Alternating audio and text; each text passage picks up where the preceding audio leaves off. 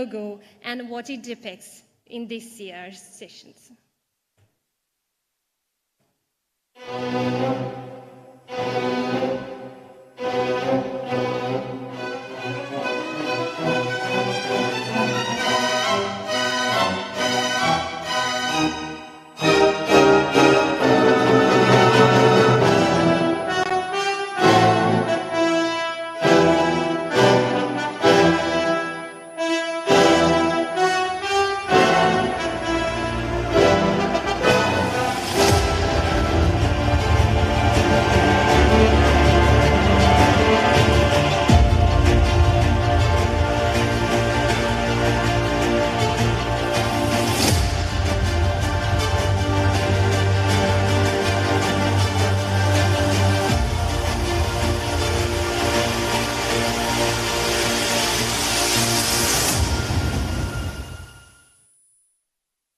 Ladies and gentlemen, over the next 2 days, this year's conference lineup will provide you ample opportunity to share knowledge and insight while discussing the policies and procedures of both national and global public health.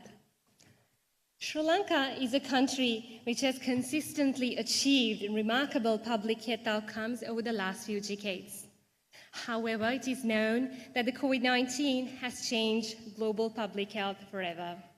So with the prolonged global pandemic bringing in an unprecedented economic downturn, the public health resilience, in other words, the capacity to recover in such dire situations, undoubtedly draws attention.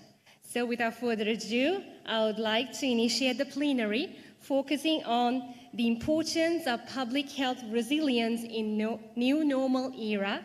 And I would like to cordially invite the session chair, Dr. Lakshmi Somathunga, the President of the College of the Committee Physicians of Sri Lanka and the Additional Secretary of the Public Health Services, Ministry of Health, Sri Lanka, to the head table.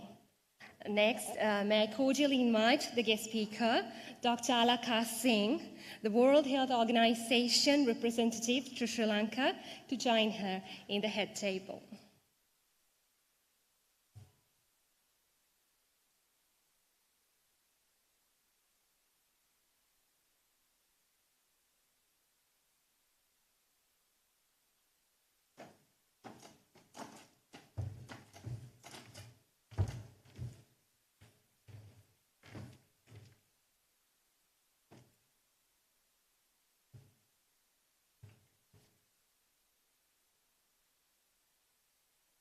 Thank you, madams. And now, in order to officially introduce Dr. Alaka Singh, ladies and gentlemen, I would like to invite our Madam President, Dr. Lakshmi Somathunga.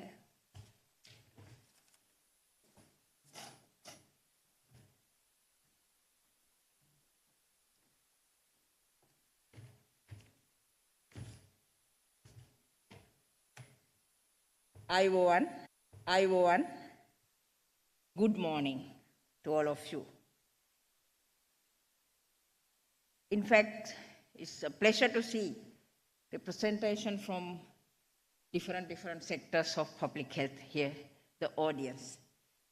Before I introduce Dr. Alaka Singh, I want to say a few words about our team.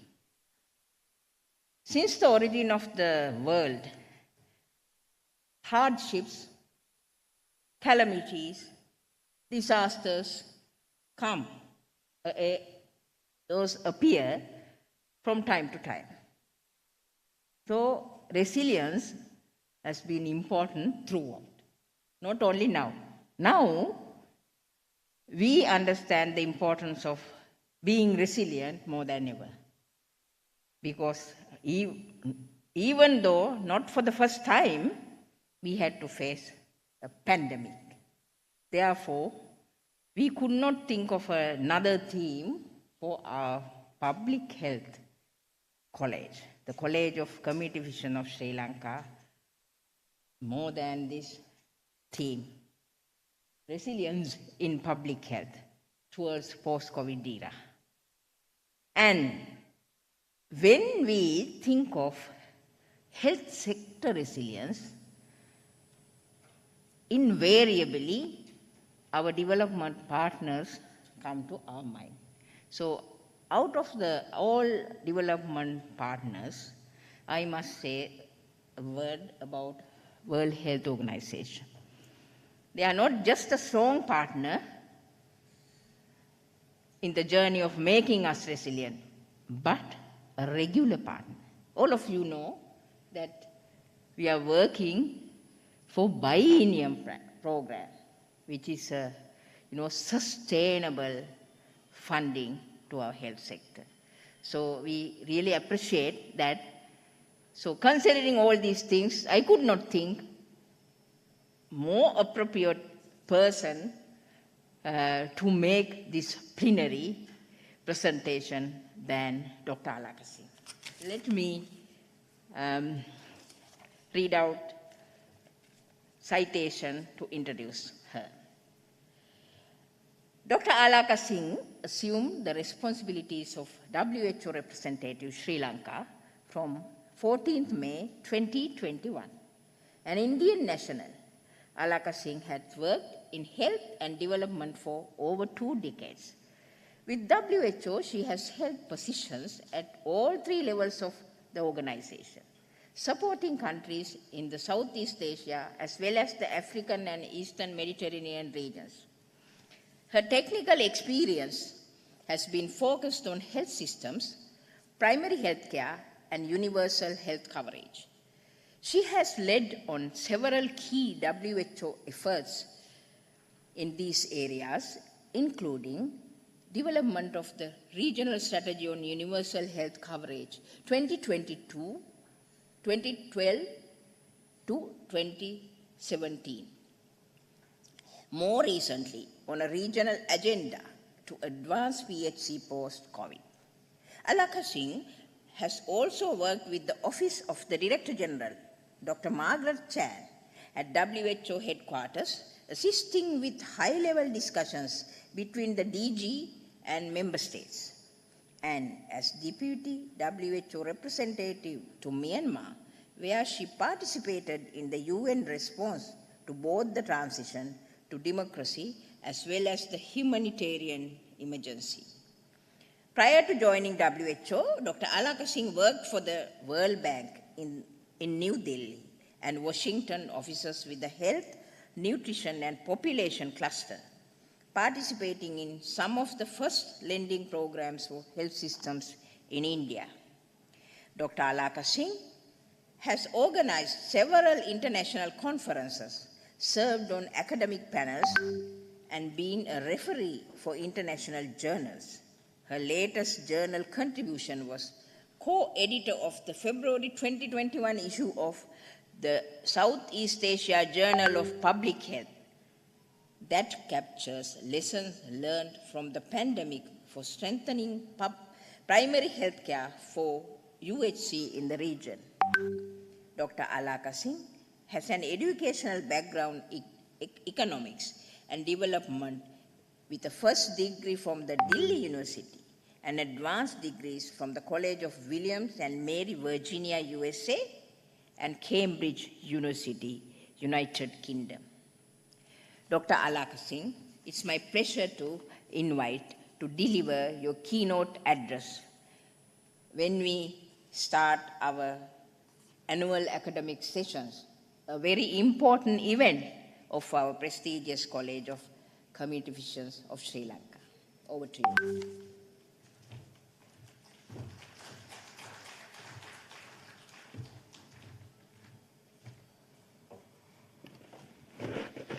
Good morning. Thank you very much, Dr. Lakshmi, as President and Chair, for allowing WHO, for me to represent WHO at this very important meeting, at this very critical time in Sri Lanka. We really appreciate our partnership with the Ministry of Health, and indeed, we are always together with the Ministry of Health. My task today is quite daunting, to talk about public health resilience in the new normal. The new normal is very complicated in Sri Lanka. It's not just COVID-19, but on it is superimposed this unprecedented economic crisis that the country has never seen. what I thought I'd do today is very quickly provide an overview of the WHO definitions and recommendations to strengthen resilience as a structure to our conversation. We heard yesterday from our distinguished orator, Dr. Lakshmi, about the complexity of the economic situation. And I see from the sessions that follow very in-depth discussion on what resilience could actually detail. But I thought I'd start with the definition to give some structure as we go forward. And we will then look at attributes of public health resilience already established in Sri Lanka. As the chair very rightly pointed out, life didn't begin. Resilience was not required just after COVID or just during COVID. We've had resilience requirements before, and we have successfully met them. So we'll take a moment to reflect on what those are, what we need to build on in Sri Lanka. And first here, we look at the challenge to public health pre-COVID from NCDs and the needs for resilience there and the lessons learned. The new normal is going to be complicated. We heard from the distinguished professor of economics yesterday. It's going to be a slow, hard road to recovery. And it's going to be a challenging new normal. So we will first look at the challenges to public health due to COVID-19 and some of the key lessons learned. And then what the economic crisis means for Sri Lanka, especially health in Sri Lanka, and the key areas for strengthening resilience of public health. And of course, I would like to very quickly end with recommitting our support and just very quickly highlighting what that already is. The WHO definition and recommendations to strengthen resilience, really, resilience is the capacity to effectively prevent, prepare for, detect, adapt, respond to, and recover from public health threats. There are 7 WHO policy recommendations. The first, leverage the current response to strengthen both pandemic preparedness and health systems. This is really about lessons learned.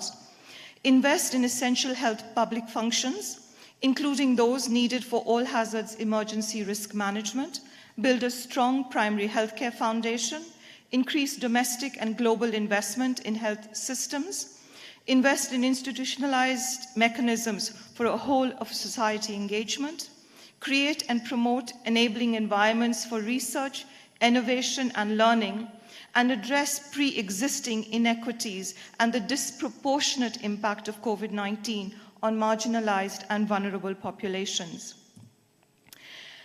Now, really, the starting point, we must acknowledge that Sri Lanka has been an outstanding example in terms of health achievements, particularly in its income group.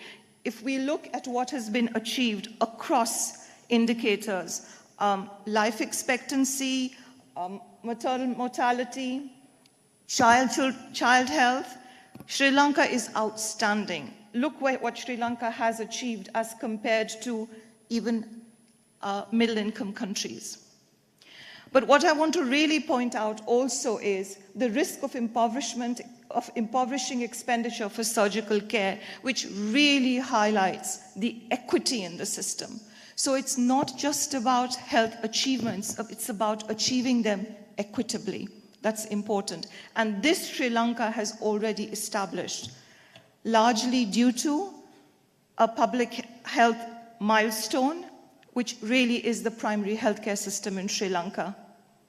It predates Alma Ata by a couple of decades. Sri Lanka started, I think, in 1929, whereas Alma Ata was signed in 1978. So Sri Lanka already had the foundations of primary health care. The focus was indeed on key disease areas through a programmatic structure. But what Sri Lanka has really demonstrated is what the world talked about under Alma Ata, health for all. Sri Lanka provides subsidized, equitable, and quality care, way ahead of other countries, and certainly way ahead of other developing countries. I do want to emphasize here quality of care, because a lot of countries claim that they have public services for the poor. But very often what happens is it's poor services for the poor. Sri Lanka has ensured that its quality, not just in terms of coverage, but also quality of the services provided.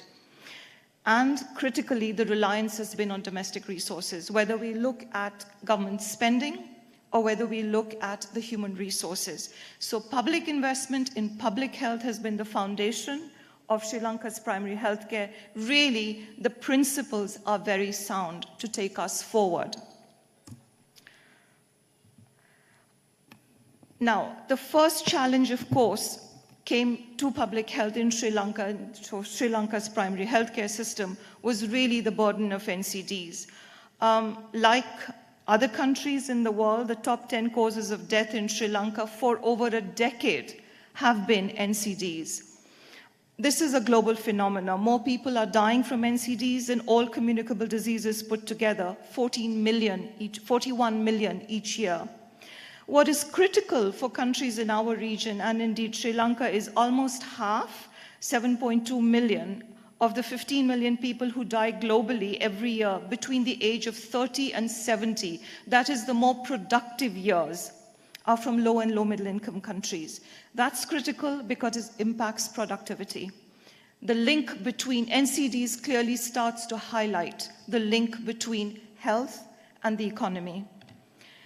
Underinvestment, with about only 1% of global health funding going to NCDs, is really a concern. Importantly, if we start with the causes of NCDs, what we note is the causes are multiple and complex, and the influences are very often beyond the health sector. The rise of NCDs has been driven primarily by 4 major risk factors: tobacco use, physical inactivity, the harmful use of alcohol, and unhealthy diets. Now, all of these are lifestyle related. They require a response that goes beyond the health sector. And that's what's really captured by the best buys, the so-called best buys, which really allow countries to respond in a cost-effective way to prevent and control NCDs. Importantly, you're probably all familiar with the best buys, these need to be taken as a bundle. They need to be implemented together for them to be most effective. The challenges of public health from NCDs, the impact is beyond health. I picked this interesting document from the World Economic Forum, the report on global risks to investment and development and economic growth, which as early as 2009 placed NCDs up there with fiscal crisis. So they really viewed from an economic perspective this nexus between health and the economy and development, which has been highlighted by NCDs and the impact of NCDs on productivity. So resilience, what NCDs have taught us in terms of resilience is it requires a multidisciplinary, multi-sectoral, and whole-of-society approach to secure the best buys that really focus on cost-effective prevention and promotion activities. The challenge to public health from the unprecedented and prolonged COVID-19 pandemic, we've been hearing this for 2.5 years now, and the pandemic is not over as yet. We've had over 500 million cases. We've had over 6.5 million deaths. Sri Lanka, of course, has fared fairly well through the first and second wave. The third wave was unprecedented. And we've suffered very critically the COVID impact. I also want to show, rather than really talk about the impact on the health system, I'll take a leaf from Dr. Lakshmi's presentation yesterday to say that a picture is worth 1,000 words. Countries have suffered, health systems have been stretched, be it in our region, low-income countries in our region, be it the more advanced countries in Europe that had an EU backing them. The impact on health systems has been unprecedented. If we also look at what happened within the health sector in relation to other health services, from Sri Lanka, we did note, this is based on a pulse survey that WHO did across different categories of services. And we found that there had been a disruption or a temporary disruption or prolonged disruption of most services. Sri Lanka fared relatively well through the 3 rounds of pulse survey. The reporting was less than 50% or around 50% in terms of disruption of services other than COVID services. Globally, this figure went up to 90%. And as we see with Sri Lanka, it's really the 3rd wave where we see the most number of reds. So we did fare fairly well in the 1st and 2nd wave with respect to keeping a continuity in services other than COVID. But indeed, COVID has had some measure of impact across all service categories in all countries, including Sri Lanka. If we look to the impact of COVID beyond health, and this is World Bank data, we see that so far as the economy in Sri Lanka is concerned, all sectors show a deceleration in growth across the board, all sectors, agriculture, manufacturing, tourism. And this is substantial. It'll take time to recover. Most importantly, Sri Lanka's poverty effort has also been impacted, however we measure it, through the national poverty line, through the $1.9, which is absolute poverty, extreme poverty, or if we look at the over $2 mark, Sri Lanka's poverty effort has also had a setback. The World Bank's predictions are that between 75 to 95 million people across the globe have been pushed into poverty because of COVID. Extreme poverty, that's $1.9 a day. As compared to the pre-COVID situation, global growth is expected to decelerate markedly from about 5.5% in 2021 to 4.1% in 2022 and 3.2% next year. Superimposed on this is the Ukraine crisis, which is certainly man-made but was unexpected, and crises are now looming in other countries as well. We've seen in the region, in the WHO Southeast Asia region, Bangladesh is reporting a similar impact. And of course, in the South Asia region, Pakistan is also suffering now. If we are to group the challenges to public health for lessons learned from COVID-19 in terms of strengthening resilience, the first lesson we must again acknowledge, it really was afforded to Sri Lanka because of the existing primary healthcare foundation. We have seen a relatively better continuity of services. The strong PHC foundation allowed us to build on existing capacities, for example, the vaccination drive. It also provided the capacity to innovate very quickly, the home-based care management system, which diverted over 150,000 to ease the pressure on hospitals during the 3rd wave. However, there were chinks in our armor even then. The advocacy to address vaccine hesitancy has not been as successful as we would have hoped, given the PHC Foundation, given the strength of the public health function.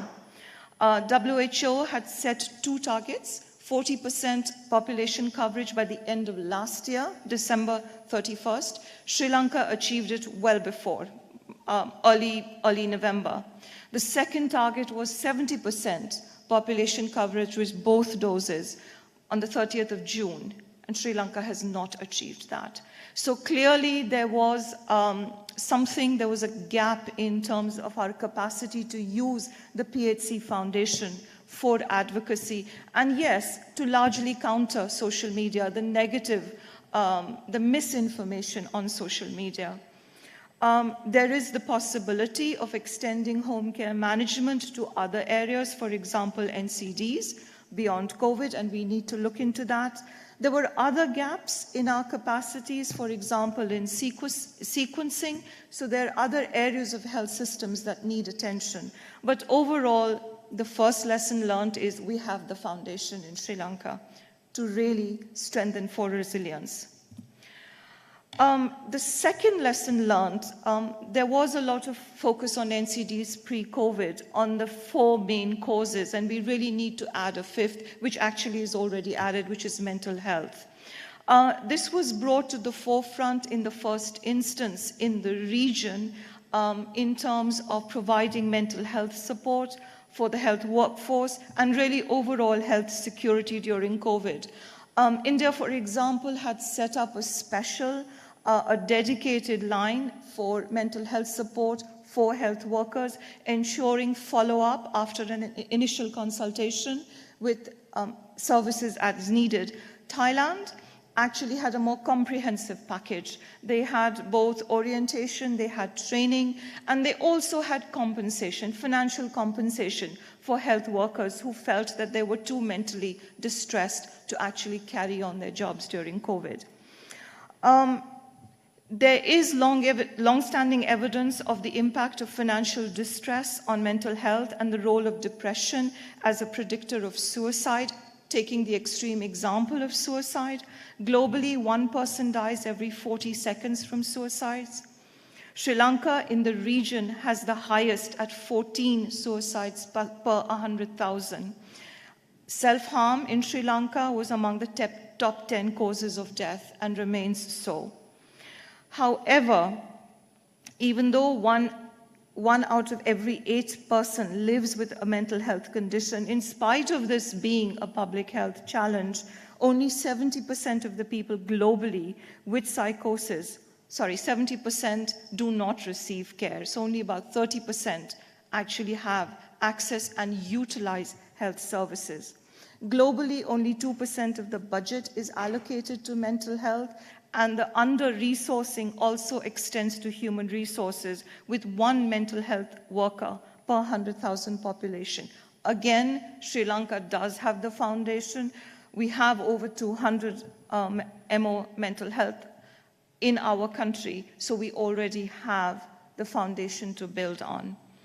Data and research are lacking for evidence-based decisions in mental health, and only 1/5 of countries who hold mental health policies are actually implementing them. This is one of the key areas where we need to focus if we are to be resilient to future shocks.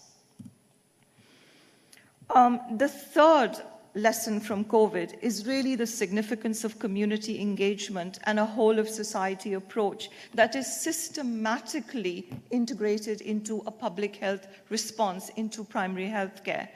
Community resilience is going to be key for any kind of resilience for public health. We've seen with the example of vaccines, we needed to start that advocacy perhaps earlier. We need to transform really care delivery to systematically support facility-based clinical services with community-based workers acting as backup, for example, psychosocial support for mental health. WHO is working with the Ministry of Health and CBOs on the Manohari project in Sri Lanka, which really has provided very useful support and backup for the medical officers' mental health at community level. How we engage workers at community level, be they CSOs or be there PHIs, for example, we need to consider in the overall context of the workforce, the considerations of skill mix, the engagement of non-government entities as a whole, but to make sure that they align with MOH procedures guidelines, and that will require capacity building. Something that's well acknowledged, and I think even today we're hybrid, is really the potential of technology for strengthening resilience. We have from this country the example of the vaccine tracker, which actually was used by other countries with the support of the Ministry of Health. Timor-Leste, for example, adapted this for use in their country during COVID. But telemedicine allows greater levels of doctor-patient engagement regardless of the location, and they really increase the geographical reach to facilitate remote healthcare. E-learning, mobile learning tools can drive greater preventive and health-seeking behaviors. And of course, digital health tools could incorporate systematic collection of data and analysis, which is going to be important going forward. If we look now specifically at the economic crisis and the key areas for strengthening resilience, the immediate impact of the economic crisis was, of course, felt in the health sector due to the shortages and stockouts of medicines.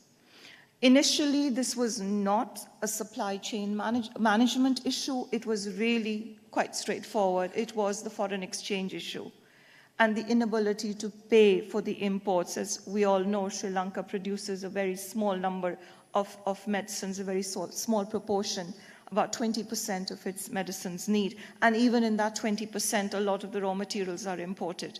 But initially, it wasn't that the established supply chain management system was not working. It was really because of the foreign exchange crisis. But what that's led to is an increased dependency on external resources to keep the health system functioning, whether they be direct donations, whether they be contributions to the MOH budget to procure medicines, or whether they be outright purchases like some of the IFIs, the World Bank and the ADB have done. It really has increased the reliance on domestic resources. The other important point that has probably emerged since March, but has really been discussed by the Ministry of Health, is the push factor so far as the health workforce is concerned. Sri Lanka is very unique in that the government actually provides the opportunity for foreign training as mandatory. That's incredible, and that's really probably been such a contributor to individual competencies in the system.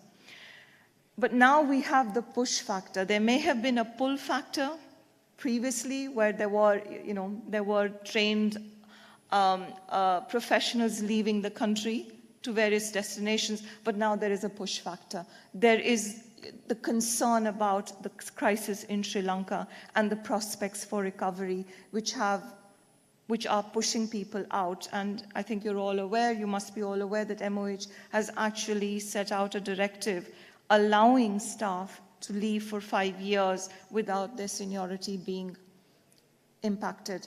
But we need to consider this quite carefully in terms of retention in the country, retention in rural areas, and what that means.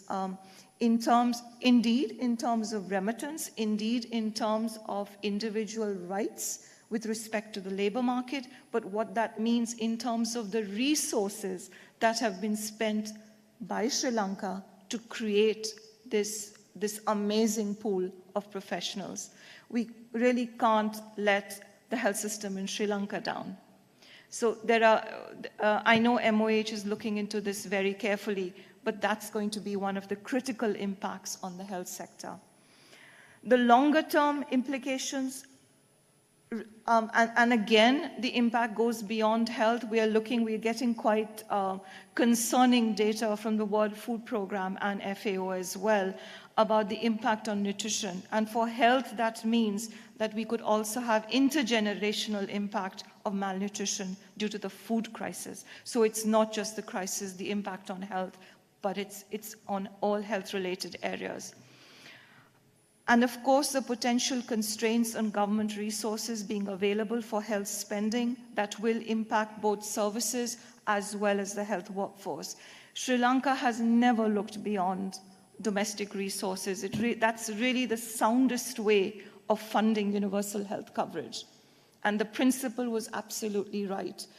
But even though we may be successful in maintaining the share of health in the government budget as a proportion of GDP, we have to remember that the budget will shrink and the GDP will shrink, which means the actual resources available to us may be constrained.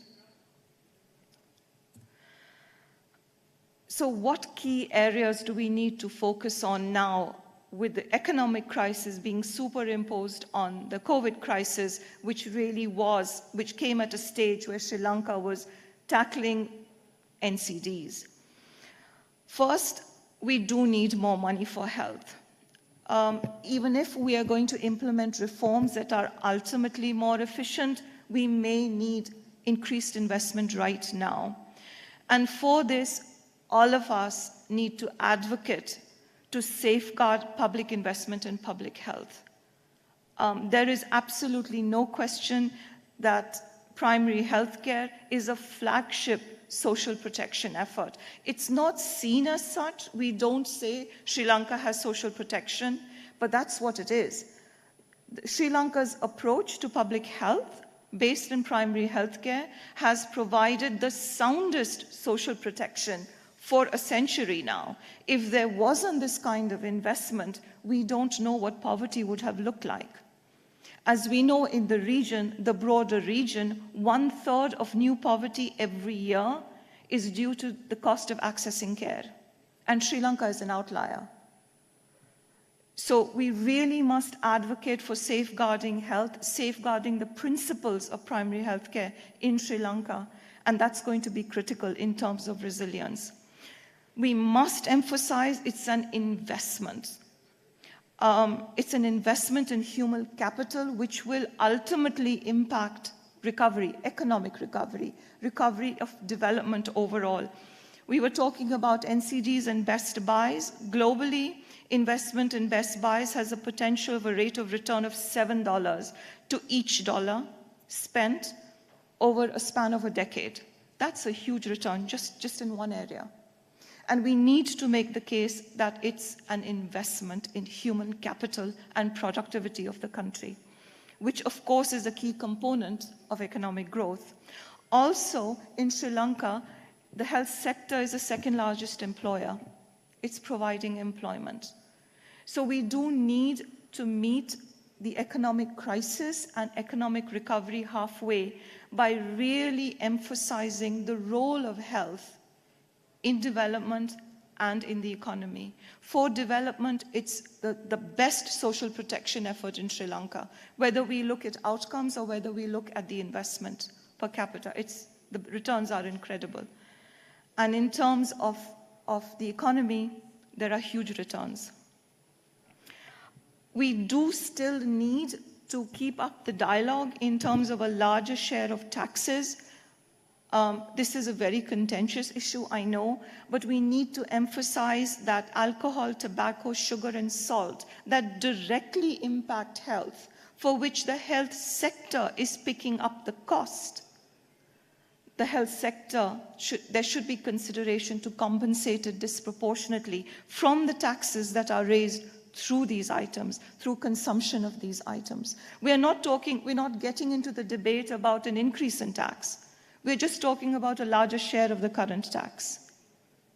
So these discussions in terms of more money for health do need to continue. They will be important for resilience going forward. The other thing we need to do is think of more health for the money. This is going to be difficult because Sri Lanka does have an efficient health system right now, but how can we make it more efficient? And we do have to focus on efficiency gains. If we look at the example of Greece, for example, in terms of the IMF rescue package there, the focus for health was on efficiency gains. Of course, the situation is very different. The initial situation was very different. Greece was an upper middle income country. It had the backing of the EU. Venezuela was in a similar situation, but they have huge oil reserves. The situation is different, but we still need to look at what we can do for efficiency gains and what it means for strengthening resilience. WHO, in its 2010 World Health Report, identified a certain set of health systems functions that are responsible for the largest inefficiencies globally. The structure and organization of services, if we are to look towards low-cost promotion and prevention services, we need to look at whether our health system structure and organization really supports that. and then very closely the health workforce, including skill mix and the engagement of non-government entities and providers, and of course, how do we attract back those who may have left during the crisis. Medicines is another area of inefficiencies, including prescribing behavior, irrational use of medicines, limited use of generics. And finally, the way that health is financed really impacts efficiencies as well. Because if we finance Sri Lanka has never reviewed its financing because it's worked very well. Why fix something that's not broken? But it is broken now. We know that over 50% or about 50%, I think it's just over 50% of total health spending is coming out of pocket. In Sri Lanka, it's not a concern because out-of-pocket spending is not regressive. It's coming from the higher income groups. However, there may be better ways to pool that money together so that spending from the rich can cross-subsidize the poor. The spending from the health expenditure from the young can cross-subsidize the elderly. The spending from those who are healthy can cross-subsidize those who are not that well. That's one aspect, how we pool. Can we pool better?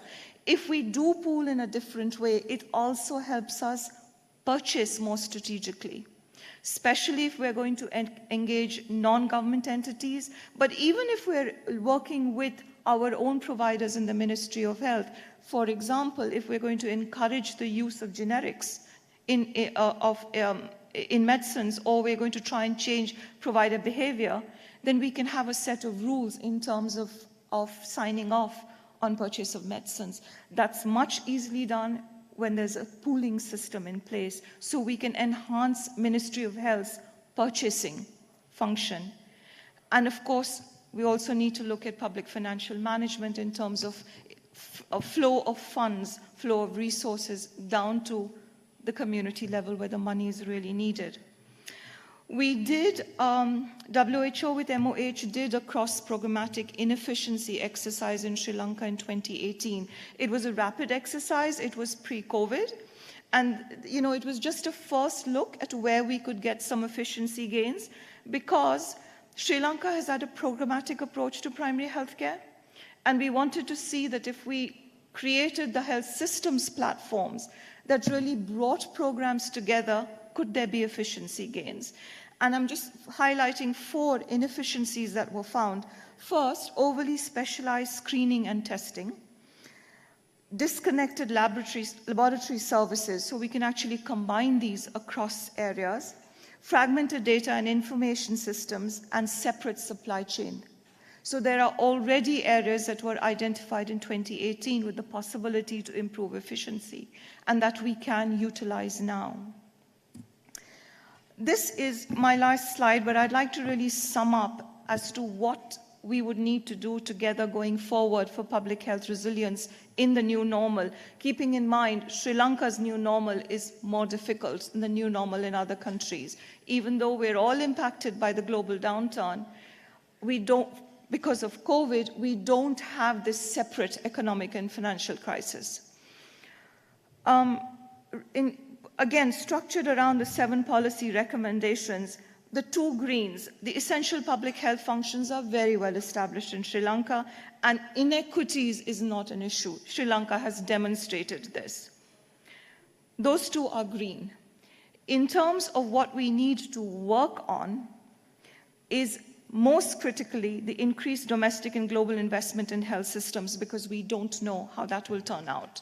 Sri Lanka has based its health achievements on domestic resources, and it's a great principle to work on, and that's the most sustainable way to go forward. However, there may be a need for international funding. That international funding will come with a focus on improving efficiencies. But we do have the foundation in AMBER. We do have the potential to learn from the requirements of NCDs, the experience of COVID, because we've already been able to adapt. We already have experience with working with civil societies and whole of society and societal engagement more broadly. We need to institutionalize it. We have got good research and innovative capacity. We need to create and promote that enabling environment. And we need to bring all of this together in the structure of the health system, so we can respond through strengthening health systems to strengthening primary health care and really building on that sound public health foundation that we have in Sri Lanka.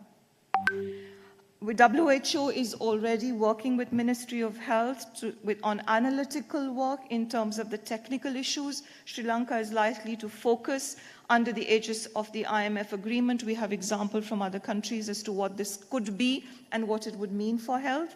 And we're also looking at the experience from other countries, other relevant countries, Thailand, Vietnam, the Philippines, Indonesia, in the broader Asian region, but also Greece, the UK, as to how we can strengthen public health going forward. The foundation is there, and certainly WHO is with the Ministry of Health in Sri Lanka to take it forward as needed.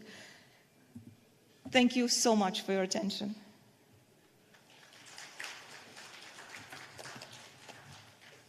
I'm sorry if I went over time.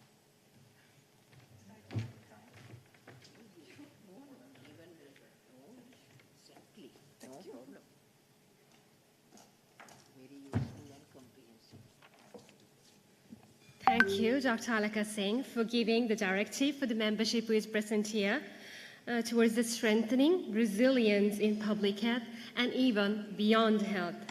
So now, may I cordially invite Dr. Lakshmi Somatunga, the President of the College of the Committee Physicians of Sri Lanka, to award a token of appreciation to Dr. Alaka Singh, the WHO representative to Sri Lanka, for enlightening us on the importance and the way forwards with public health resilience during the dual challenge faced by Sri Lanka.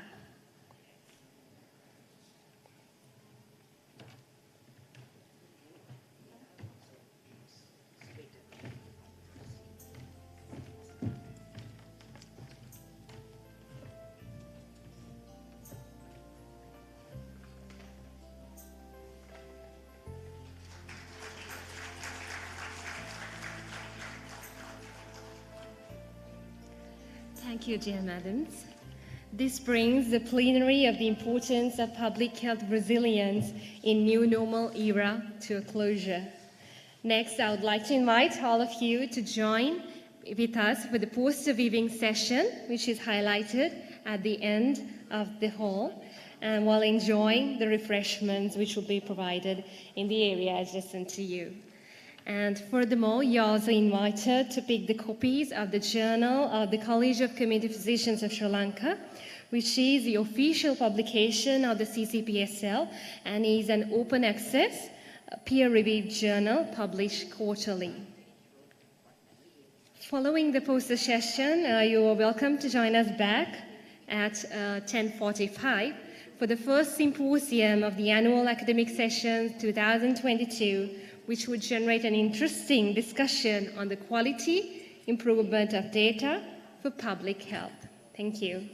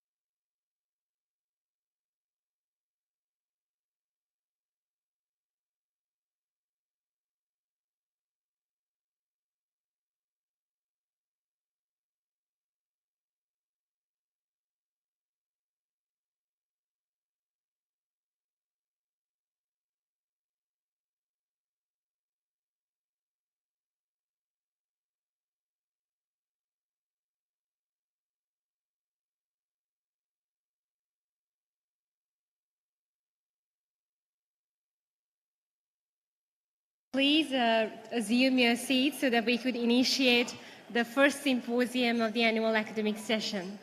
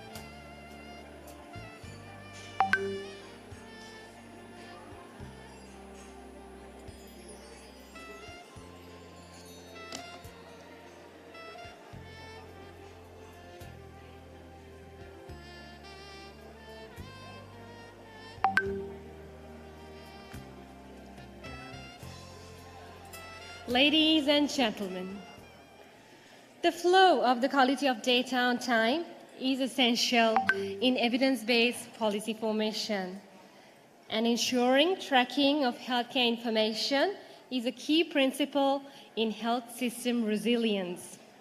The first symposium of the annual academic session 2022 highlights the multi-sectoral interventions conducted on streamlining the flow of morbidity and mortality data amidst the pandemic of COVID-19. To chair the symposium towards quality improvements of data for public health policy, I would now like to cordially invite upon the head table Dr. Lakshmi Somatunga, the President of the College of Community Physicians of Sri Lanka and the Additional Secretary of Public Health Services, Ministry of Health. As the co-chair, I invite Dr. Ajit Tennakoon, the Chief Judicial Medical Officer, Institute of Forensic Medicine and Toxicology, Colombo, to join the head table. Next, I would also like to invite to the head table the experts who are here to enlighten us on their views on the importance of data quality. Dr. Philip Seatel, the Vice President of the Civil Registration and Vital Statistics and Vital Strategies, who will be joining with us virtually. Dr. Iraj De Silva, Attorney of Law, the Chief Legal Consultant of the CRVS Legal Review Sri Lanka. Professor Shamini Prathapan, Professor of Community Medicine, University of Sri Jayawardenepura, and Dr. Rangana Vadugedara, Medical Officer of Health Informatics, Office of Additional Secretary, Public Health Services, Ministry of Health.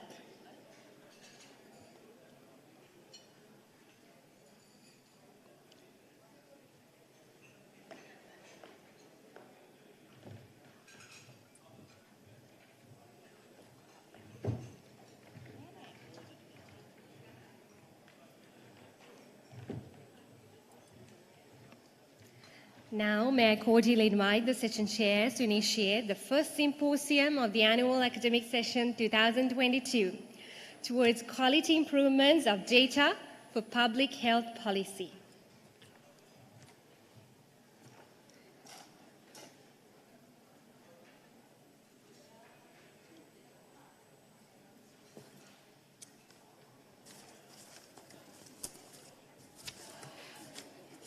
Welcome back, ladies and gentlemen. Now we are going to start this very important symposium on quality improvements of data for public health policy. Some might wonder why we have selected this, but this is very much to do with the resilience. In order to decide things, you need the background information. So, data is so much of importance for resilience. And we know that we generate ample of data, but we are not using optimally. For public health professionals, it's very important because we work on scientific basis and on evidence. And why do we need data? To determine public health interventions, to monitor the progress of our interventions, and to evaluate our interventions. So, and you can see that we have given prominence for 3 presentations and 1 keynote address. I will say why. First one is legal review. When you take vital statistics and civil registration in our country, it will go across many sectors and finally come to us. when it comes, so already 3 years gone at the moment. So it's very important. In addition to my title here, the President, I am the Additional Secretary, Public Health Services. So I need to give recommendations on resource allocation, especially within the situation of low resource settings. So what are the things we should prioritize, especially the risk factors? So it is so important. So what is the use of data which is not updated? And most importantly, it is the situation of 3 years back. So we are giving prominence to mortality data. People might wonder why. It's very important. Behind every death, there's a story to tell. We are not just counting mortality data. We want to count, meaningfully and quality counting of this. You might know that residing near the township of Varanasi, Gautama Buddha uttered 182 verses that it is rare that one is born a human being. Once you are born, it's a very rare occurrence compared to all the living beings, the proportion of human. When you consider the microorganism and animal world, so now it is about only nearing 7 billion. So once you are born, it's our responsibility, public health professionals, to increase expectation of life. Facilitating people to live long but healthy and contributing to nation's development. So that is the whole purpose of it. And at this juncture, I want to appreciate the strong partnership by Vital Strategies who sponsored this symposium. And we value our partnership with the Vital Strategies, and with this whole symposium, we are going to present a fraction of work we have done to improve quality of data, which is very much useful for public health. So let me start by introducing our presenter who will do keynote address, Dr. Philip Settle, Vice President, Civil Registration and Vital Statistics at Vital Strategies. Dr. Philip Settle is an expert in global health measurement, learning and evaluation. Dr. Settle has a PhD in medical anthropology with training in epidemiology, demography, and healthcare in developing countries, with a specific focus on civil registration and vital statistics, and methods for longitudinal measures of impact, including mortality and cause of death. Before joining Vital Strategies as Vice President, Public Health Programs, and Director of the Civil Registration and Vital Statistics Program, Settle worked as an independent consultant providing services on evaluation of strategic plans, evaluation design, and evaluability studies for groups such as Global Fund to Fight AIDS, TB, and Malaria, the United Nations Children Fund, the William and Flora Hewlett Foundation, and the President's Emergency Plan for AIDS Relief. Prior to that, Settle served in director and deputy director roles in measurement, strategy, and evaluation at the Bill and Melinda Gates Foundation, in monitoring and evaluation at the University of North Carolina at Chapel Hill, and in mortality surveillance for the Newcastle University, UK, based in Tanzania. Settle has over 30 years of experience in the field.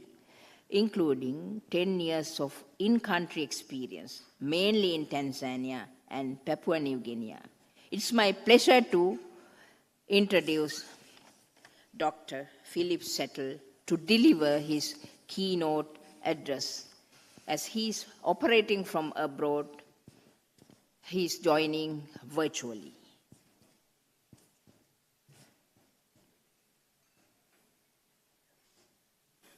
Dear Additional Secretary Dr. Somatunga, President and Organizing Committee, College of Community Physicians of Sri Lanka, Ministry of Health officials, development partners, public health specialists and trainees, ladies and gentlemen. My name is Philip Settle, and I am Vice President of Public Health Programs at Vital Strategies. Vital Strategies is an international global health organization that seeks to reimagine public health and public health systems in partnership with governments and other actors around the world. Through Sri Lanka's Bloomberg Philanthropies Data for Health initiative, our CRVS team, our Civil Registration and Vital Statistics team, which I have the privilege to direct, has partnered with the government of Sri Lanka for 6 years, providing technical support and catalytic funding to enable the country to make significant progress in its ambitions for the universal registration of births and deaths and improved cause of death data. Thank you for the kind invitation to provide a keynote address at your 27th academic session on the topic of the challenges and opportunities of improving cause of death data. Before the presentation, however, let me convey to you that our thoughts are with you in these challenging times, and you have all of our wishes for better days ahead soon. Thank you once again, and wish you a successful 27th academic session.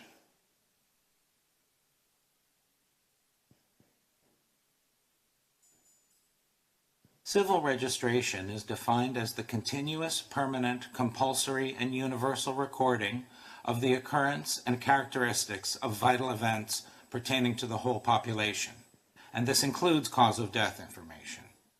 Well-performing civil registration and vital statistics, or CRVS systems, are central to individual well-being and good governance.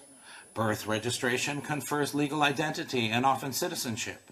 This opens the door to rights, protections, and privileges. For example, registration is required in many countries for school enrollment, to vote, or obtain a bank account.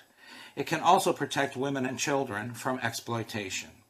In fact, the importance of birth and identity registration is recognized by the UN in the Sustainable Development Goals. It's goal number 16.9. Death registration secures inheritance rights and permits administrative tasks at death to occur. For example, removing the dead from the roles used to administer universal health care can reduce the risk of fraud and waste in that system. Lastly, on this point, vital statistics on births, deaths, and causes of death are truly central to health and social policy, planning, and tracking the impact of policies and programs. Let us begin by looking at some of the high-level challenges with regard to cause of death and producing quality cause of death data. The approach to assigning causes of death, first of all, depends on the place of death. In health facilities with attending physicians, medical certification of cause of death using WHO and International Classification of Diseases, or ICD, standards is central to high-quality data. When a death occurs at home or elsewhere outside of a health facility, some application of verbal autopsy combined with available medical records can be used to assign a cause. Each approach requires different business processes, tools, and technical resources, training, and quality assurance systems. The image on the screen represents a theory of change of how to improve medical certification at national scale. Let's pause for a moment and take a systems-level perspective on improving facility cause of death data. Broadly speaking, governance, practice, training, and process interventions are needed. These may include ensuring that some form of a national mortality technical working group exists and that it functions to critically review mortality indicators and cause of death data regardless of the source. It may include digitizing and redesigning business processes to produce cause of death data, or creating a quality assurance and performance monitoring system with appropriate feedback loops. Innovative methods to deliver training and retraining on proper certification and ICD coding practices will also be needed. The success of this whole interdependent system in producing high-quality cause of death data will largely be determined by how universally international standards in certification are adhered to. At the end of the day, it's really about certification and the use of the WHO Standard Medical Certificate of Cause of Death, or MCCD. Writing an MCCD may sometimes feel an administrative task. It may feel like a box to tick or part of paperwork. Yet, it truly is an essential data generation activity that contributes profoundly to national welfare. The road to quality facility cause of death data begins with each and every MCCD being completed properly using the WHO form. Common errors and challenges reduce the usability of data.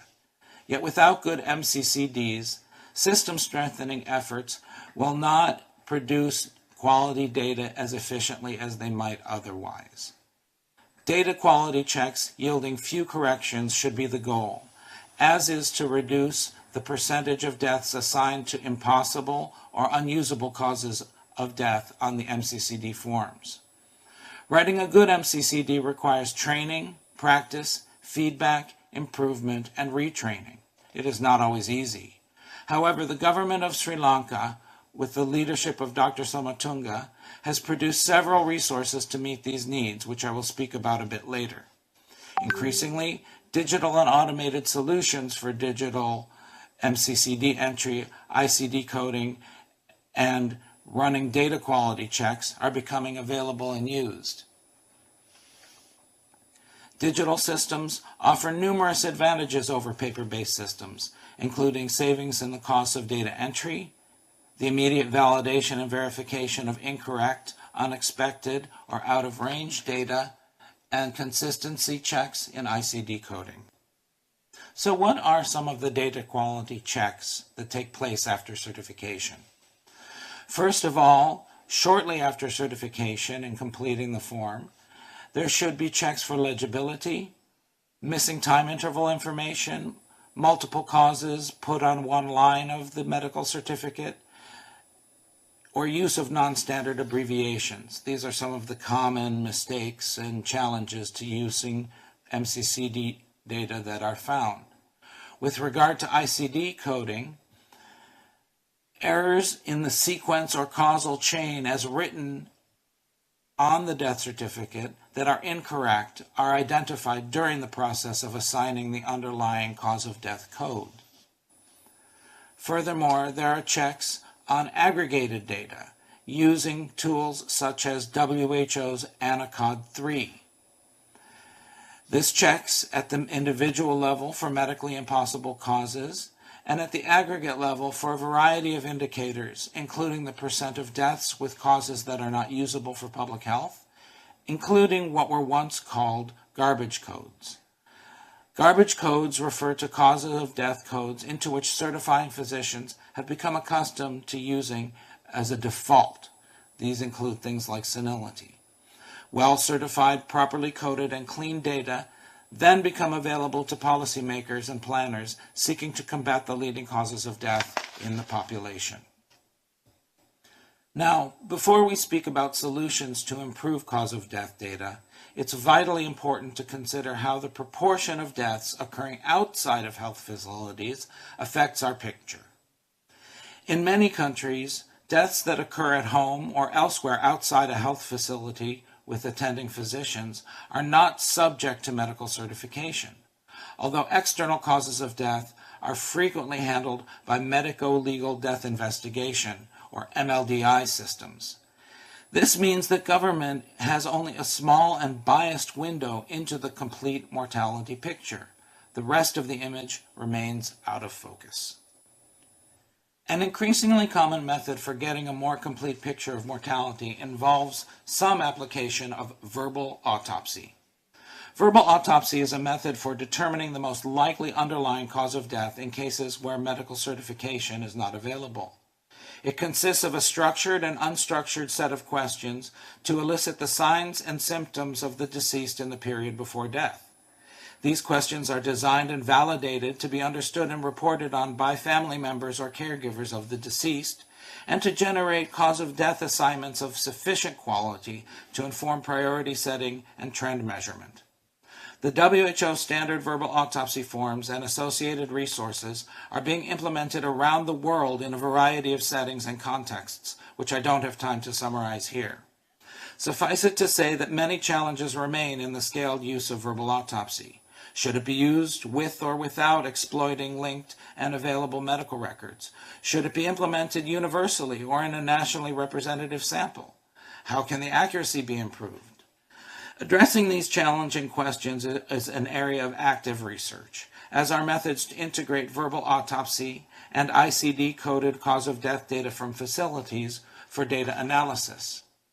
That said, while global standards exist for forms and technical resources, there are fewer best practice recommendations for verbal autopsy implementation compared to those for facility-based cause of death assignment. And finally, on this point, there often remains the crucial challenge of identifying deaths occurring in communities in the first place, especially if remote and sparsely populated. One can't conduct a VA if a death hasn't been identified. Therefore, we often encourage the formal integration of active notification by frontline community workers to relevant authorities in order to trigger both the registration of that death and investigation into its causes and circumstances. Now, before wrapping up, I would like to discuss the progress made by the government of Sri Lanka, in part through the support of the Bloomberg Philanthropies Data for Health initiative. Having shared with you a systems perspective on quality of cause of death data, the centrality of good certification, and the importance of understanding causes of death outside of health facilities, I hope you can appreciate the breadth of vision and leadership needed to achieve these results in more than 7 years of partnership with the initiative. First, governance and oversight has been established with a high-level interagency national steering committee overseeing the governance of the CRVS system. This is critical to necessary oversight, coordination, and collaboration of all the CRVS system stakeholders. A next step in this process of governance improvement might be the establishment of a standing National Mortality Review Committee. There has also been a continuing emphasis on sustainable certification capacity strengthening. This has been a continued priority over the years. Some of you in the audience are part of a cadre of community consultant physicians who play the role of MCCD master trainers. Government has established this cadre and scaled training nationally. There has also been a handbook for certification for physicians on cause of death and a smartphone app that have been developed to aid physicians in completing the MCCD form completely and correctly. In addition, there has been the development and adoption of an undergraduate curriculum on cause of death, which was launched by the Ministry of Health in close partnership with the Ministry of Education. And there have also been improvements to the medical legal death investigation system. These include streamlining and improving forms and pathways to ensure quality cause of death are captured, and training of the inquirers of sudden death, which is almost complete island-wide, which has strengthened skills and engaged them in this process of improving data. There are, of course, many more activities being worked on, including a monitoring and evaluation framework for quality of mortality data, and the incorporation of key quality checks and feedback loops, as well as planned efforts for improvement of community cause of death data. To briefly sum up now, I have tried in this talk to stress the importance of CRVS and cause of death data systems. CRVS systems are not simply record-keeping systems. They are part of the public information infrastructure critical to good governance and individual well-being. Quality cause of death data is central to this and must use international best practice and guidelines to produce facility and community cause of death data. It all starts with proper certification in the facility and the appropriate use of verbal autopsy in the community to produce the best quality results. Success depends on a system strengthening approach requiring coordination and collaboration across government departments. In Sri Lanka, this has yielded some rapid system improvements to enable the production of good mortality data.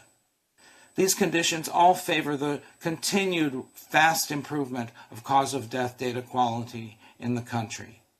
And now it's over to you, each of the physicians listening, to embrace the importance of the medical certification of cause of death as the foundation of a country's self-understanding in its population health conditions, and to challenge yourselves to provide the best and most complete information possible.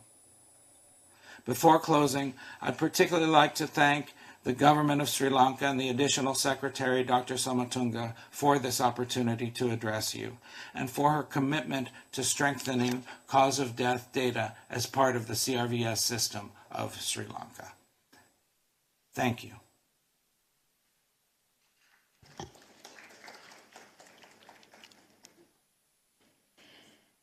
Thank you very much, Dr. Philip Settle, for your very informative and comprehensive presentation. We value your partnership, and with your partnership, our ultimate aim is to elevate Sri Lanka's position regarding the CRVS data at the global level, which is not satisfactory at the moment. With all these interventions, thanks to our partnership, we are confident that we will elevate our country's position with regard to quality. Thank you very much. Now I invite my co-chair, Dr. Ajit Tennakon, Chief JMO, Institute of Forensic Medicine and Toxicology, to introduce the next speaker. Good morning, ladies and gentlemen. As a co-chairperson of this session, let me introduce next speaker, who will be delivering a lecture on legal review of the civil registration and vital statistics system of Sri Lanka. Mr. Iraj De Silva. Mr. Iraj De Silva is an attorney at law with an active practice in the original and appellate courts of Sri Lanka, and currently serves as co-editor of the Sri Lanka Law Journal published by the Sri Lanka Bar Association. He is also a barrister at law of Gray's Inn, London, and holds an LLM from the University of Cambridge. He conducted an in-depth analysis of legal review of the civil registration and vital statistics currently in Sri Lanka, and published, and also he was the lead editor of this publication. Now, may I call upon Mr. Iraj De Silva to present this presentation on legal review of the civil registration and vital statistics systems of Sri Lanka.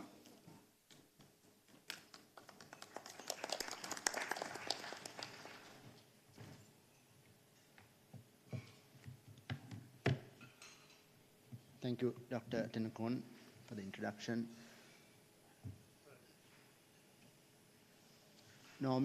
Generally on a Friday morning, I find myself in a courtroom full of lawyers. Therefore, it's a refreshing change to find myself with all of you, a room full of doctors. And thank you to the College of Community Physicians for inviting me to speak today. Madam Chair, Dr. Lakshmi, Dr. Tennakon, Dr. Philip of Vital Strategies, Professor Prathapan, Dr. Angana, members of the head table, Dr. Singh. Ladies and gentlemen, I'm here really to talk about this publication, a legal review of CRVS laws in Sri Lanka, of which I was a part of.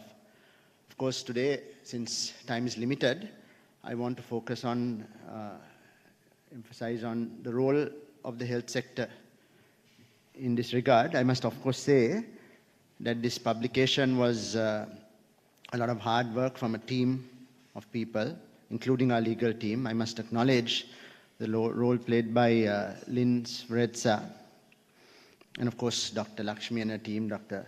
Rangana and Dr. Maya, and of course the other stakeholders like Dr. Ajit. The role of vital strategy is also in this. And it took a long time, and it was interesting exercise. And today, I want to structure this talk on what I call the 3 Ps: the purpose, the process, and the primary recommendations of this report, particularly with a focus on the role of the health sector, the role the health sector can play. So, what is the purpose? CRVS, Dr. Philip, I think, touched on this, but my favorite sort of purpose of this is to enable informed policy making, and I like to, this is actually, this diagram is a school and salt. I like to use these illustrations because if we know, for example, that how many males are born in a particular locality in a particular year, let's say today, in a place like Kandy, we will know in 5 years the schooling requirements for the locality.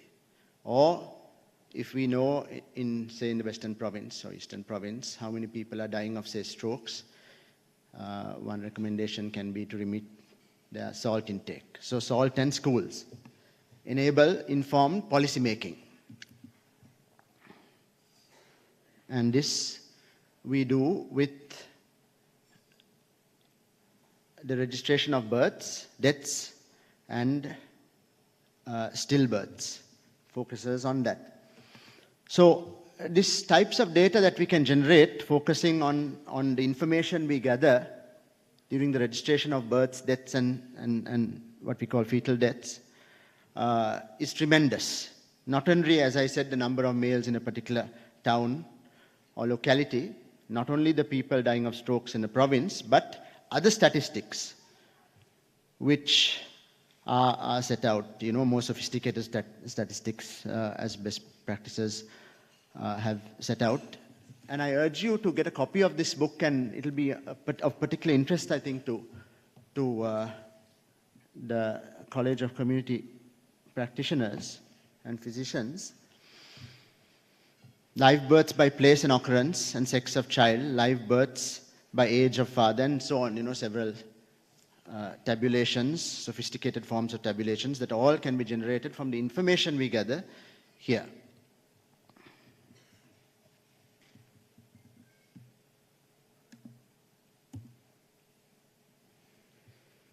So this again is taken from the definition of CRVS. In order for us to gather this proper statistics, we have to have accurate, continuous, permanent data, and legal requirements, which is what we looked into it, is really key.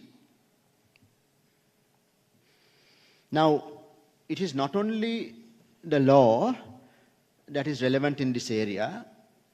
Other solutions are, of course, having a legal framework is useful, and that is what we looked at, but there are also other factors, resources, the know-how. The law can be also introduced as a mechanism of hard law and soft law. Hard law in the sense of amending of statutes, amending legislation, having parliament pass laws, and also soft law, such as circulars, practice directions, steering committees, which can be equally as effective. Now, what we looked at is this structure. The institutional level, which is the Registrar General and the statistics, how statistics generated. But what is also very important is the ground level operation. It is from the ground level, not only the family, but other institutional ground networks, that we feed the information into the structure of the Registrar General and the statistics. And for this talk, really, I want to focus on the ground level, because that is where the health sector can be involved. Now, what we did in this report was to compare the law with the practice on the ground and the best practice, which is the UN best practice. Of course, there is a caveat, and I want to highlight that sometimes what is best practice or what is stipulated as best practice need not necessarily be best practice in our context, because we have to factor in various factors such as cultural factors. I'll give you one example. We found it is a UN recommended best practice that registrars are salaried, they have a permanent place of office. Whereas in our country, registrars, births and deaths registrars, it's honorary role, and also they change depending on their residence. So there is no permanent fixated place. But of course, with this arrangement, we have been able to facilitate the quick generation of birth certificates, death certificates, and it's possible in this country to have a funeral almost the next day. And other parts of the world, particularly those developed countries, it takes sometimes a week and so on. So that's one example there. When you compare the law is the Births and Deaths Registration Act, which is a piece of legislation in the 1950s, formulated immediately, I think, post-independence in 1948, but taking on a lot of the British concepts, using a lot of that ground network. So what we did was we compared the law, the BDRA, to the practice on the ground versus best practice. And there are 5 scenarios where the law, the practice on the ground, and best practice coincided. But that was very rare. And the other 5 scenarios is that the other 4, the law, the practice on the ground, and the best practice didn't coincide, scenario number 5, where they were at variance, and the other 3 possible combinations. So the law and the practice on the ground coincided, but best practice did not. The law and best practice coincided, but not the practice on the ground. And in the second scenario, the law was at complete variance with the practice on the ground and best practice. So our suggestions really was to bring this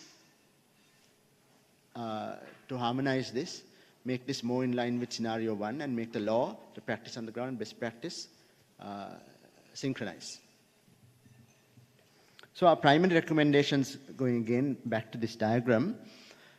So we had recommendations at the institutional level and recommendations at the ground level. And I won't touch much upon the institutional level recommendations. They pertain to the Registrar General's Department, the registrars, the divisional secretaries, district secretaries, the statistic department, which surprisingly doesn't have any kind of law or legal regime in Sri Lanka. We also recommended certain other factors that are in place, such as the steering committees of all the stakeholders, which is fairly effective, be given formal recognition. And in general, really, bringing the Births and Deaths Act in line with current practice and best practice. Now, I'll give you 3 examples. One is that in terms of the old law, the BDRA, not the old law, I say old law because it is 1950s, but it is in fact the present law, stillbirths are made compulsory for a registration only in what you call Part 5 areas. Now, that need not be. It can be universal. The BDRA also draws a distinction between what is called estates and non-estates. Perhaps that distinction was relevant at that time, but we found that in this day and age, it may not be so relevant. And the whole structure of the BDRA, of the present law, is based on this division between estates and non-estates. Also, the role of the health sector, surprisingly, the BDRA has very little role for the health sector in terms of the law, which is surprising given the statistic that 98% of, I think 99% of births happen in hospitals and 48% of deaths in hospitals. So this is a good place to generate, institutionally, to generate this data and information. So on the ground level, you have the family, who is generally, in terms of our law, responsible to effect the register or go to the registrar and so that the registrar can effect the registration. And the legal obligation is there upon the family. We'll get to that in a while. The technical term is informant. But there are other stakeholders also, the Gramanildaris. We have around 14,000, I think, Gramanildar divisions. So they are integrated into the law. The estate sector superintendents, and of course the medical sector, which I said has surprisingly little role in this whole process. Now, an informant. An informant is a legal term and is the person who is legally required to report to the local registrar of the occurrence of the details of a vital event such as a birth or a death. Now, in our law, I'll come to the law.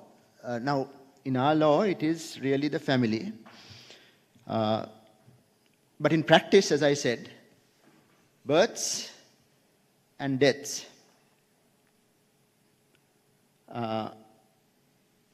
occur on the ground level in this way. So in case of deaths, it can occur in a hospital, in the community, and of course, through the MLDI system. Births, of course, it's a linear equation in hospital or in the community.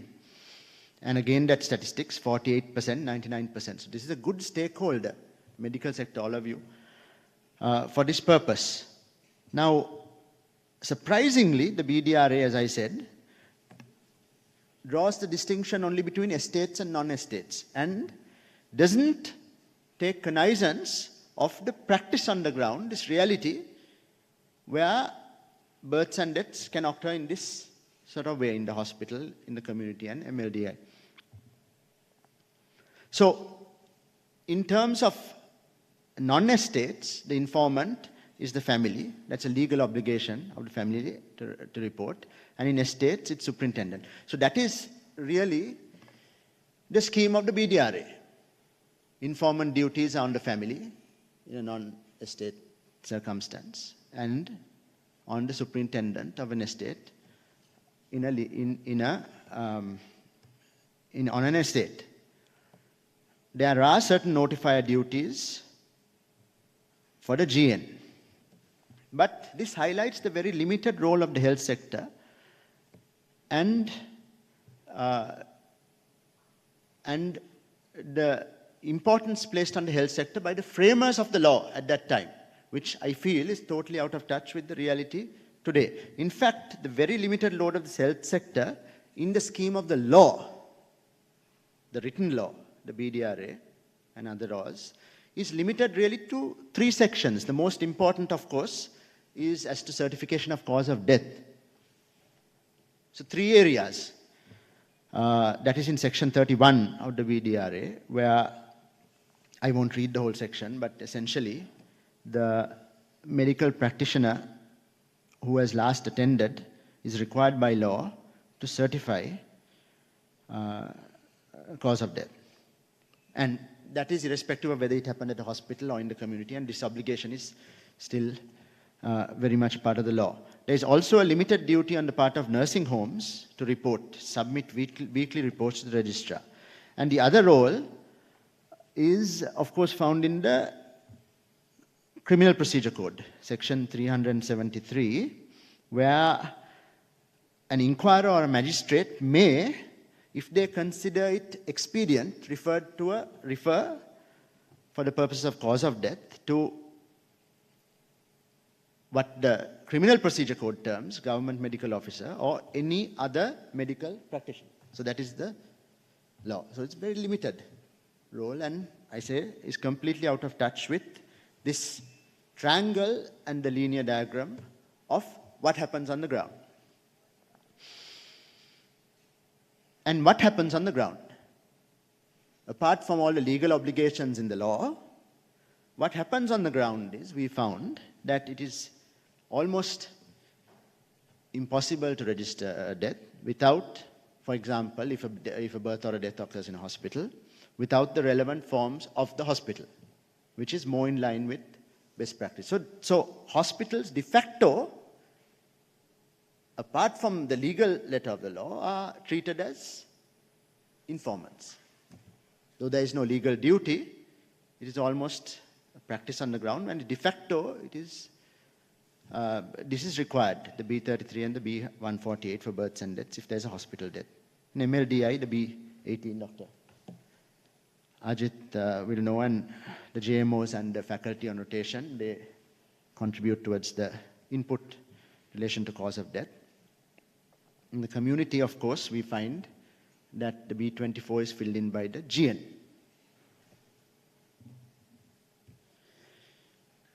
Now, our principal recommendation, therefore, is let the law reflect the current practice in this regard. Let the hospitals be given, be made informants or notifiers, and also in relation to cause of death certification and information, because that will enable data the best possible, most accurate, those universal, and the types of information that we can generate is better. Hospitals, informant and COD certifications. And also the current B33, harmonize that with the current WHO form. I think there are certain disparities where the forms are harmonized. So those were two of our principal recommendations. Very quickly, the structure, intricate structure of our MLDI system, you can see that it's in 4 tiers. This is really in terms of the Criminal Procedure Code, where the first tier is required to report a suspicious or sudden death to the second tier, which is the level of the inquirer or magistrate. And thereupon, de facto, it goes to the JMO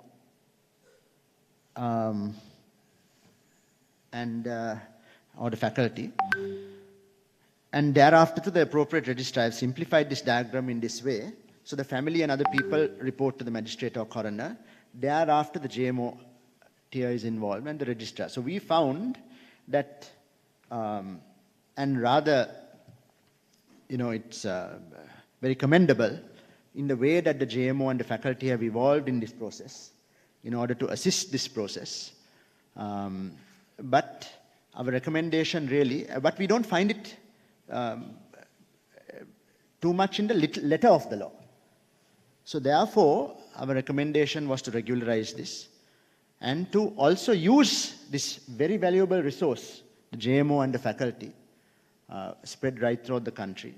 And Dr. Ajit can tell us more about that. To again use this tier 3, utilize what exists on the ground, the spread of it, for informant and COD certification for the purposes of CRVS. So the criminal law can take its toll through the coroner and the magistrate level. Let that process go on separately. But for CRVS purposes, let us extract the best possible data from the JMOs and the faculty from this tier 3. So that was our central recommendation in this area, circled around the tier 3 and the importance of tier 3 and how it has really developed in this country. Then we come to the community, and I think that's where the College of Community Physicians is relevant, really, and more to generation of data, and very important, really, I would say. The spread of medical practitioners in this country, the ground level network we found is tremendous. So in the community, so we can have accurate data, medical certification of cause of death from deaths in hospitals and the MLDI system. But what about the community? So there are two possibilities. One is where it is possible for a medical practitioner to certify cause of death and also be an informant, where a medical practitioner is available and where it is not possible. In those instances where it is not possible, then the family and the GN current. But where it is, again, we recommended that they be made informant and or notifier, and also for cause of death certification purposes. And from my understanding, there's a wide spread of community practitioners and practitioners throughout the country, a network of not only the hospitals but other. So this might be possible really to narrow the gap between where a medical practitioner can attend and where you cannot. So the current law and practice, as I said earlier, the GN and the estate superintendent, no involvement. And what happens now is that medical practitioners generally give something on their letterhead to say that this death had occurred. But the required B33 or the WHO form is not filled in by the medical practitioner. So this again is our recommendation: narrow the gap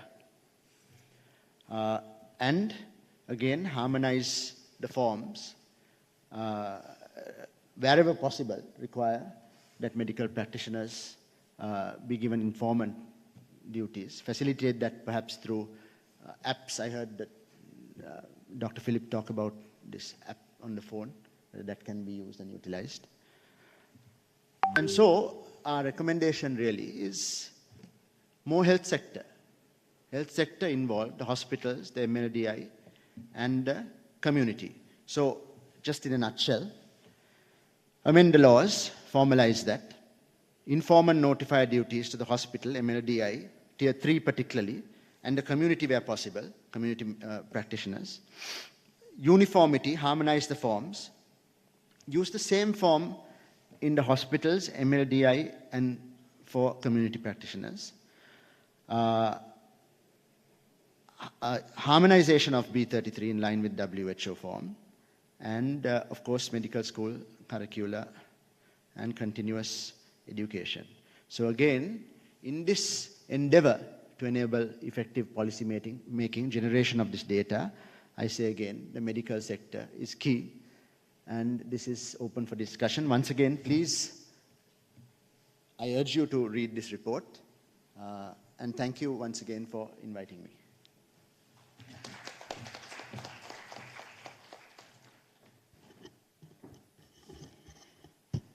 Thank you very much, Mr. Raji Silva,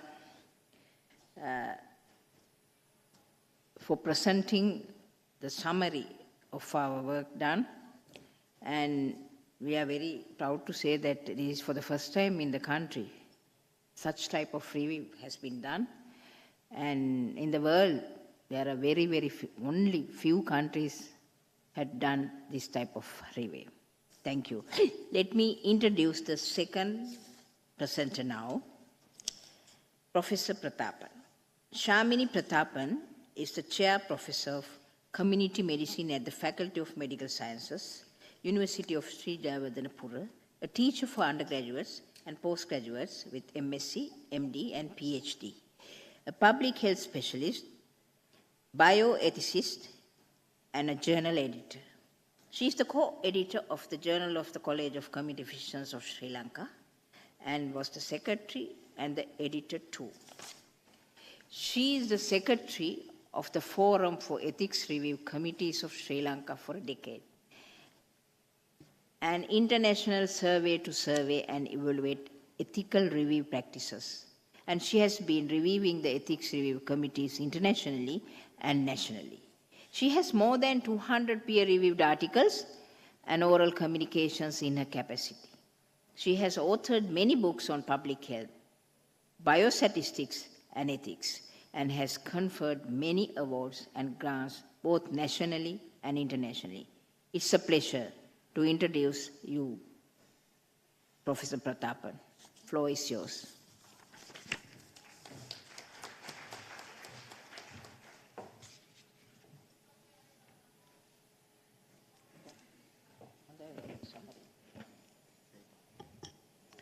Thank you, Chairperson Madam, for that fetching introduction, and good morning to all, to the chairpersons and my co-speakers, and all ladies and gentlemen, and especially to my teachers here today. So I'll be sort of continuing with what Erad said, and especially his last recommendation, which really puts us on the go for us to sort of see that the curriculum for undergraduates is sort of uniform across all of Sri Lanka. So my task here today is to present the development and implementation of the undergraduate curriculum on medical certification of the cause of death in Sri Lanka. Although I'm presenting it today, there's a big team behind this, and I hope that I'll be able to do justice in this presentation to the team of experts who helped to develop this curriculum. The overview is quite simple. I'll be starting off with the needs analysis. I'm going on to show the development stage. The implementation stage is we are just starting it off. And I would like to show a few of the achievements that we have made up to now. Let me start out with the relevant history in short. I know Eraj told about the law, but let me go a little bit behind with the ordinance really. So all in all, we had a long history of registration of vital events since 1867, but it came into operation a year later, but it took about 30-odd years for it to become compulsory, and another 20-odd years for the first publication to be put out or to be published. With the ordinance in play, we got the approval from the UGC for the development stage and for the curriculum. And invitations were sent to all deans of the faculties of medicines in Sri Lanka, government universities really, to nominate one academic from each department of community medicine, forensic medicine, and from the medical education, if any. Invitations were also sent out to the College of Community Physicians of Sri Lanka and to the College of Forensic Pathologists of Sri Lanka and also to the National Institute of Health Sciences of Sri Lanka. With all these experts in play, the first expert committee on needs assessment was held on the 6th of December, 2018. When it comes to needs analysis, please note that there are many pioneers who realized the importance of cause of death before this expert team was formed. Late Professor Dulita Fernando was one of the few people who published the importance of cause of death as evidence as early as 1996. She, along with Fonseca in their study, highlighted the fact that 15% of the medical officers misclassified the underlying cause of death, and another 3/4 of them used the ill-defined terms. I'm sure each one of us would have put these ill-defined terms of cardiovascular arrest when we had written at least one of the diagnoses. And again, another 3/4 of the cause of deaths had used abbreviations. All this had led to misclassifications. Another study by Rasika et al. In 2013 showed that the majority of the medical records were found to be of average quality. The cause of death in the vital registration, this study really compared the cause of death with a medical review records team, and it was found that only 41% were pointed out as real cause of deaths. These articles are just a few of those published in the last 2 decades. With all these evidences, the Sri Lanka Medical Association, or the SLMA, opened its eye in 2017 and published a multi-pronged plan to improve Sri Lanka's quality on mortality statistics in its newsletter in 2017. This article really nails the head on the quality of data collected, which I quote: "The overall quality of mortality statistics is poor," I unquote. And they further go on saying, "They are totally useless for public health planning and makes up to 30 to 40% of the national statistics, thus seriously affecting the utility of data," I unquote. Please note that it was not only through research publications that the evidence shown was of poor quality. In 2007, the WHO quality of causes of death information showed that Sri Lanka had limited use of the quality of cause of death. This was in 2007. 5 years later, we were still stagnant when the World Bank and the WHO showed that the Sri Lankan data on cause of death was still of poor quality or low quality. 10 years later, or 5 years after that, we were not better off, even after a decade. We were still between 10 to 20% in terms of quality of cause of death. Now that the expert committee had evidence that the quality of data collected was poor, the expert team digged in further, wondering the reasons for the low quality, and therefore we conducted a root cause analysis. 15% of the medical officers misclassified cause of death. This was again in 2016-17. The SLMA document also, which was published, as I said, in 2017, quotes, "Most doctors working in health facilities have not been trained in proper medical certification of cause of death," I unquote. The evidence on needs analysis and root cause analysis goes on non-stop if you just review literatures. When we started off, after starting off with the development stage really, the Sri Lankan Health System Review was published and documented that many developments in recent times in Sri Lanka, and especially within the Ministry of Health, information management remains a weak point in the health system. The main weakness was in the quality of data collected, I unquote. With these evidences, the expert committee found further justifications too. And I see that some of these justifications were also said at the beginning of the symposium by the chairperson, Madam.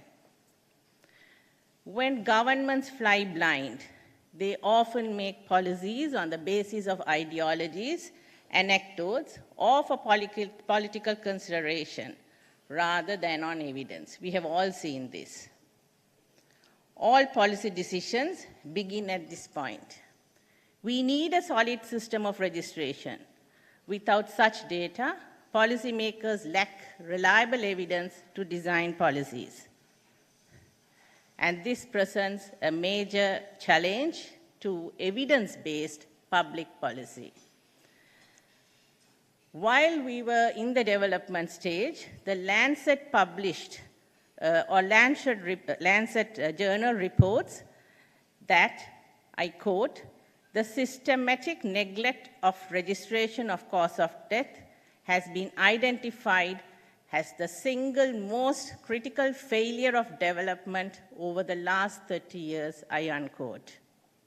Therefore, it has been increasingly clear that without vital statistics, we cannot monitor progress nor achieve our development goals or national development policies. All the above, what I just mentioned up to now, was based on the outcomes after the cause of death. That's the registration part. But looking into the input process, from where I come from, the university sector, on analyzing the contents, we found out that there was no uniformity among all government universities or medical faculties in Sri Lanka. Let it be in terms of learning outcomes, contents, contact hours in the main sense, face-to-face teaching with an academic or a lecturer, which we now change into notional hours, credits, or even if you look at assessments, none of them were in uniformity. And we could see that the established universities were more or less in par, but the new universities, we could not conduct any assessments, especially with the Moratua, Sabragamuwa, and Wayamba, but all other assessments were included into this needs assessment. Since then, it was a smooth flow. We had success in meetings, nominal group discussions were held, and based on the Bloom's taxonomy, we were able to come out with 3 outcomes. One was to apply the standard guideline on the cause of death, and the other 2 were to demonstrate the skills, because that is what we felt was lacking among the medical students who were passing out.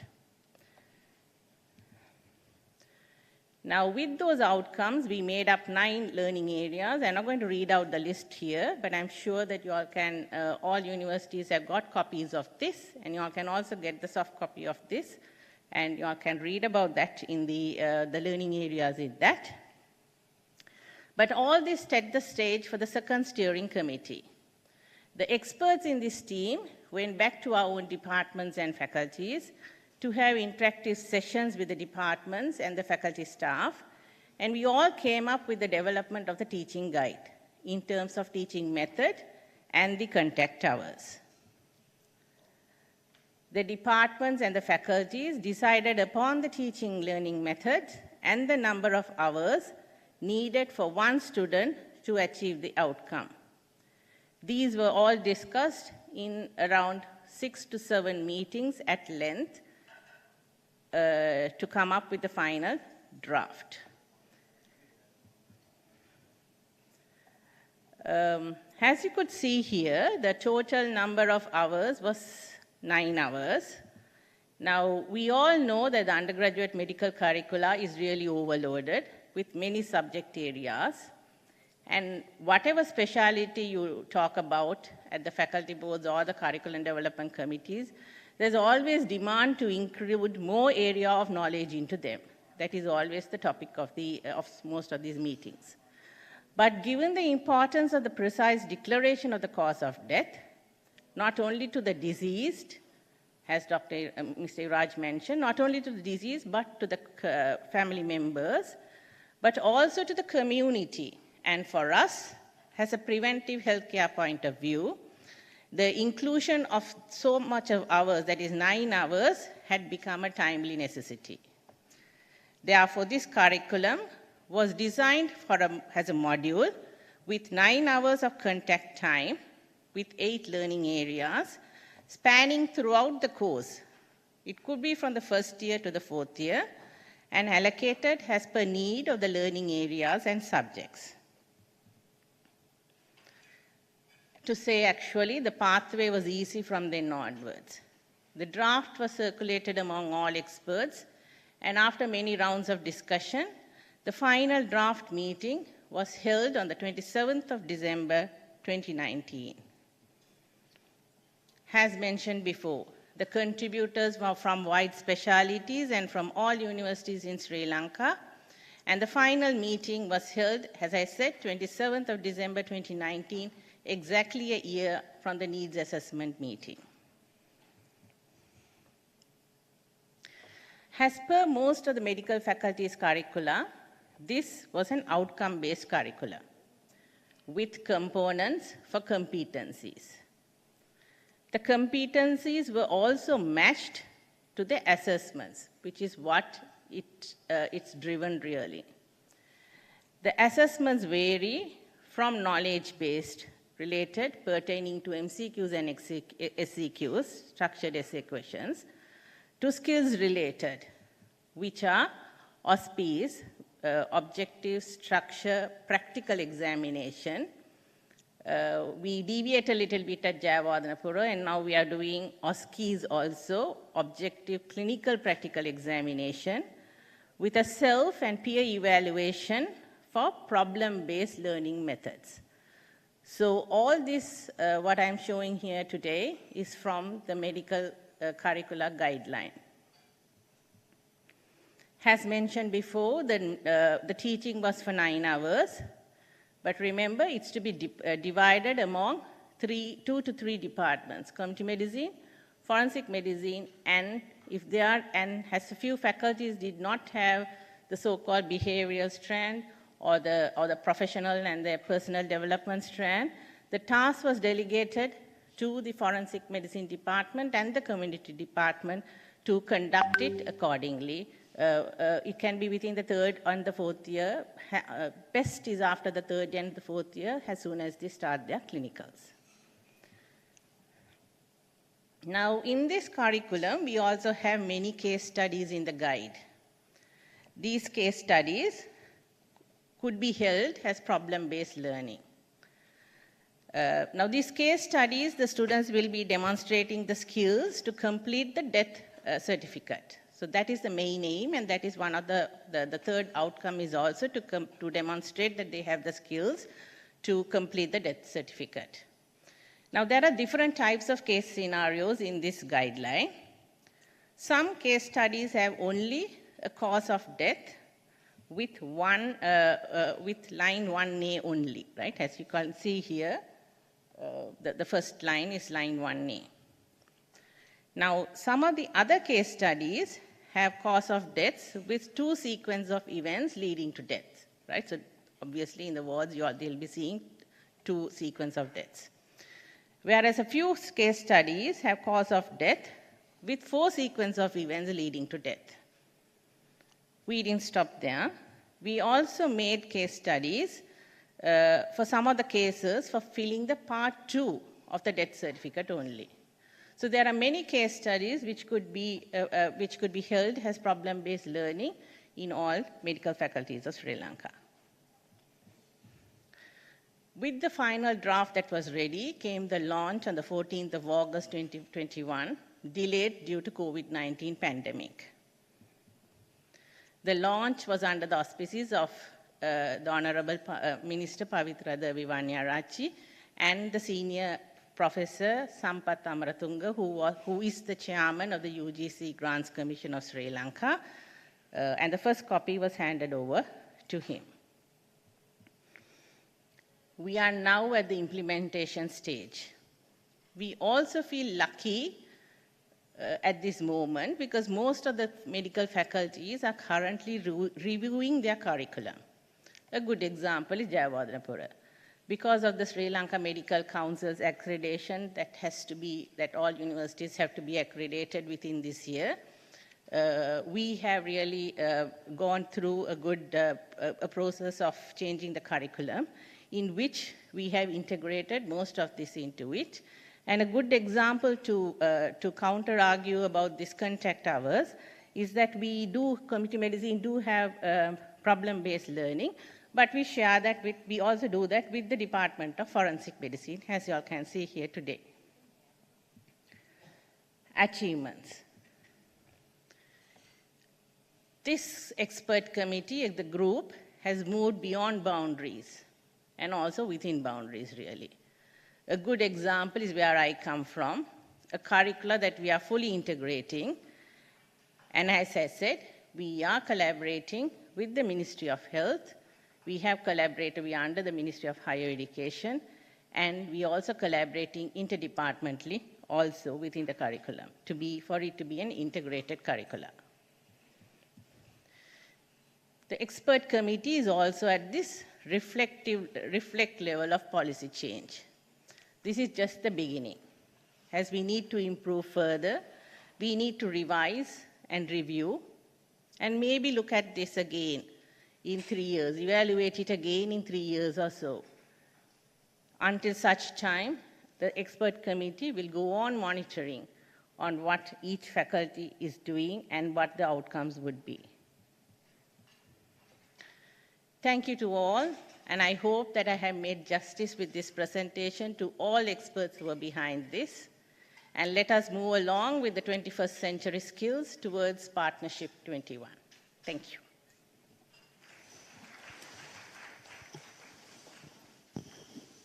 Thank you very much, Professor Prathapan, for that very informative presentation on development and implementation of the undergraduate curriculum on medical certification of cause of death. Our next speaker will be speaking on the next topic, that is institutionalization of medical certificates of cause of death program in Sri Lanka. Dr. Rangana Wadugedara. Dr. Rangana Wadugedara is a health informatics professional attached to the Office of the Additional Secretary, Public Health Services at the Ministry of Health. He obtained his MBBS degree from the University of Colombo in 2011. He successfully completed his master's degree in biomedical informatics from University of Colombo. He completed an action research for his MSc on a mobile application for doctors to improve recording of cause of death. And this mobile application was used during the implementation of medical certification of cause of death program in Sri Lanka, which led to quality improvement in medical certification. And he had completed the fellowship program at University of Melbourne on development of an e-learning course in medical certification in cause of death in 2019. And currently he works as a coordinator to the CRVS improvement activities led by the Ministry of Health. May I now call upon Dr. Rangan Vaduvithara to deliver his presentation.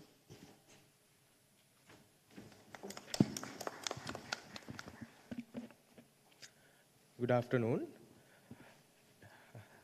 Chairperson, distinguished guests. It is my great privilege for me to present at this forum on the topic institutionalization of medical certification of cause of death in Sri Lanka. A well-functioning civil registration and vital statistics system can significantly improve the governance at national and subnational levels and can provide legal and protective advantage to individuals. Reliable mortality data derived from quality cause of death is vital for evidence-based policy making. In Sri Lanka, despite high level of death registration completeness, the quality of cause of death information remain questionable. CRVS and SDGs. Sustainable Development Goals have been agreed by the global development community as representing the direction of global development effort between 2015 and 2030. CRVS data are important because 15 of the SDGs goals and 24 of the SDG targets require data from CRVS for both denominators and numerators. And also 14 SDG indicators specify cause-specific mortality. This emphasizes the importance of CRVS data for any country in the world. This was discussed earlier also. For the global evaluation of mortality data, Vital Statistic Performance Index has been used. VSPI, or the Vital Statistic Performance Index, is a composite index that measures the quality of mortality data on 6 different dimensions, including completeness, quality of death reporting, level of cause-specific details, internal consistency, age and sex reporting, and also the timelines. According to this index, we are in low-performing state despite high level of death registration in our country. Some countries does not produce any mortality data, which are shown in red color, and also countries like USA, Australia produce very high quality mortality data. If we analyze the leading cause of death report published by the Department of Census and Statistics for the year 2015, disease of the circulatory system come as the #1 leading cause, and it is responsible for 25% of the deaths in Sri Lanka. The second leading cause is categorized as symptoms and signs, abnormal clinical and laboratory findings, not elsewhere classified. This category of data have no value in developing health policies and planning and disease prevention strategies. Large proportion of unusable data has been produced due to improper death certification practices done by doctors, as well as the other categories of professionals doing death certification, including coroners or inquiry into sudden deaths, and also the Grama Niladaris at the community. With the objective of improving the cause of death certification practice among doctors in Sri Lanka, Medical Certification of Cause of Death pilot project was launched in 2018 with the leadership of Dr. Lakshmi Somatunga, Additional Secretary Public Health Services, who's chairing the session today. Let me explain to you about the timeline we did this intervention. In 2018 March, we launched this project at the Healthcare and Quality Unit, Ministry of Health. We selected 25 hospitals for this project, and we trained 125 master trainers from these 25 hospitals. These doctors, 5 doctors from each hospital, were trained as master trainers in MCCOD after doing a 2-day training program for each medical officer. After completing the TOT or the training of trainer programs, these doctors went to their hospitals and started doing their training in their respective hospitals. This process was regularly monitored with the review meetings, especially with the medical administrators and also with the master trainers. And also this process was reinforced with providing resource materials and also funding for hospital level trainings. In 2020 January, final review was done, and after completing the full training at their hospitals, we conducted the post-testing of quality assessment of cause of death with these 25 hospitals. After realizing the successfulness of this training, MCCOD expansion strategy was developed, and this program was extended to district level. After that, we conduct a training of trainer program for all 26 RDHS areas with consultant community physicians and also with medical officer planning at the district level. Another session on planning for continuous professional development through master trainers was done with the district level medical officer planning to get funds from the government funding for this kind of training. Now we are in the process of developing electronic monitoring and evaluation system for mortality data, which will further strengthen this program and institutionalize in the future.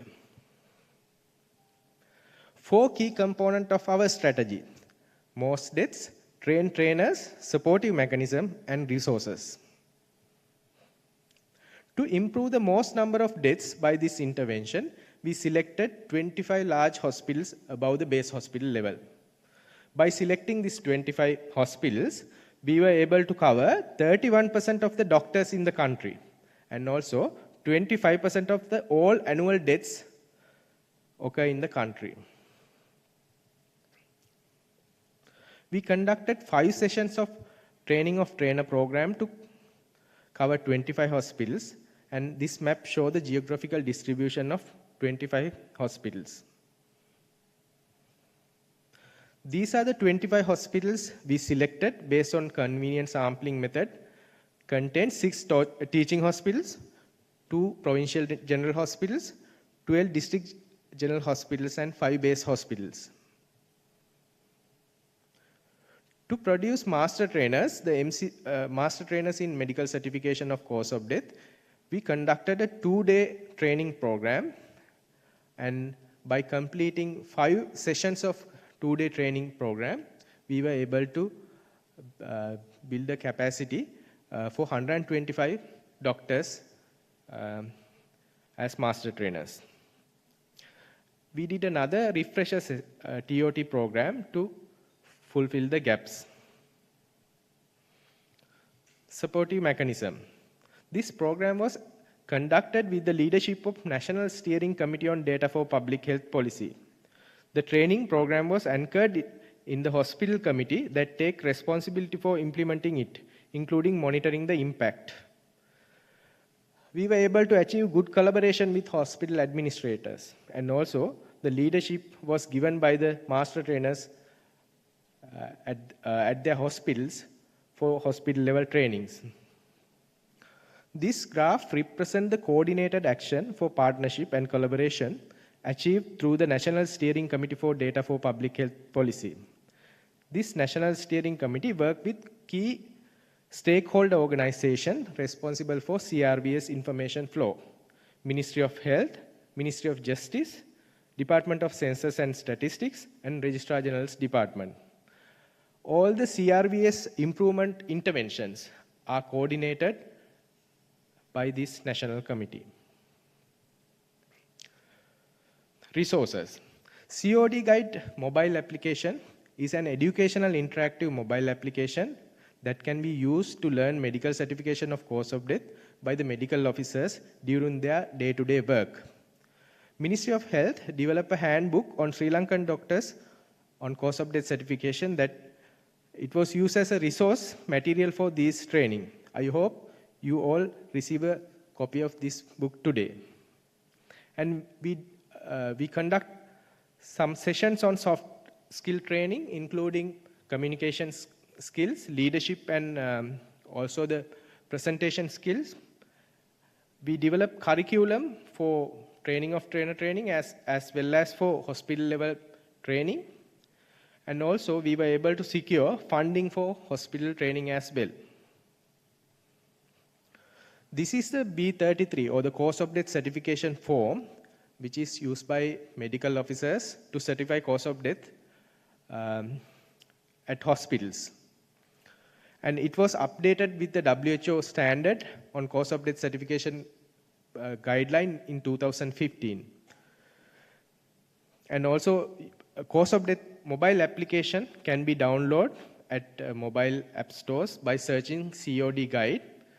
Around 15,000 copies of this handbook has been distributed all over the country to all the hospitals. These are some of the pictures taken during the hospital level training. As you can see, the master trainers took the leadership at the hospitals, and very innovative approach, they developed their own resource materials, such as training strategy and also materials like posters. They developed their own posters for their training. By completing this training, we were able to train 698 intern medical officers, 3,525 medical officers, and if you compare this with the island-wide statistics, that accounts for 44% of the all intern medical officers in the country and 19.7% of the medical officers in the country. From 25 hospitals, 2,500 randomly selected death certificates were taken to the pre-testing before this intervention. Following hospital training, another set of 2,500 randomly selected death certificates were taken for the post-testing. During pre-testing and post-testing, the quality of cause of death were assessed using cause of death quality assessment tool. This tool assessed the quality of death certificate based on 7 types of errors. Common errors can be seen in the death certificate. The errors are multiple causes per deaths per line, missing time interval, use of abbreviations, illegible handwriting, clinically improbable sequence of cause of death, ill-defined conditions such as cardiac arrest. We all know about that error, and also the additional errors. As you can see, during the pre-test, there was a significant amount of errors present in death certificate. After the intervention, all the errors have been reduced. The missing time interval was the most common error present in the pre-testing, and it was considerably reduced after this training, but still a baseline error level is there. Further, this is the comparison of means of error counts during pre-test and post-test. In simple terms, average death certificate had a 3.07 errors during the pre-test, and following this training, it was reduced to 0.45. In conclusion, so there was a statistically significant reduction of errors after this training. In conclusion, it was evident that this MCCOD training program has successfully improved the quality of cause of death written by medical officers in Sri Lanka, and also we recommend this training to be institutionalized to retain the benefits of sustainability. With this note, I would like to add, with the sustainable implementation strategy of improving mortality data, public health resilience can be strengthened in a low resource environment. Thank you very much.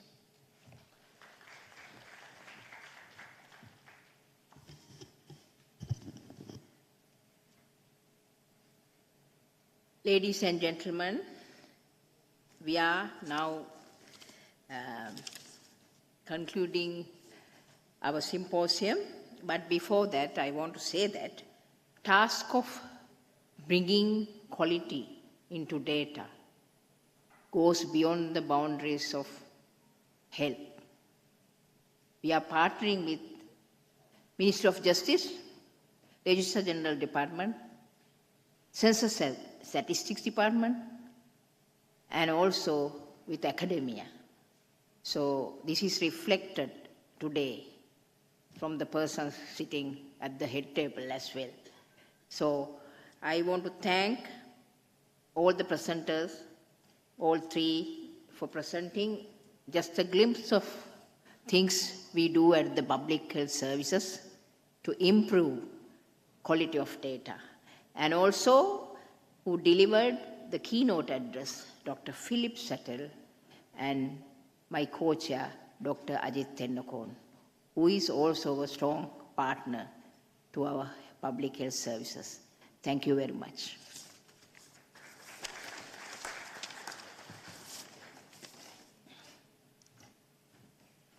Thank you, session chairs. That was a truly amazing session, which was an eye-opening for all of us in public health.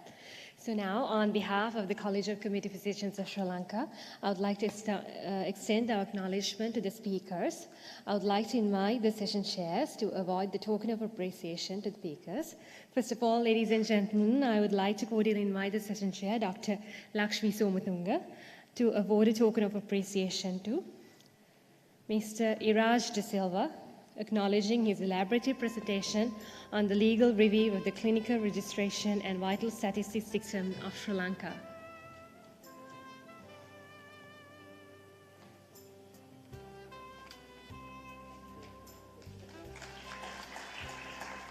Thank you, Madam President. Thank you, Madam President. Next, I would like to invite Professor Shamini Prathapan for that extensive speech on the development and implementation of the undergraduate curriculum on medical certification of cause of death.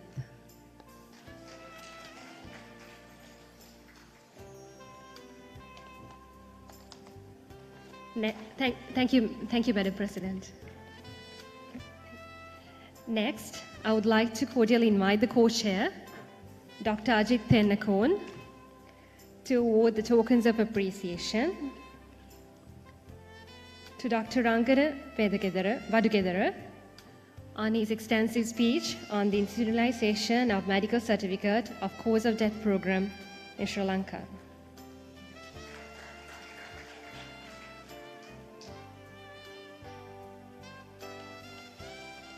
Thank you, sir.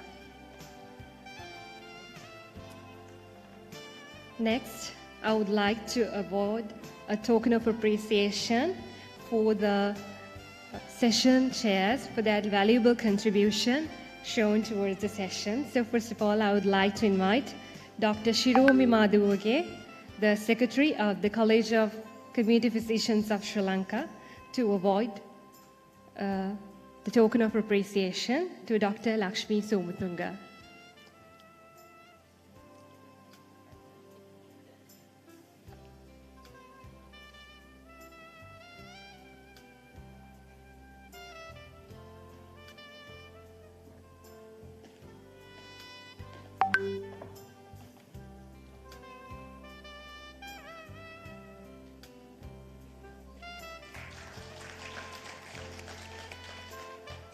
Thank you, Madam. Next, I would like to invite a pioneer in public health in Sri Lanka, Professor Nalika Gunawardena, a technical officer of the Non-Communicable Diseases of WHO Southeast Asia Regional Office, to award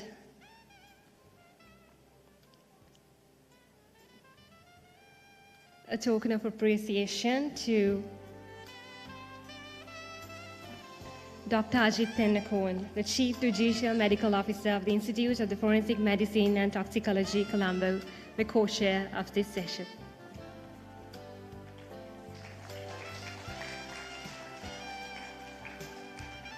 Thank you, Madam. I'm honored to announce that there are 3 publications related to this symposium. The Handbook for Sri Lankan Doctors on the Cause of Death Certification, and the Guide to Undergraduate Curriculum on the Medical Certification of Cause of Death, and the Legal Review of the Civil Registration and Vital Statistics System of Sri Lanka. So now I would like to cordially invite Dr. Lakshmi Somatunga to present this publication to our distinguished guests. Dr. Alaka Singh, the WHO representative for Sri Lanka.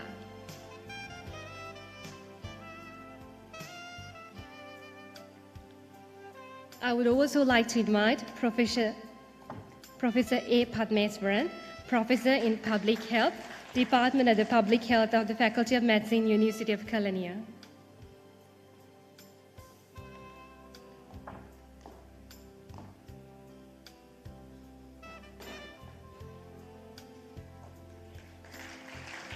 And finally, Professor Colonel Indrulal Balasurya, Professor in Public Health, Department of Paraclinical Sciences, Sir John Kotalavala Defense University.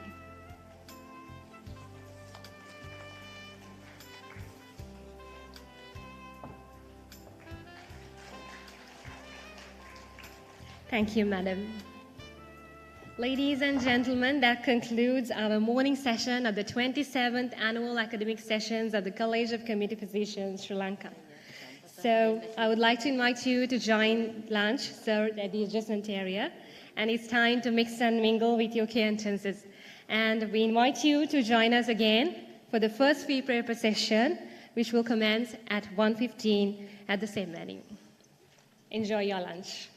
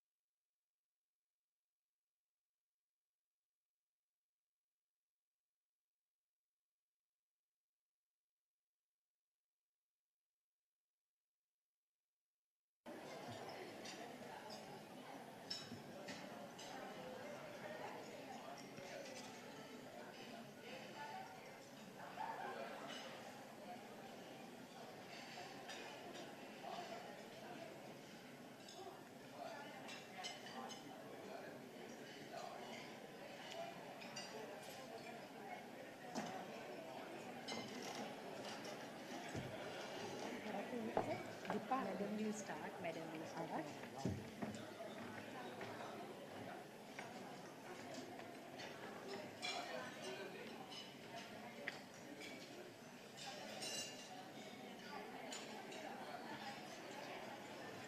Thank you. Over to you, madam.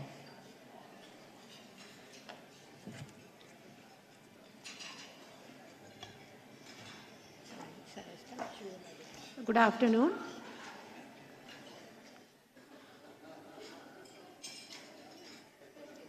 We are about to start the free paper session 1, which is oral presentation session 1. I welcome all of you and invite all of you to kindly take a seat so that we may commence. We have 1 hour allocated for this, and I think we have 6 presenters. And would the 6 presenters like to take seats in front table so that it's easy and to walk up? So please sit somewhere in front rather than walk from the back of the hall. Let me remind you, there are only 10 minutes per presentation. 8 minutes will be taken up by the presenter and 2 minutes for the discussion. Let me remind you that in the interest of time, that we would finish on time as much as possible. There is a timing mechanism that is in front of us. It's in front of the presenter. So at 8 minutes, please stop your presentation and time it that you would like to finish at 8 minutes and 2 minutes for the discussion. So, you want to say anything? So I will start the first one. First one, or representation 1, is prevalence and correlates of depression, anxiety, and stress in primary gravida, antenatal mothers in Badula district. Nishanka, ANMCL, WAS, MDIA, Gunawardena CSC, Kulatunga, KACJR, and Gamgedara, NS, and presented by Nishanka, ANMC.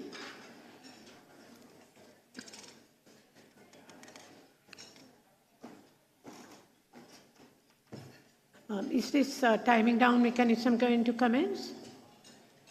Is anybody in charge of this?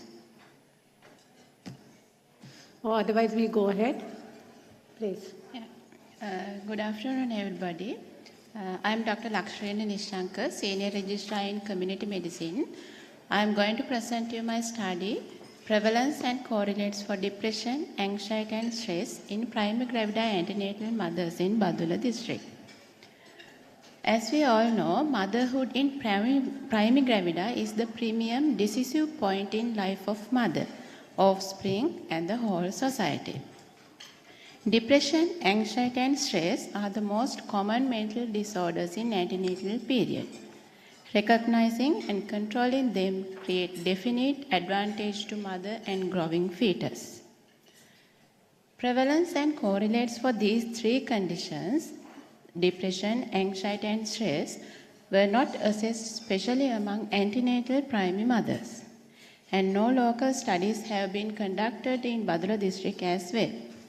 So we thought of doing this study. So our objective was to determine the prevalence and correlates of depression, anxiety and stress among primary gravida mothers in Badula district. So we conducted a descriptive cross-sectional study with an analytical component. Our study population was primary gravida antenatal mothers who are above 18 years of age and who were more than 12 weeks of gestation. 1,202 primary gravida antenatal mothers were our sample size. So we applied multi-stage cluster sampling technique with probability proportionate to size. We used a pre-tested interview-administered questionnaire and translated and validated depression, anxiety, and stress scale 21, DAS 21. We applied multi-stage cluster sampling technique with probability proportionate to size. At the first stage, we select MOH areas. Out of 16 MOH areas in Badula district, 8 were selected randomly. Then, number of PHM areas to be selected from each MOH area was decided based on the probability proportionate to size of the population of the MOH area.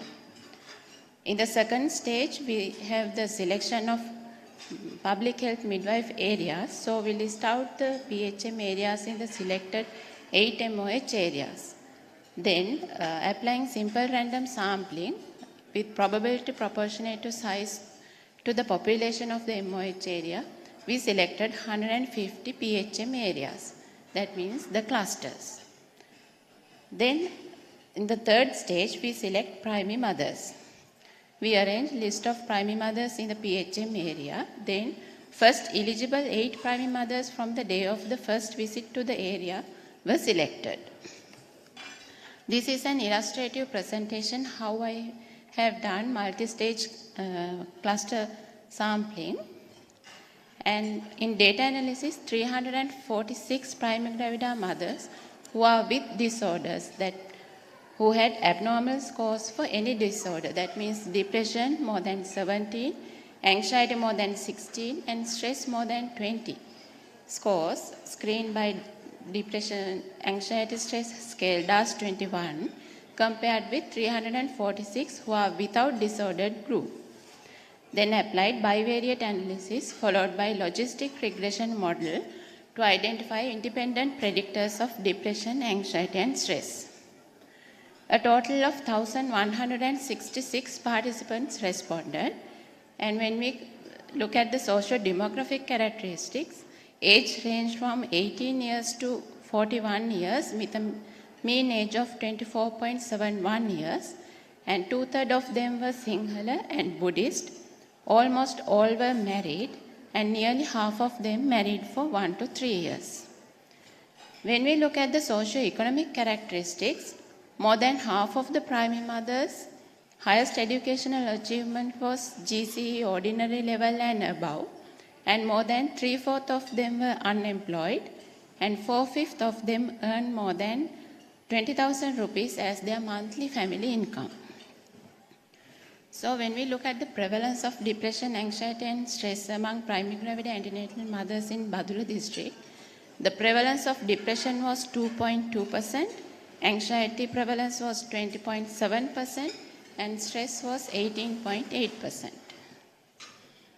When we look at the correlates of depression, anxiety, and stress, mother being employed, lower monthly income of the family, unplanned pregnancy, experience first trimester bleeding, family history of medical conditions, cooks by herself, no spouse support, having sleep problems, and adequate sleep was significantly associated with disorders, depression, anxiety, and stress. So when we compare our study findings with the other study findings for the prevalence rates, in 2002, Abesena et al. Done a study in Gampaha district among antenatal mothers found that stress in second trimester was 18.6%, which is compatible with our study findings. In 2016, in Malaysia, by Naglanda done a study among pregnant mothers. They found that depression was 6.8%, anxiety was 18.8%, and stress was 4.2%. There they have used DAS 21. Except for stress, other rates were compatible with our study. When we compare the correlates, in the same study in 2016, Naglanda found that lower monthly income, unplanned pregnancy, no spouse support was significantly associated with the disorders as in our study. But mother being employed was not significantly associated with the disorders, but in our study it was significantly associated. In India, in 2015, done a study by Vijay Selvi, found that unplanned pregnancy was significantly associated with the disorders as in our study, but first trimester bleeding was not significantly associated with the disorder, but in our study it was significantly associated. In USA, in 2012, Quay done a study and they found that helping having sleep problems were significantly associated with disorders as in our study. So we conclude that prevalence of anxiety and stress is higher among primary gravida mothers in Badula district compared to depression. 2 socioeconomic factors, 3 pregnancy-related factors, and 4 personal and lifestyle-related factors were highlighted as significant correlates of depression, anxiety, and stress. So we recommend it is essential to give more concern on improving and strengthening primary gravida antenatal mothers' mental health programs at community level clinics. I acknowledge this and thank you very much. Open for discussion. Actually, we have about 1 minute, unless organizers want us to extend this time. Yes, please, it's open for discussion. Or any comments, questions? Other questions and comments? Yes, Professor Padmesaran.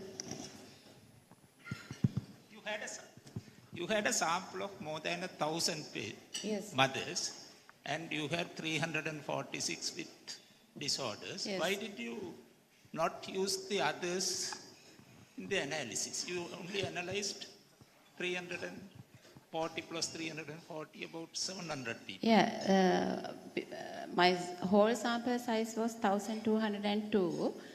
So I used them for calculate the prevalence of the depression, anxiety, and stress. And to assess the correlates, I got who are with disorders. That means who are with depression, anxiety, and stress all together in one group as disordered, and compare it with same amount, 346 primary mothers who are my question is, why did you do that? Why did you discard some of the data? Yeah, to get the correlates, to screen it as significantly which are the associated ones to be calculated. But you could have used all of them, no? But it will be diluted my correlate findings. That's why I, in 1-to-1 ratio.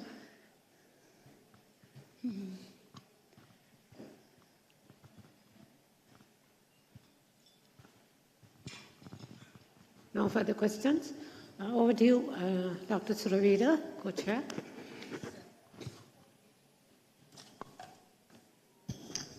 Thank you. Is anyone going to ask any more questions? Thank you very much, Suravira. Can we please appreciate the presentation? Thank you very much.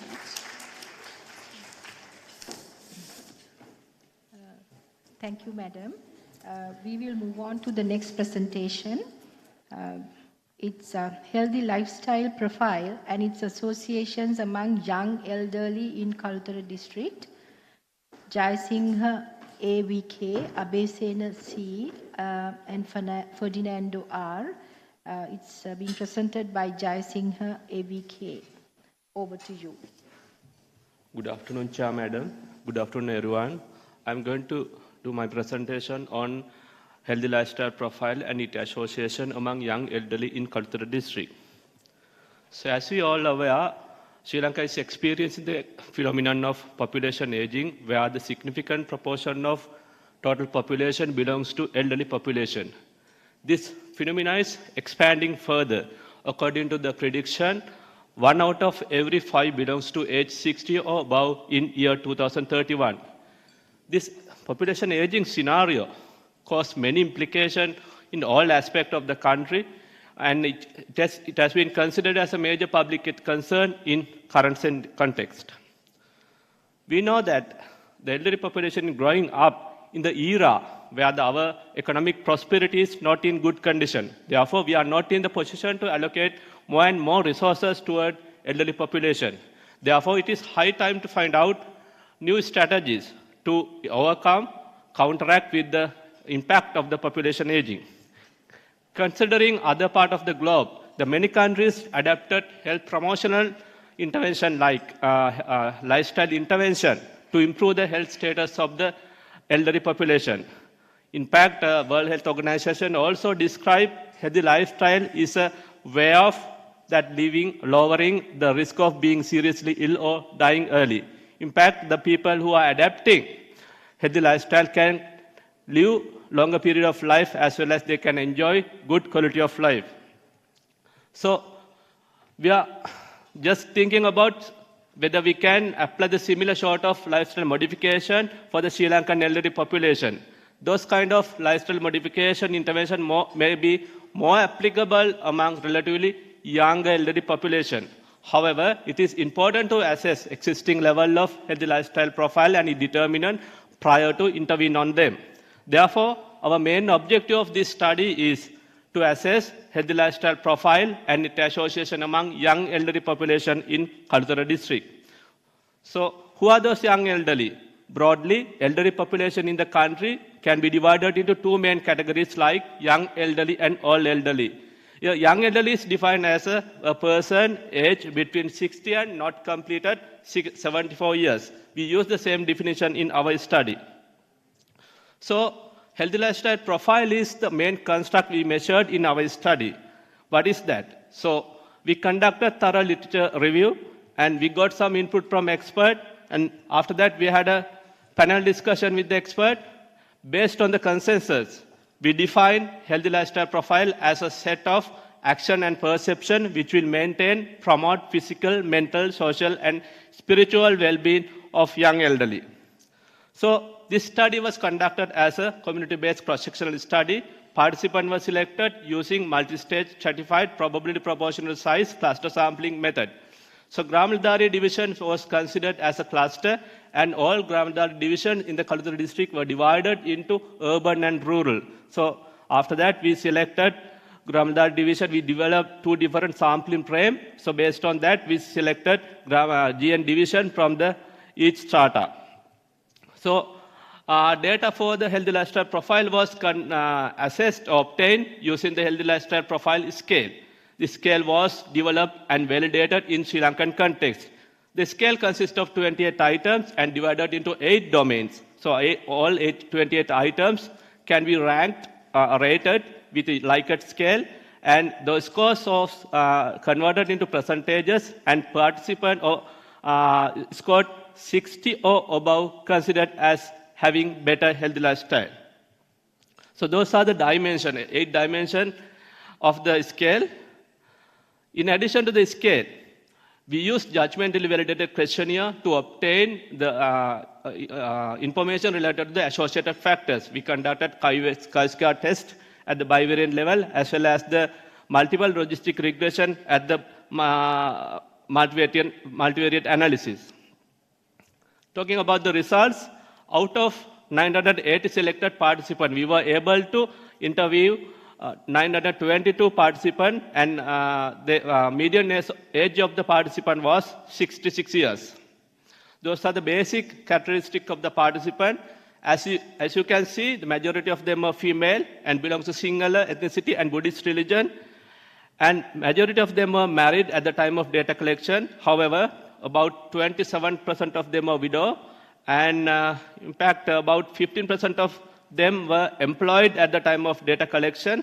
However, more than 50% of the people did not have any permanent monthly income. So out of our total study population, only 771 had better healthy lifestyle profile, which is accounted for 29.4% of total study population. These are results of the bivariate analysis. In fact, age less than 66 and single ethnicity, Buddhist religion, currently married status, education level equal to above ordinary level, and income level more than 10,000 Sri Lankan rupees were significantly associated with the healthy lifestyle profile. In addition to that, lived with the spouse, living in the space owned by the participant or spouse, had a pursued caregiver, no multiple comorbidities, and didn't have a disability, no polypharmacy, and no psychological distress also had a significant association. Also, participants who had good pursued health status, sought health services from the private sector, used media for health information, and active community participation in selected community organizations were also associated with significantly with healthy lifestyle profile. Talking about the multivariate analysis, in order to counteract with the confounding effect, we conducted multivariate analysis with the multiple logistic regression. We also assessed the multi-cognitive assessment between the independent variable.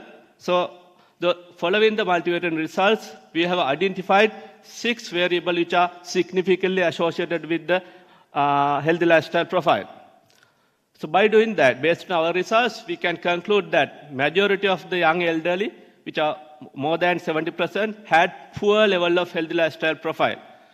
In fact, healthy lifestyle profile is significantly associated with living with the spouse, higher education level than ordinary level, multiple comorbidities, selected disabilities, psychological distress, and active community participation.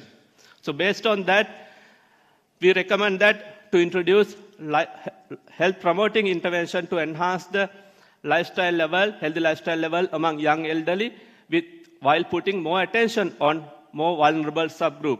So those lifestyle intervention can be implemented through the existing platforms such as Elders Club, Pensionist Societies, and Geriatric Clinic, etc. So those are my references.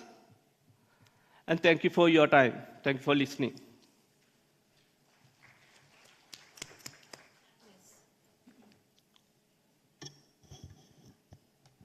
Thank you very much. Now this paper is open for discussion.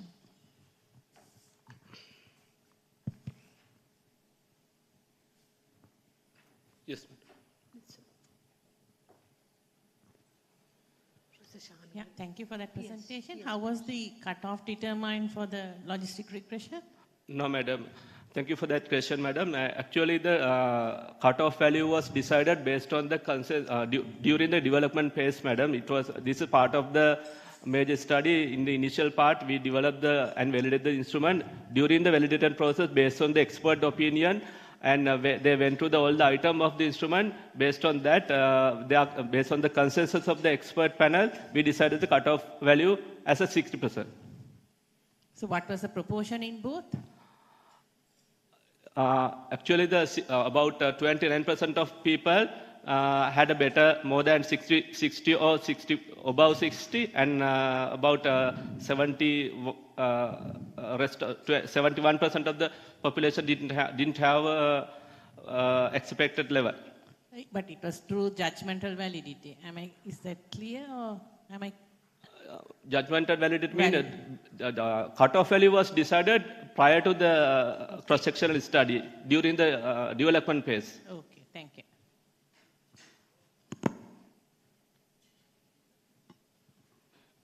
Any other questions, please? Okay, thank you very much. Over to you, madam. Thank you very much, ma'am.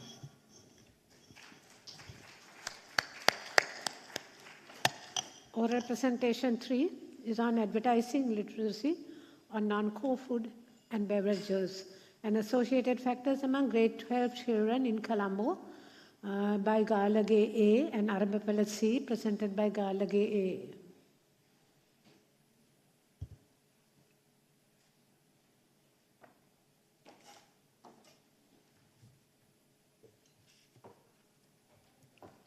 Good afternoon to you all. I'm Aruni Gallage. My presentation is on advertising literacy on non-core food and beverages and its associated factors among grade 12 children in Colombo. We all are surrounded by food-related communications 24/7. There is a lot of competition in the marketing world in which advertising acts as the main promotive vehicle. And even though there is a whole array of new media available, television still contributes to more than 80% of advertising. And majority of these advertisements are on non-core food and beverages. So what are these non-core food and beverages? Non-core food and beverages are those which do not consist as integral components of a healthy diet. And children are invariably targets of these non-core food and beverage advertisements because they use a lot of persuasive tactics to exploit the underdeveloped decision-making skills of child consumers. The influence of food advertisements lead to poor food choices and then obesity and thereby a lot of non-communicable diseases. So, external defense mechanisms such as food regulations have found to be inadequate. So, what can we do? we should improve the intrinsic defense mechanisms, such as food advertising, to counteract these harmful effects of advertising. So, what is food advertising literacy? It is the skill of analyzing, evaluating, and counteracting persuasive messages given in food advertisements. In brief, this is the ability to understand the hidden messages inside the advertisements and thereby pick intelligent choices. The most accepted model for food advertising literacy explains the food advertising literacy in 3 components, namely consensual advertising literacy, attitudinal advertising literacy, and advertising literacy performance. Now, these 3 components have several other subcomponents. Keeping that in mind, the objective of this study is to describe the advertising literacy on non-core food and beverages and its associated factors among grade 12 children in Colombo educational zone. I used a cross-sectional study with an analytical component conducted at type 1AB schools in Colombo educational zone among female and male students of grade 12. The students who have specific allergies to non-core food and beverages, the students with dietary restrictions due to medical conditions, and who are not consuming non-core food and beverages due to choice, and students who have special needs were excluded because the questionnaire used some video clips. My sample size was calculated taking into consideration the design effect and non-response rate. It came as 606. The sampling technique was a 2-stage stratified cluster sampling. In stage 1, I selected the schools according to the strata using simple random sampling, and in the second stage, the classes were selected as clusters. The study instrument was a self-administered questionnaire which was culturally adapted and translated to Sinhala and Tamil, and it was validated by consensual validation by a group of experts. The questionnaire had 2 parts. Part A had socio-demographic details, and Part B had questions regarding the advertising literacy in 3 parts. In data analysis, the scores and cutoffs for sufficient and insufficient levels of advertising literacy is based on expert decision. And factors associated with sufficient level of advertising literacy was assessed using student t-test, ANOVA, and chi-square test. The sample size was 636 with the response rate of 97.5%. The mean age was 16 years. The majority of the sample was consisted of girls in the science stream and who had a monthly family income less than 100,000 rupees and who received pocket money less than 1,000 rupees per month and who claimed that they watch television less than 2 hours per day. When the results are analyzed, it showed that the overall food advertising literacy score of the students was 67%, with conceptual advertising literacy 70%, and attitudinal advertising literacy 66%, and food advertising literacy performance 55%. And these were the mean scores for each of the components of conceptual advertising literacy and advertising literacy performance and attitudinal advertising literacy. Considering the distribution of the histogram of advertising literacy scores, it was decided to divide the sufficient and insufficient levels of advertising literacy based on mean. So, when the population was divided according to the cutoff, 51.9% of the students were having the sufficient levels of food advertising literacy on non-core food and beverages. Regarding associated factors, it was found out that being female, having a monthly income more than 100,000 of the family, and having pocket money of 1,000, and following the science stream, and who are watching television less than 2 hours, considered to be having a significant association with sufficient levels of food advertising literacy. The ethnicity and the school type was not associated with advertising literacy at 95% confidence limit. So in conclusion, a little more than half of the students demonstrated sufficient overall food advertising literacy on non-core food and beverages. Food advertising literacy was significantly higher in females who have higher family income, low pocket money, following science stream, and watching television less than 2 hours.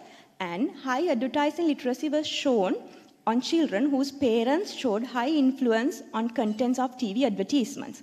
So, advertising literacy skill training programs are needed to be conducted in school curricula as a life skill, and such programs should pay specific attention on people who are found to have low advertising literacy, namely boys, children with poor family income, and children who are receiving high pocket money, and children who are following the non-science streams.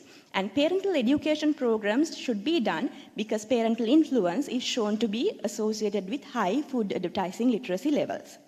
These are my references. These are the acknowledgement. Thank you. Thank you, Dr. Gallagher. Any questions or comments?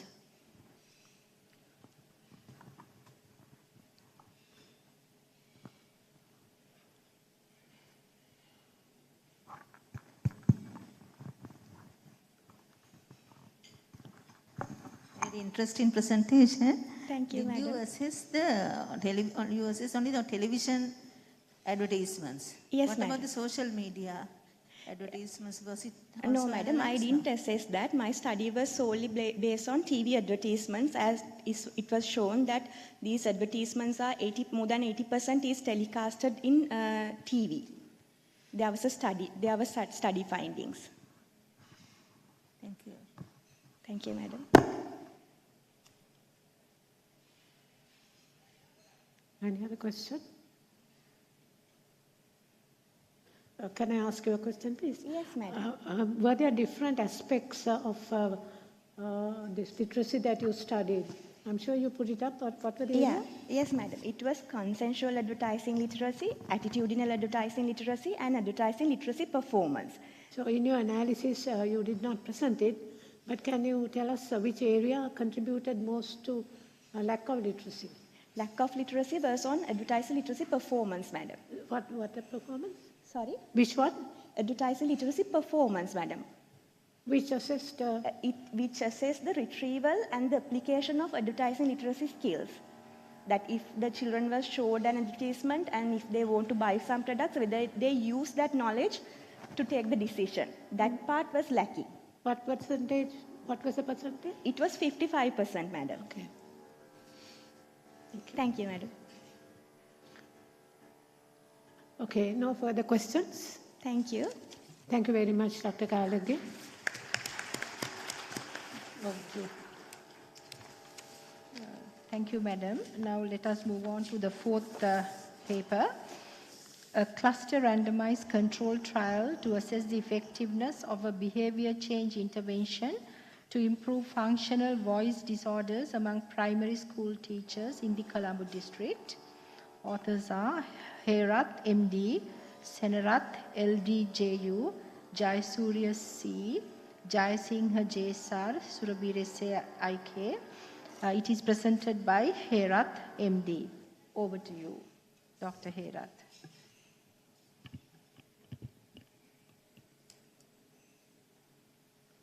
Thank you, chairpersons, for that introduction. I'm Dr. Deepika Herath. I will be presenting my research cluster randomized control trial to assess the effectiveness of a behavior change intervention to improve functional voice disorders among primary school teachers in the Colombo district.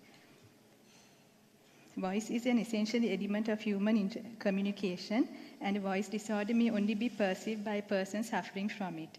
Teachers developing functional voice disorders can benefit from a combination of direct and indirect therapy. The objective of my study is to assess the effectiveness of the voice care package intervention that was developed to improve functional voice disorders among primary school teachers. The study was conducted in primary schools in the Colombo and Sri Jayawardhanapura education zones of the Colombo district as a cluster randomized control trial over a period of 6 months.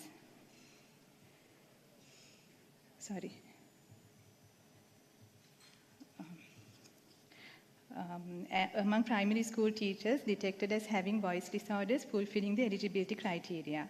The calculated sample size was 11 clusters per arm, which will include 110 participants per arm.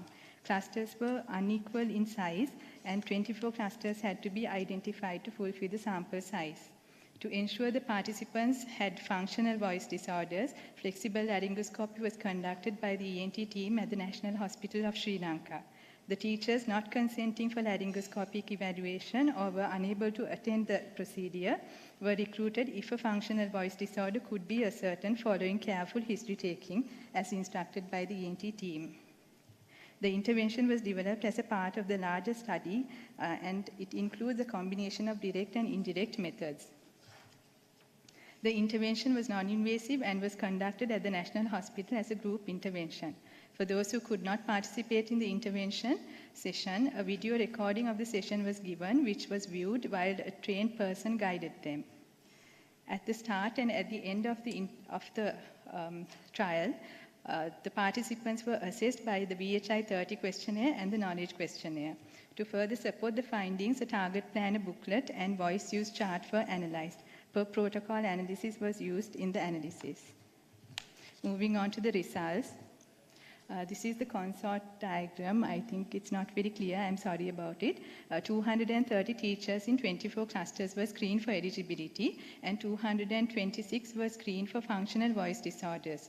Among them, 6 did not meet the inclusion criteria for functional voice disorders, and 5 declined to participate after the ENT assessment. The number enrolled was 215 in 24 clusters. The baseline assessments were conducted, and by a process of randomization, the participants were allocated to the control and intervention arms. Accordingly, 106 were allocated to the intervention arm and 109 were allocated to the control arm.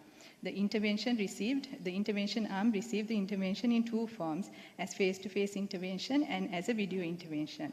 The control arm did not receive an intervention. The final assessment was done at 8 weeks follow-up. Few participants were lost to follow-up, so for the final assessment, in total 91 participants remained in the intervention arm and 83 remained in the control arm. So on evaluating loss to follow-up, on assessing loss to follow-up, 14.5% and 23.9% from the intervention and control arms respectively were lost to follow-up. To ascertain any difference between those lost to follow-up and those remaining in the study, basic characteristics of the participants were compared statistically in the 2 arms separately. In the intervention arm, participants in both groups were Sinhala ethnicity and their age, civil status, sex composition, religion, and school type are illustrated. Statistical analysis was done to compare the age and school type, and there was no statistical difference between the groups. In the control arm also, the civil status, religion, ethnicity, and sex composition and type of school are illustrated. And once again, age and school type were compared, and there was no statistical significant difference between the 2 groups. Participants remaining in the 2 arms were also compared to ascertain that there was no difference between them, and age and school type were once again assessed, but there was a statistically significant difference in spite of randomization, which was not desired. The pre-intervention assessment, all the participants had a VHI score of more than 14. In both arms, a higher number of teachers were in the categories of scores less than 55. Comparing the baseline knowledge scores, the 2 arms showed a similar pattern, with the highest number obtaining scores in the 11 to 15 category. When the scores were categorized, there was a statistically significant difference between the baseline scores of the 2 arms, which was also not desired. In the post-intervention assessment, the VHI scores, in the assessment of the VHI scores, a higher number of participants in the intervention arm received a score less than 14 compared to the control arm. When the VHI scores were categorized, the difference between the 2 arms was significant statistically.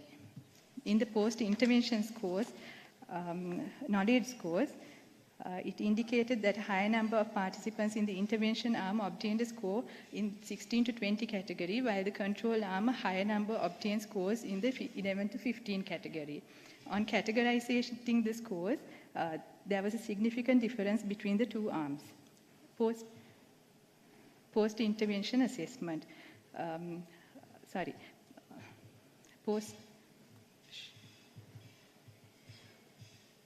post-intervention assessment.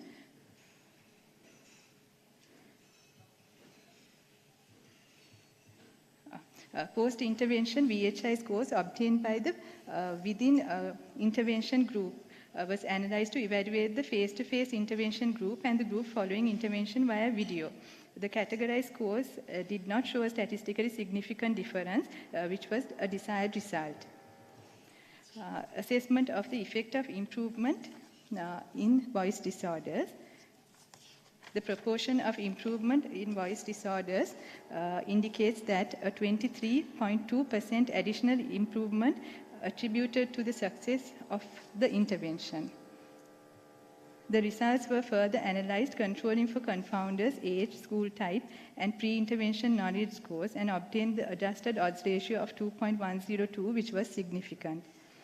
This was further analyzed using generalized estimation equation controlling for cluster effect and the same confounders, and a similar odds ratio was obtained, which was statistically significant. This indicates that the improvement of 52.4% of the voice disorders in the intervention arm can be attributed to the effect of the intervention after controlling for confounders and cluster effect.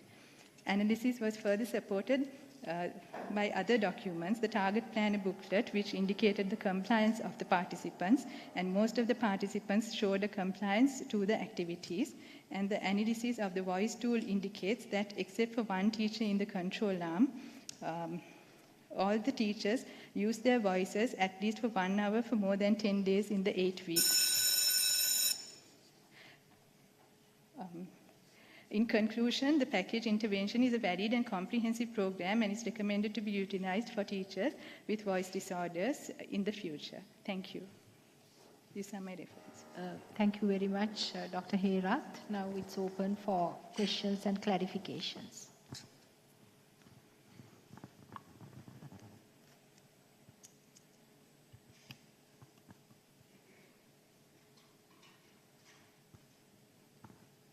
Yes, Professor Shamini. At some point you said that the video recordings were sent. Yes, ma'am. Actually, the video recordings were shared via email and for some people via WhatsApp, but it was viewed in the presence of a selected person, or the principal investigator actually went and directed them on how the activity should be done. So this intervention was not done in the presence of the teacher? No, madam. When a group intervention was being conducted, we recorded the last group intervention. So what was the reason to cluster it then for among the teachers? It's a cluster randomized. Yes, madam. It's a cluster randomized trial. The clustering was actually done for the process of randomization, because individuals could not be randomized, because if in one school, if we got a teacher who was in the control arm and another teacher who was in the intervention arm, that would be a problem. So just to make sure for the process of randomization, we thought of clustering the teachers. And the second question is on compliance. How was that assured if you had sent the videos to the by email? Madam, compliance was assessed by what was called a target planner booklet, where we showed there were 7 activities to be conducted, and they had to mark it according to we had a green face, yellow face, and a red face to say whether they have done the activities or not. And those were given a score, and at the end of the 8 weeks, we decided whether they were compliant or not. Yes. Thank you very much. And thank you very much, Dr. Thank you. Yes. Over to you, madam. Oral presentation 5 is on quality of life, its associated factors, and coping mechanisms used among nursing officers in a tertiary care hospital in the district of Colombo during the COVID-19 pandemic by De Silva DU and Thalagala IA, presented by Thalagala IU. Over to you.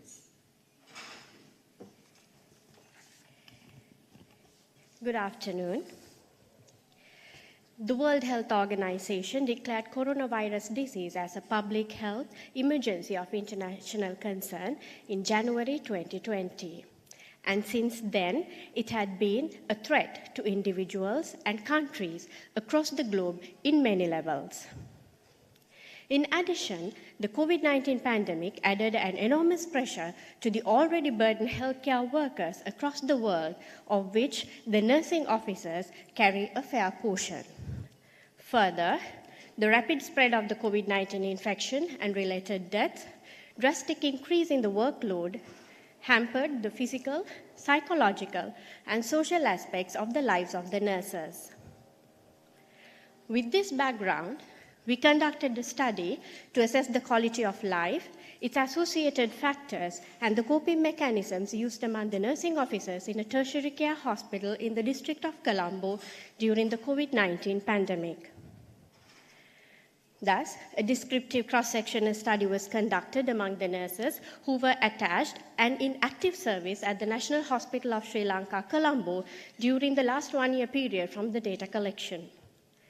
Nurses who were pregnant, those who had encountered an acute traumatic incident within the past 1 month of the date of data collection, and those who were diagnosed with psychological illnesses were excluded from the study. The required sample size was calculated using the equation for cross-sectional studies. In the absence of local data related to the quality of life among nurses during the pandemic, the expected prevalence was considered as 50%. With 1.96 level of significance, 5% precision, and 5% non-response rate, we recruited 407 nurses randomly selected from their payroll into the study. A self-administered questionnaire was used to obtain the data related to the variables that are shown in this slide.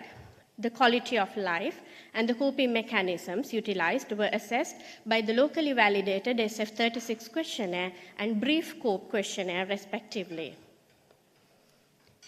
The descriptive statistics and inferential statistics with chi-square were utilized for the data analysis, with a p-value of less than 0.05 being considered as the level of significance. The response rate was 100%, and the mean age of the nurses was 30 years. The quality of life of the nurses, which was assessed by the SF36 questionnaire, indicated a cumulative mean score of 55.3 in their overall quality of life. The mean score obtained for the different domains of the questionnaire are as shown in this slide. The nurses indicated that they felt tired and worn out, they felt nervous and depressed, and they believed that their personal health is currently poor and that it is likely to get worse. Considering the mean cumulative score for overall quality of life as the cutoff value, 51% of the nurses were found to have relatively a better quality of life. When the factors associated with the quality of life of the nurses were assessed, it was found out that having a higher monthly income and having more work experience was significantly associated with better quality of life among the nurses, while having comorbidities, working for more than 12 hours per day, and being stigmatized for having contact with COVID-19 patients to be significantly associated with lower quality of life.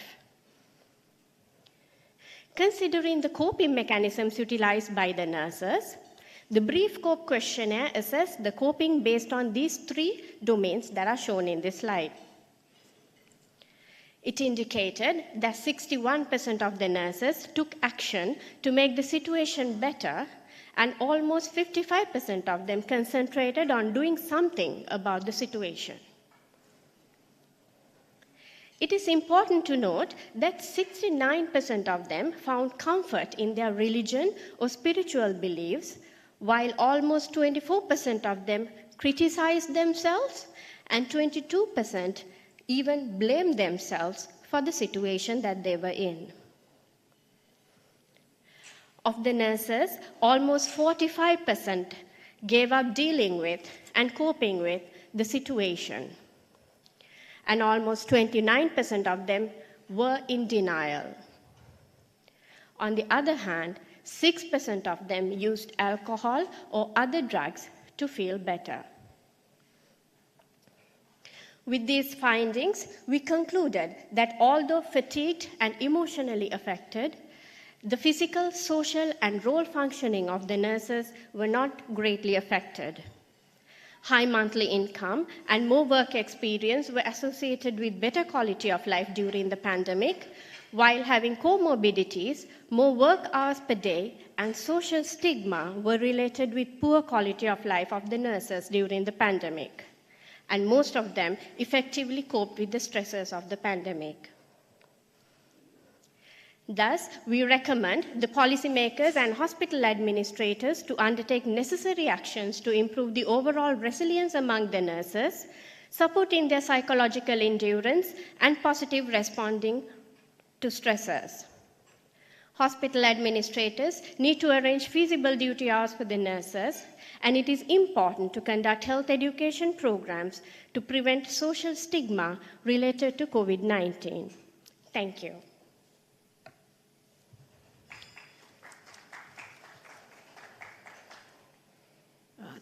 Thank you, Dr. Talagara. Any questions or do you want any clarifications?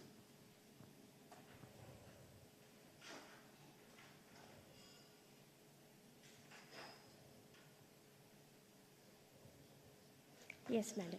Yeah, Professor Arbepala.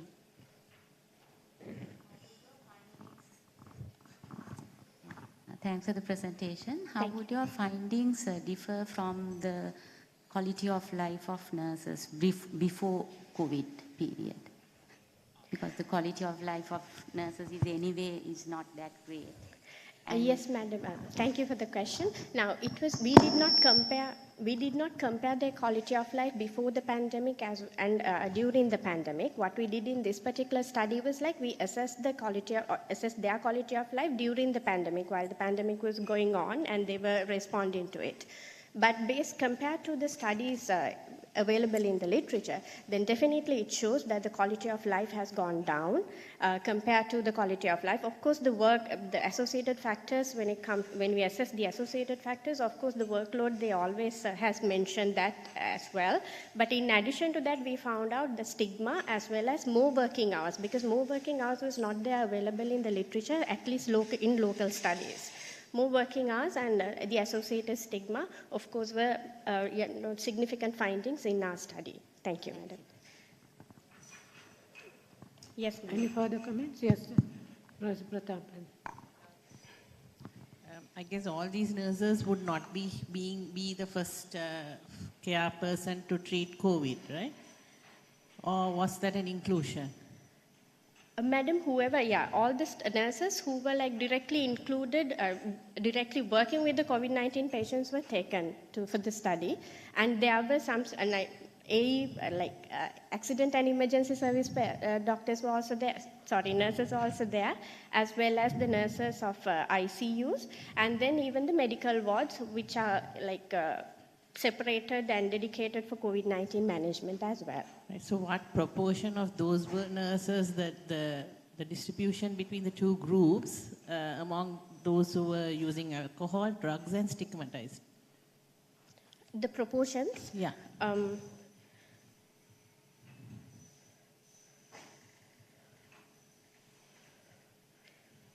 I think that slide was on coping, right? Yes.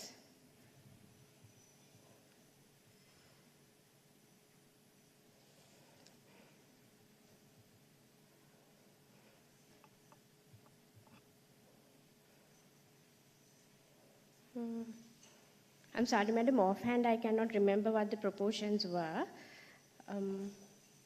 It's okay. Thanks. Thank you so much. Thank you. Can I ask you a question? Yes, ma'am. Out of curiosity, can you just tell me the percentage of nursing officers working more than 12 hours per day? The proportion...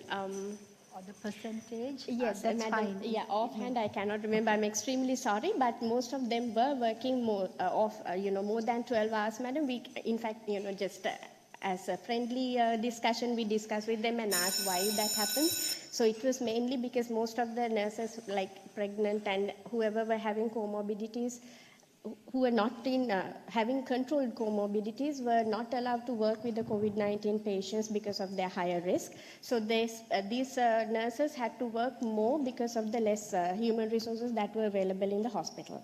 Okay. Thank you. Thank you. Thank you, Dr. Tarakula. Thank you, Madam. Over to you, Lanka. Yes, thank you, Madam. It's the last oral presentation by paper 6, awareness on evacuation strategies and associated factors of families living in low-lying areas along a flood-prone major river basin in Ratnapura district. Authors are Karunaratna, KMPR, Chulasiri P, and it's being presented by Karunaratna, KMPR. Over to you, Dr. Karunaratna. Thank you, Madam. Honorable Chair, dear consultants and colleagues, I'm Dr. Pasindu Karunaratna, Diplomate in Health Sector Disaster Management. Today I'm going to present you the research on awareness on evacuation strategies and associated factors of families living in low-lying areas along a flood-prone major river basin in Ratnapura district. According to the World Health Organization, floods are the most frequent natural disaster affecting communities all around the world. Sri Lanka, being an island nation situated in the close to the equator, has predominantly a monsoonal rain pattern. It has two main monsoons, the southwest monsoon from May to September and the northeast monsoon from December to February. The island has 103 major river basins. Among these, Kalu, Kalani, Ging and Nilwala river basins have the largest flood risk. The Kalu River, out of these, is the third largest river and discharges the largest volume of water to the sea annually.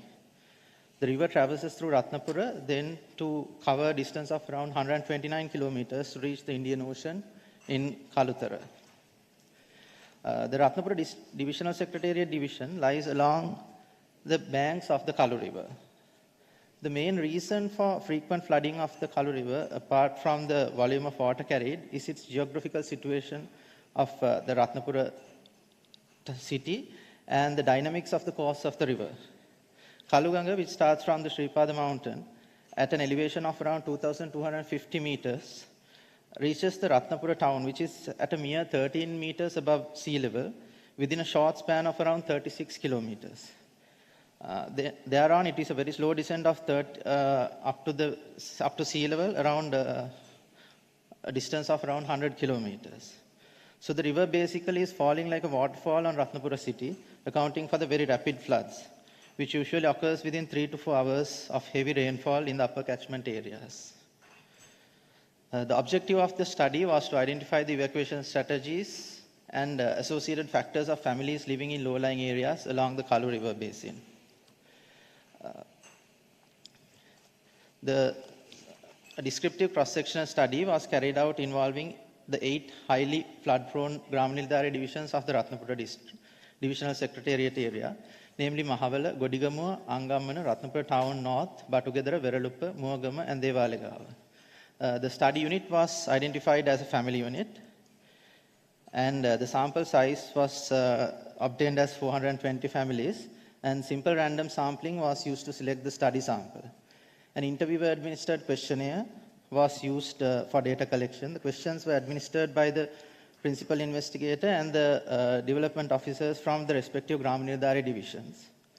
The questionnaire consisted of 35 questions covering 5 sections, which were the socio-demographic factors, socio-economic factors, flood-related information, early warning systems, and preparedness on evacuation practices.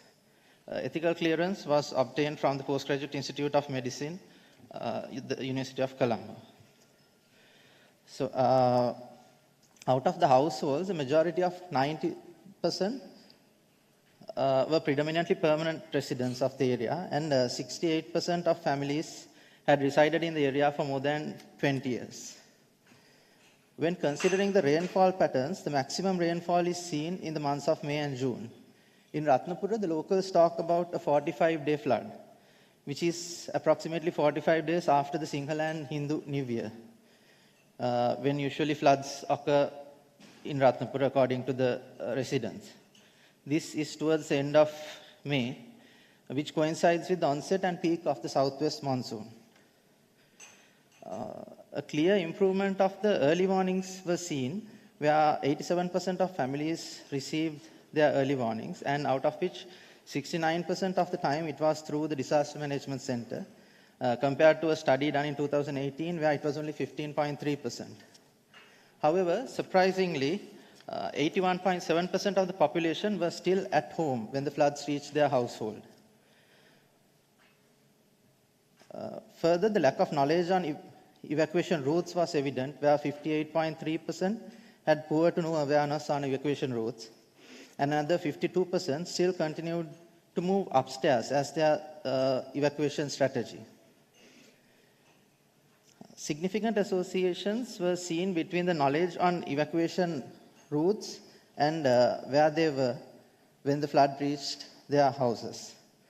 A positive association was seen with the knowledge on evacuation routes and the number of times affected by flood, where surprisingly, families which were more frequently affected by floods were the ones which were most reluctant to evacuate.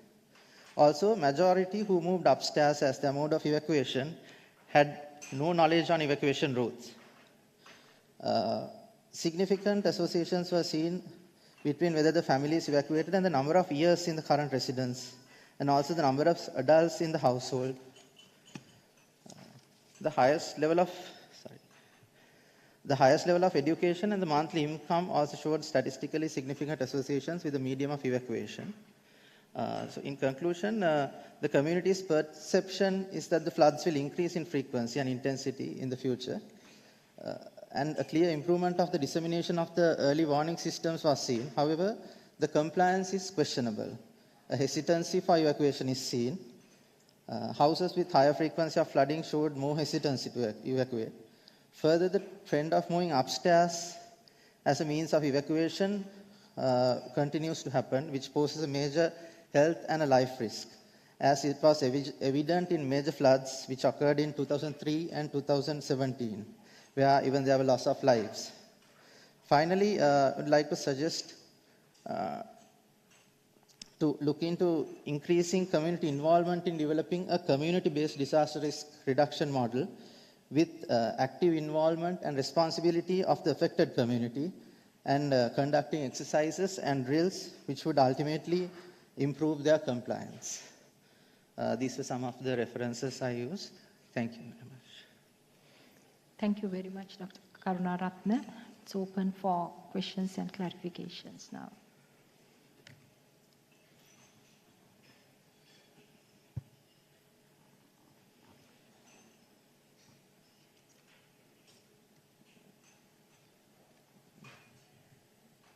Can I just ask you a question?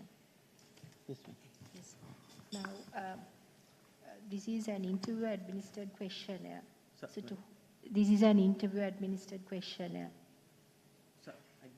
Yeah, this is an interviewer-administered questionnaire.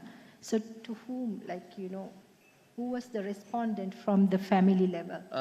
Madam, any chief of the household or any adult of the household is taken as the respondent, madam. Okay.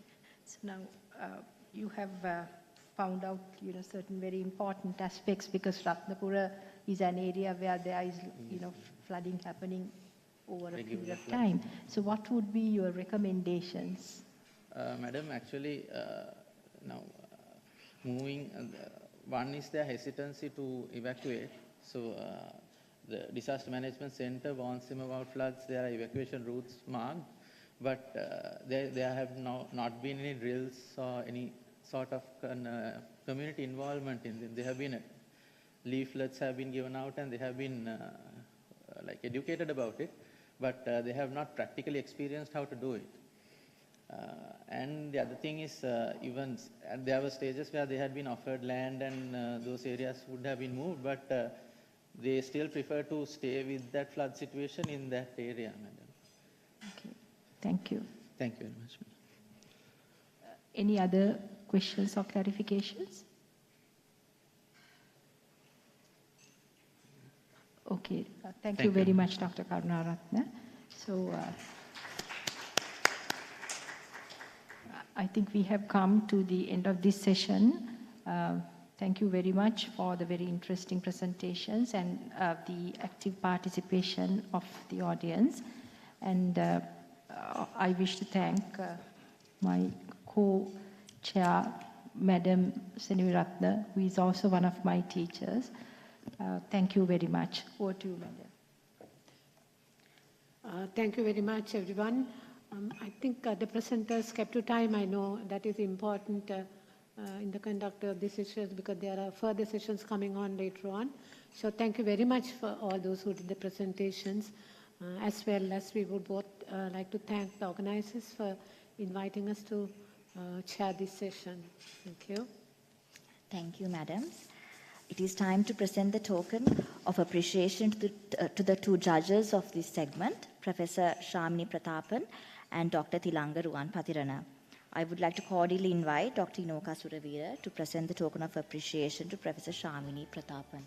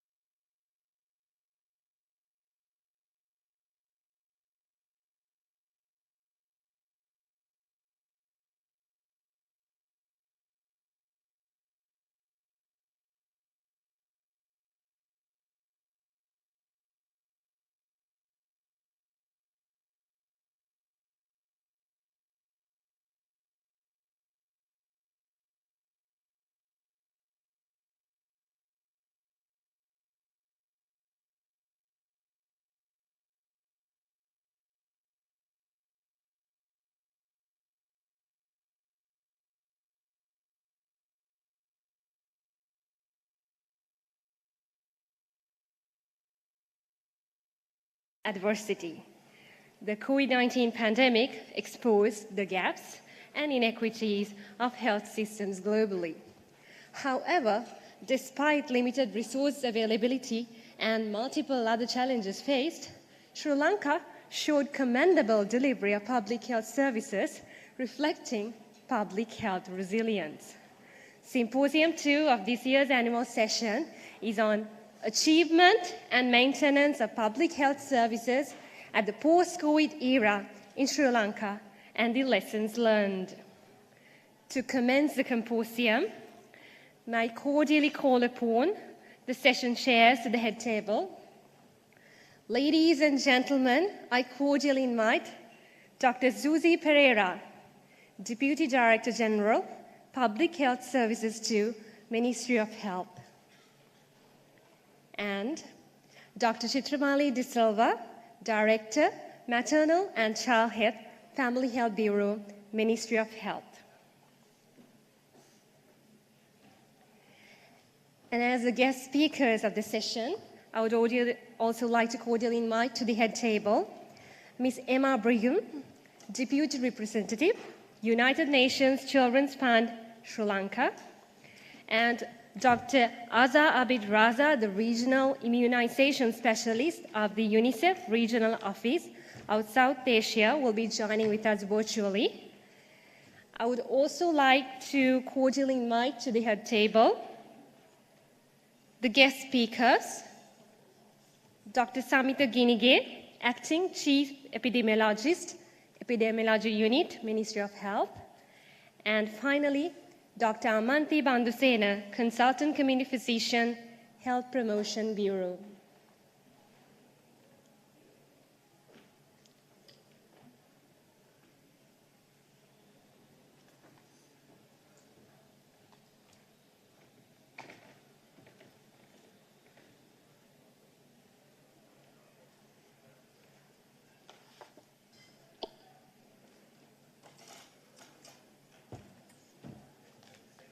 Thank you, Madam. Now I would like to invite the session chairs to initiate the second symposium of the annual academic sessions 2022.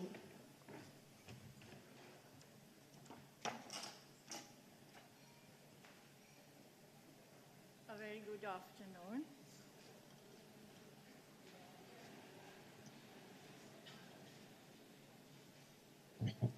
I think the COVID era globally and how we responded here has taught us many lessons. So this symposium would be considered a reflection on that, the achievements and maintenance of public health services, to speak about it in the post-COVID era in Sri Lanka. We have the keynote speaker today, and to be followed by 3 panelists. I would cordially invite and also like to introduce the keynote speaker for the keynote address, Emma Brigham. She's the Deputy Representative for UNICEF in Sri Lanka. We've known her for some time now, since 2019, and she has also served as UNICEF's planning chief in Mozambique and Southern Africa. Let me invite her to give the address.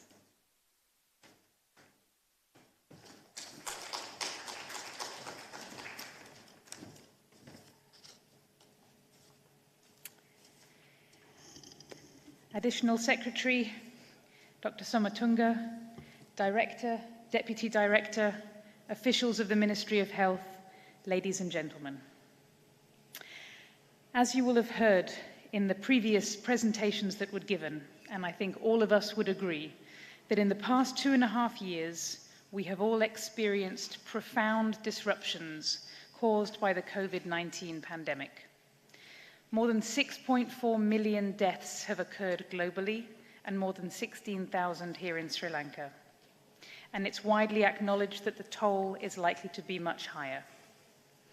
In April 2020, Sri Lanka ranked 10th in the Global Response to Infectious Diseases Index that considers the effectiveness and efficiency of leadership and preparedness of health systems in each country in managing the COVID pandemic, thus achieving global recognition for your excellent effort in the response to the pandemic in Sri Lanka. But despite this, one would agree that our health systems everywhere have been overwhelmed. And many health workers, as we heard in the presentation just now, have faced burnout, stress, and anxiety, including these days with the current economic crisis unfolding in the country as well. It's a sad reality that many of the policy choices and actions taken to mitigate COVID-19 will have long-lasting negative consequences for children, women, and communities, in particular the most vulnerable, threatening to reverse decades of progress for children.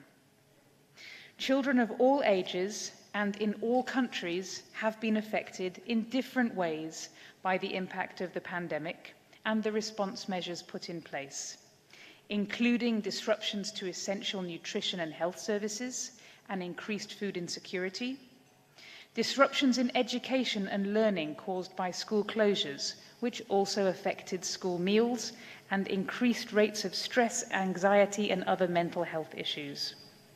An increased likelihood that children experience and observe physical, psychological, and sexual abuse at home, and an increased threat of child labour, child marriage, and child trafficking because those families are increasingly vulnerable to the economic stresses. However, I also believe that we have a historic opportunity to build a strong foundation for public health emergency preparedness and response, and a resilient health system building on the extensive foundations that are already here in Sri Lanka. For our health systems to be resilient, to not just combat COVID-19, but to be able to face any large-scale health emergency, we must be willing to tackle the root causes of disease and ill health, to reorient the health systems towards primary health care and universal coverage, and strengthen our capacity for emergency preparedness and response. The COVID-19 pandemic has taught us many very painful lessons. And through these lessons, we need to take forward the following 5 priority actions to help ensure a resilient health system. Number 1, to strengthen primary health care with and for communities.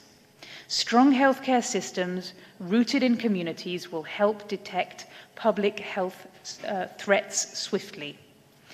When well connected with other service delivery systems such as education, protection, water and sanitation, communities play a key role in putting in place effective measures to help respond and limit the spread of a public health event.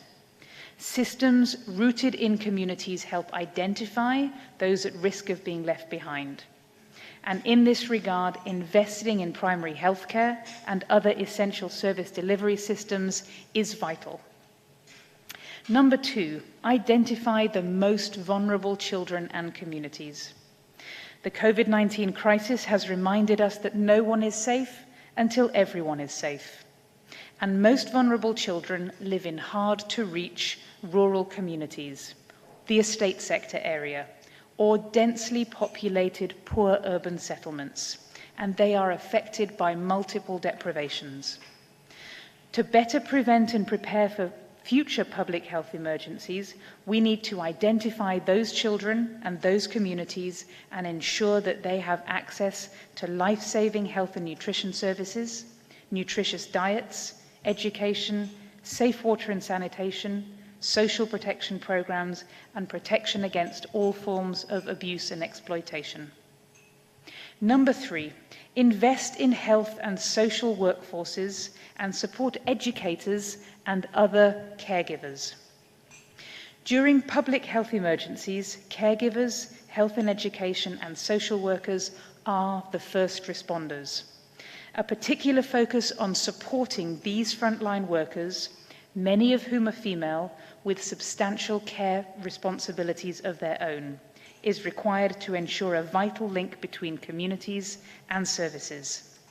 Their capacity to foster inclusion, reduce stigma and discrimination, conduct meaningful engagement, provide appropriate counselling, mental health and psychosocial support must be enhanced.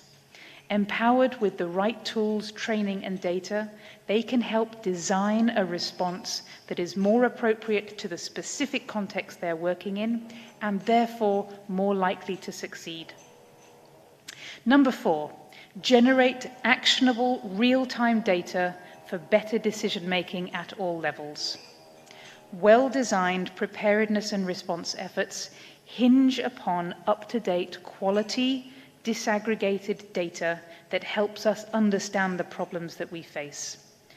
Before, during, and after public health emergencies, effective surveillance, early warning and response systems with built-in child sensitive lenses requires a deliberate investment so as to effectively support timely decision-making. Data of this nature is a public good and should be made as openly accessible as possible, while respecting, of course, individual rights to privacy. Number 5, expand support to families and caregivers with social protection systems. Sri Lanka has a very extensive social protection set of programs for which you should be proud. And family and child-friendly policies developed by governments should be systematically incorporated to expand coverage of social transfers and other social protection actions, particularly those that target the most vulnerable, especially in the event of a public health emergency and crises situations like the one we are facing now. Overall, it is important that we make children's best interest a primary consideration when assessing public health and other social measures. The response to COVID-19 exposed how easily children can fall behind on key markers in education, health, nutrition, mental health, and poverty. Repercussions on children of national lockdowns, prolonged school closures, and disruption in primary care services requires deliberate actions when planning prevention and response strategies. Investing in children and putting their agenda first is key. UNICEF recognizes its responsibility to help build systems that are better equipped to respond to such shocks while protecting children, women, and communities.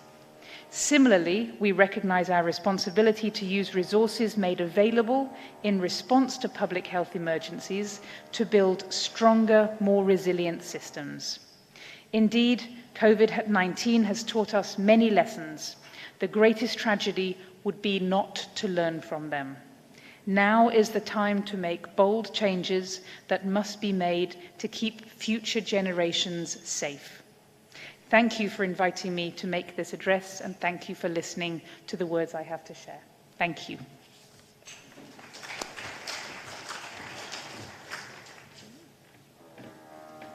Thank you very much, Emma Brigham. Now I invite my co-chair to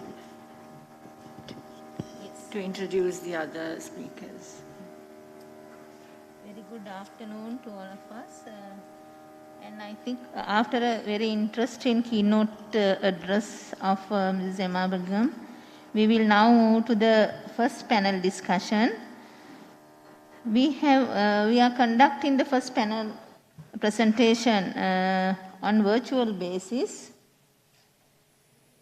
The topic is Global and Regional Perspective on COVID-19 Vaccination, Lessons Learned and the Way Forward. This will be delivered by Dr. Azza Abid Raza.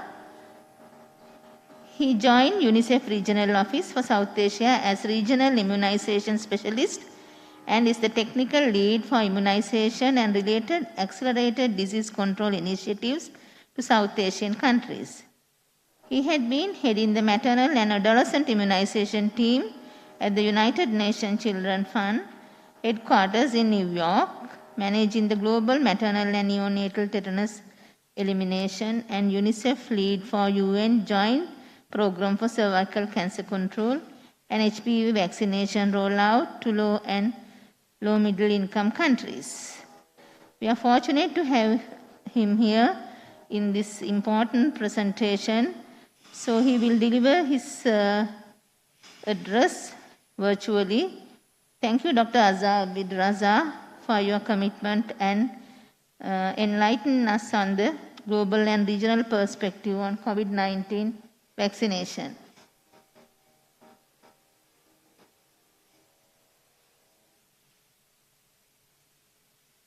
So thank you very much. First of all, thanks a lot for the opportunity. And it's indeed my honor and pleasure to be with you at this point in time.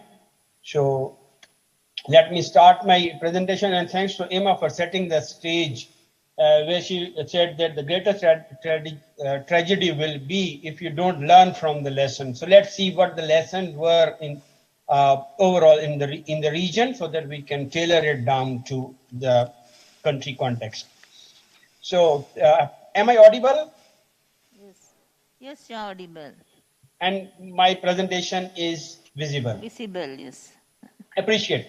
Thank you so much.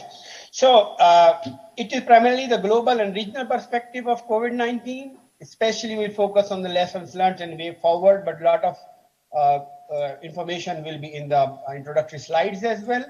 Let's go to the global picture.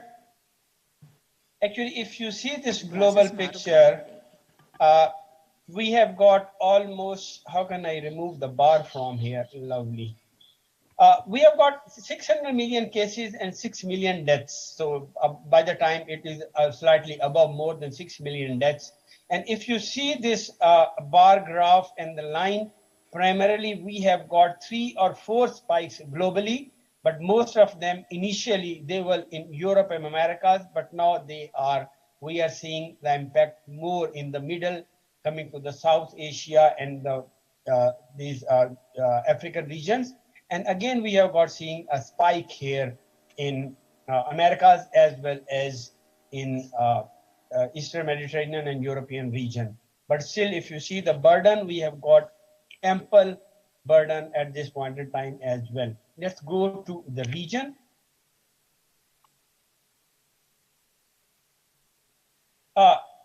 In the region, we have got 49 million cases and 622,000 deaths in South Asia. And if you see, apology for this bar graph, which has been dominated by what you call it, India, because of the larger population. But still, if you see in this in the tab here, we have got the highest burden in India, Pakistan, followed by Nepal, Afghanistan, and then Sri Lanka at the 5th rank, 5th of the 8 countries. The key challenges which we faced were the unprecedented rapid emergency. It was the transmission are rapid, and it was affecting the most vulnerables. The variants kept on emerging, but the two variants, the Delta and the Omicron, they were of key concern. Their unpredictability, and then we lift the restriction that moved into the risk band measures, and we stopped curbing the transmission, and it started reappearing. Reduce early warning with lower levels of testing, surveillance quality, and sequencing. Sequencing almost negligible still at this point in time. Surveillance has been strengthened, but still we have got low level of testing. I'm talking about region. Sri Lanka is well ahead of it. Weak health system, it was exposed by the limitation of oxygen, the supply system, and the cold chain. We'll see the cold chain and this, what were the increments. And the deep inequities, they were apparently exposed in this outbreak, that the most marginalized, they remain most marginalized. Sustainability and health system strengthening, how we build and integrate, that became, that was seen as a challenge. And it is again a lesson for us how to build on this. And the burden of disease, impact on health and other sectors, the slides will show. And vaccines that protect against severe disease, it is there, but it is not effective or more effective against the infection. So the infection rate will keep on increasing. Severity of disease, and the graphs and the data, it shows it is being decreasing, that complements the effectiveness of vaccine. Now, sorry. Now, as Emma said, that it has COVID-19 has impacted severely. I will just taking the effect on not overall PHC. I will take the effect on immunization, which was grave. If you see the block on the right, 2019, 20, and 21, it clearly shows that the pandemic, the zero dose children, they have been increased globally from 13 to 18 million, almost 5-6 million added within a couple of years. And that is a big number. And the Asia is much concerned because the major change was in Southeast Asia, South Asia as well as Southeast Asia. I will talk interchangeably these both South Asia and Southeast Asia because Sri Lanka in WHO it falls in Southeast Asian region, while for UNICEF it is involved in South Asia. So don't be much confused.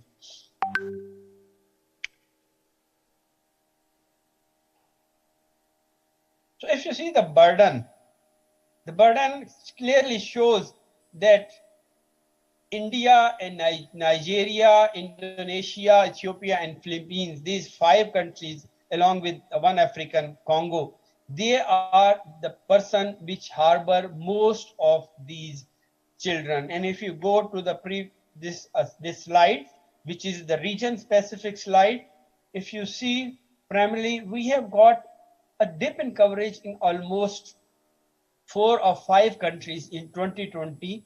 And as a result, if that is the line graph on my left, if you see the bar graph on the right and these red blocks, it shows in 2019 there were 2 million, 2.4 million. Within a year, it jumped to 4.4 million in 8 countries. And the major chunk came from Pakistan and Afghanistan. If you take that block as CRO, it was Indonesia as well as Myanmar and North Korea. But still, we are not comfortable in 2022. The recovery has been made in South Asia. South Asia means UNICEF South Asia. We have got almost 600,000 children covered. But when I saw in the morning the Southeast Asia, the CRO slide, they have got an increase around the same number in 2021. These are the unique updates. So I think we have a bright concern, and the concerned should be on top of our agenda how to reach those which are not reached and which we have missed in last couple of years. Now we come to the pandemic response, and I will touch on vaccination primarily. I will try I'm trying to be within the limited time, so the slides will be with you so you can go to the details in the text. If you see the response, the vaccination, it has got tremendous improvement. We have vaccinated close to 3 billion vaccines delivered, acknowledging that India and an outlier with almost 2.1 billion vaccine, which has been done, but still 1 billion for these remaining 7 countries. It is a much number. But if you see this bar graph, the number of cases, we responded to the number of cases, and the vaccination was there in mid 2021. But now the uptake is going down when we have completed the primary series, or we have reached a level of primary series in most of these countries. And if you see the end of this line graph, I think it is a warning trend that the uptake has been reducing every day. So I think we have to see modalities, how we can increase that uptake. So if you remove India, I think these country-specific vaccination graphs, I think they are quite encouraging. The India on our right upper block, it says that they have got almost steady performance. But if you see Bhutan, Sri Lanka, Maldives, even a country, and we have got seen, because in 2022 or in the latter half of 2022, the numbers, they are gradually decreasing, and we have to see how we can pick up in Sri Lanka, Bhutan, and Maldives with the acknowledgement that they have reached more than 90%, but still they are 90% of the population, but still the adolescents, boosters, and the children, they are required to be focused, and also minimizing these inequities where we couldn't reach and which are still missed. This is primarily the encouraging one for Sri Lanka as well, that if we take the target population, you have reached around more than 90%. But the WHO benchmark of 70%, if you see Sri Lanka here, we are still to reach those 70% of the total population. That means we have to focus, and we are talking about the primary series, not the booster. They have been excluded from this. So we have to focus on the adolescents, which you can see, I think I am seeing that the subsequent presentation is on Sri Lanka specific, and this 12 to 18 mean the adolescent or early adolescent block, it is quite low, just 15%. How we can get, we can accelerate, how we can accelerate on boosters. So this is primarily one of the basic thing which we have to see. Although 4 of 8, they have reached 70%, but still Sri Lanka need to make efforts. 61 parts of the 12 to 17 globally. But I'm just again saying this, that India is an outlier. If you see Sri Lanka, the second block on, or the second bar on our right, so it would have got only 14, because the today's update is 15% of them which received 2 doses. So still we have got, although we have reached, the access is 97%, we have to make sure that we reach with second dose as well in those 12 to 17 years, and then see how we can accelerate booster. I'm frequently saying booster because that is again a challenge. We will see a graph which will come later, that the boosters are equally important when we are making those, while we struggling for the coverage. Move, thank you. So, vaccine availability. It is primarily the positive one, which you can clearly see that the bilateral agreement and domestic manufacturing, they made a significant contribution to most of the countries, especially Sri Lanka, India, as well as Pakistan. So these 3 countries, they did this bilateral agreement and not domestic manufacturing, but they mean, in other words, they raised their own resources while depending on the COVAX. This COVAX facility just contributed 17% of them. So the country effort, the Ministry of Health, and the partners in country partners effort, they remain commendable in your case. Vaccine availability, if you see the AstraZeneca, it shares 59%, while the Pfizer, which we say primarily for this adolescents and the younger population, less than 18%, it has got 7% only share. And I think the issue of this Pfizer, it will come in the subsequent presentation with you, because we have got a lot of doses in the country. So we have to make sure that how we can use these doses as early as possible, factoring also keeping in view the limitations and the challenges in the country at this point in time. Now, more than 3 billion doses delivered in South Asia, and I again confess that most of them they did through the bilateral agreement, and UNICEF also delivered the all COVID related the COVID related, and also some donations and also some bilateral agreement which came for procurement. So we are proud to say that we did that. All the vaccines, they were made available mostly in time when they were needed. Cold chain strengthening, I also touched briefly in the beginning. If you see the first block on the top, just below cold chain equipment, in 2022, they have got almost 0.2 million capacity in liters.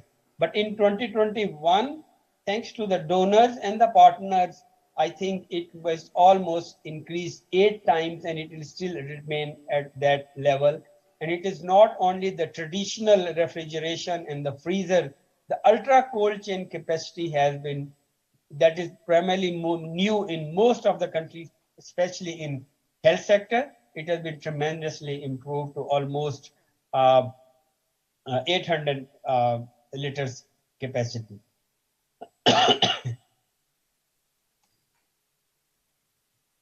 So it's on, if you touch briefly on this social media, we have got a lot of efforts which are made by our colleagues in social behavior communications, the Ministry of Communications. I think they work together, and we have got this, the WHO slides on our left, what were the 10 topic by volume and the rising topic. So this missed vulnerable communities, non-programming treatment changes is the AFI concerns, the testing, they were primarily the one, and this, it shaped the, and helped the country and the region to shape this media activities and the media profiles. And the 3 key points which were also pointed out, primarily they were on the symptoms, vaccine, and also the people at the end, they also were quite concerned about the monkeypox as well. I'm not going to the details of the slide, but it will be with you if you are interested. And in the below, at the bottom of the slide, we have got the reference if you want to go to those details as well. And you can come back to me for any details. Social media in Pakistan, social media monitoring, that was primarily one of the success. And I see that RCCE was also a strong component in Sri Lanka as well.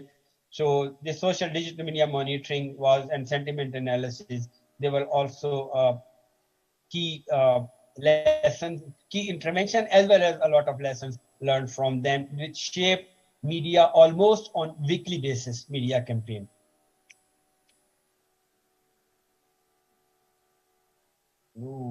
Now we are going precisely onto the lessons learned. I will be quick because my time is 20 minutes. This was a slide which I was talking and I was urging on boosters. Primarily, if you see, I'm not going to the text key takeaways on our right. If you see the blue one, not the WHO blue, the middle one, the protection mostly sustained for boosters in severe diseases. So if you get of severe diseases, if you are taking boosters, the protection is almost sustained after primary series. If you take boosters, it boosts up, rapidly improves, but over a period it decreases, but very slowly. And if you see the lower UNICEF blue, I'm sorry for naming those with the blues. And this is, if you see those monograms, you will just find the logos that these are those colors. The protect for those which were a symptomatic disease, not a severe disease, it rapidly declines. It means the disease is also giving your antibody response rapidly. But if you see this in the booster, it is restoring those to the normal level antibodies, and then again they are declining, but not that good. But even the declining rate as compared to the severe and the symptomatic persons, it is very it's not comparable. It is more in the asymptomatic or the symptomatic disease. So therefore, we encourage and stress on the booster doses and on those children which have been missed. Children mean those are below 18, and in your case, it is 19 years. So lessons learned from COVID vaccine, the integration, health system strengthening, this post-introduction, this evaluations, at some regional evaluation. If I've summarized, the strengths are primarily the huge investment in cold chain expansion. And you have seen that it went from 0 to almost 8 times increase, and it is primarily an asset with us, which you can use for immunization system strengthening and as well as health system strengthening broadly, which is now can be used for public health, primary health care.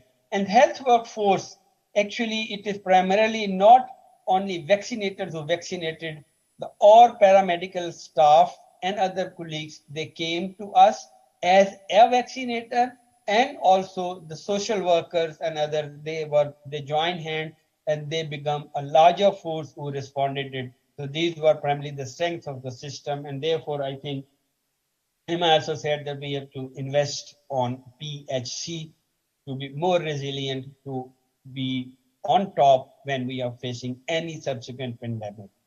The weakness is primarily the verticality for a larger period, or I can say still at this point in time, the COVID-19 response is vertical at this point in time, but wherever we have done intersectoral collaborations, I think it worked very well with MNCH, with PHC, and not only within health. If you go out of health, I think the colleagues, the Education Ministry, the Ministry of Environment, the Ministry of Social Sciences, and Ministry of Communication, they were exemplary contributors to this response with the Ministries of Health. If you go into the leadership and governance, I think I have just summarized this workforce. We have utilized this, repurposed, optimized this commitment which were there. We've got different task force, we have got working group. We can use them strongly for COVID response, because COVID is not going away. It is to be with you. We have to focus on how we can invest on those assets, those blocks which we have, and how we can integrate with the health system. And we have to take the strengthening multi-sectoral approach and the group's engagement with the non-traditional immunization partner, faith and private sector, and think these and the community leaders, they were exemplary respondents initially, and even the co-respondents in this. Service delivery, we have did mapping, registering, we adapted service delivery strategies to the priority target groups. We defined existing new resources, delivery entry point. I think they are also more pertinent for the subsequent time and in the post-COVID era as well. We touched on health workforce as well. I think the quantity and the capacity, initially we saw we are low in that when we are the first responder. But I think when we joined our hands with other disciplines within health and across the board with community and social, I think, and the social sector, we were very strong and we responded well. And we see the spikes which go up, sudden high spikes in this coverage, and the respondents with subsequent decline in the number of cases. Information management, this HIMS, they were primarily revitalized. DHIS2, we used it, and India also used this COVID, which using this routine API, they just added COVID, and I think that was primarily one of their best management, which the management tool which they used for the response. Then on supply chain, I'm not going to talk more because it is primarily the one which is very obvious that we have, and we have to see how we can count on that in our subsequent pandemics or pandemic. And health financing is primarily, we have to, we mop this cost of COVID-19 vaccine. We map where we need it, but still we have to map it where we need this vaccine delivery, what are the integration opportunities, and what is the integration and service delivery. We have to estimate cost for procuring COVID-19 vaccine products, because in a view that this COVAX facilities and other CDS windows and the country coordinated concerted country windows, they may go down or they decrease. We have to see that how we can see the resources if you are going to working on you are increasing those coverage, increasing children coverage, and also on booster what to do. So it's need to be think and plan now, and we have to see how we can integrate the funds or we can benefit from the others. Demand, we have also did said, because the social data listening systems, we worked on the implementation evaluation of demand strategies human-centered design approaches, HCD, they were very much used in those and the community engagement, it remained on top of this response as well as in demand creation. This slide primarily shows COVID-19 vaccination integration and health system strengthening. What the lessons we learned is primarily, if you see the epidemiological challenges, the most likely COVID pandemic scenario is required a periodic boosters, as I said earlier, because and the next 2 to 3 months are crucial when this support goes down. Then we have to make sustainability, think of sustainability as well, moving from COVID mass vaccination, which we are doing as a verticality, how we can mainstream in immunization or as part of primary health care, because we are our target for the boosters and other, it will be primarily the older age and the high risk population as well. Life course approach, primarily we have already seen after every 4 to 6 months, the graphs, the bars show that we need a booster. So it leaves, we have to focus on the life course approach, which has been very strongly recommended by WHO for even those childhood vaccination, a number of vaccination, and even for the maternal vaccination as well when we are doing it in pregnancy, and now the respiratory syncytial virus vaccine is also on the horizon. And then, as we said, that leveraging resources, we have to see that what existing investment and innovation are with us and how we can use those for strengthening PHC immunization and pandemic preparedness if it comes. Because I saw in the graph today in a meeting that we have got a surge in those dengue cases as well.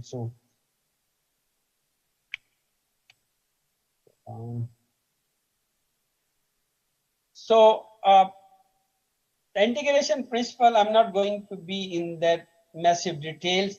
These 4 are the primarily the key principles which we learned: equity, people-centered, context-specific, and optimizing coverage and equity. In equity, primarily, we have to focus on the most marginalized, hard-to-reach communities, and high-risk groups. High-risk groups primarily for the boosters, and marginalized and hard-to-reach for the primary series and for the initial boost of their coverage to reach those 70% benchmark. People-centered, we have to see that who are the user or beneficiary perspective, what they need, where they need, and how they need. And we have to focus on the individual population, and while ensuring that the community engagement there, only then we can, without communities, you cannot precisely go for a people-centered approach. Context specific, I think we are at this point in time and throughout the pandemic, we remain context specific, where we need to be more epidemiological context, and we have to see how we can do sequencing and tracing of those contexts.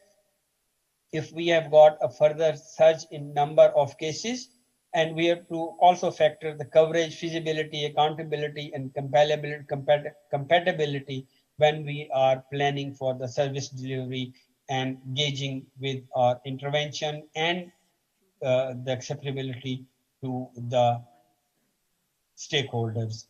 And we have to make sure how we can ensure accountability of different levels. Optimizing services, primarily we have to improve integrations and reduce inequities. We can see how we can reach the missed communities and focus on the missed children. I think the zero-dose children, there are a large pool of children which have never been reached by vaccination. We can take that as a diagnostic to consider them that these may be the communities of zero dose are the one which are most vulnerable. And on top, we have see high risk and vulnerable population, which may be around you in urban and in the areas which you say that if the coverage is even 99%, but those 1% may be the most vulnerable and the high risk populations. Some examples: Sri Lanka, you combined very successfully the combined delivery strategy with routine immunizations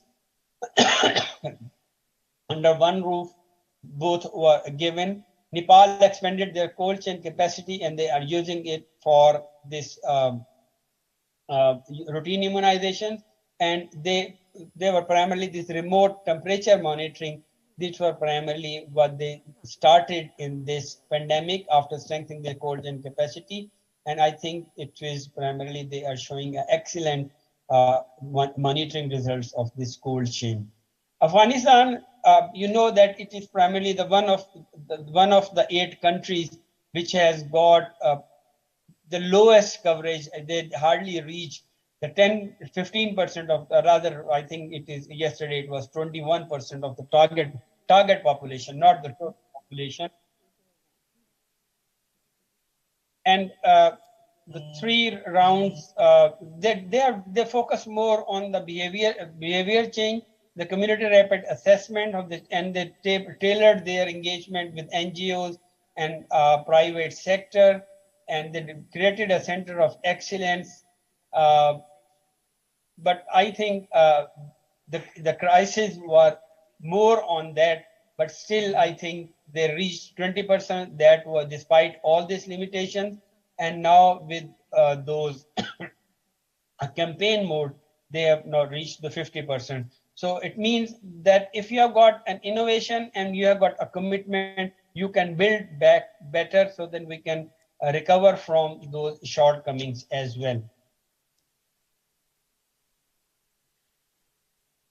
This primarily the lesson learned from the social and behavior change. In summary, we were focusing this green spikes, the knowledge awareness, gender culture, norms, rumors, misinformation, and fear of side effects. But I think if you go to the lower part of this slide, we have to see also focus on our social behavioral change communication. What are the other priorities? Why the mistrust is, how to dissect it and plan. The health workers primarily, we are asking the priority group what to do for them, and then the seasonal and the daily outreach, because a lot of problems will be coming in coming. We have seen in Pakistan this monsoon disaster. We are foreseeing in Afghanistan there will be a blockade after this snowing and all this. And then on the right one is primarily the system strengthening part, supply and availability, the transporting to the distance part, and the waiting time primarily at the facility, especially when you are talking about integration and the cost for the poor, how to reach or access those interventions. India, I think they on demand, they were exemplary, and they have also shown they did this vaccine uptake, data collection, and that was enormous, and that was contributed, as I said, primarily with the CoWIN, the adaptation of the DHIS2 to CoWIN. That was in 26% of the people who delayed their vaccination said the fear is because of the side effect still. And RCC strategies, they did an amazingly good Har Ghar Dastak, primarily knocking every door, and they were tracing and capturing the eligible populations, and they focused on the schools, old age homes, and every prisons and the brick lanes. So they tried to reach the marginalized. And when we had this last week, and then the colleagues were there from the Ministry of Health as well, Sri Lanka as well, I think their biggest success was to working on minimizing inequities in that population of billion that was primarily attributed to the Har Ghar districts, they claimed. Complement with target special strategy for low performing states, they just identified from the data and they engaged with the local influencers, the tribal leaders, the migrants, and most focus on the migrants and mobile population. Communication strategy, they focus on the region influencers, community leaders, and innovative campaigns. So that all says that the focus remains on the community while their strength, the health system showed their strength. And rebranding of health center for routine, it is primarily in a purview of that COVID to go to stand with, stay with them. They have to still working on their accelerating their uptake and also to do continue their boosters in future as well. The way forwards have to be good. In next 2 to 2 months, we have to accelerate momentum. I have seen high risk population and booster. It is a target and challenge for across the region and also for Sri Lanka as well. We have to go for tailored strategies to reach hard to reach population because we couldn't reach them in 1 year or 1.5 years. We have to see the how to bundle resource or do micro planning or re-micro planning. Leveraging COVID-19 investment for integration, but I will leave a slide, not show another slide.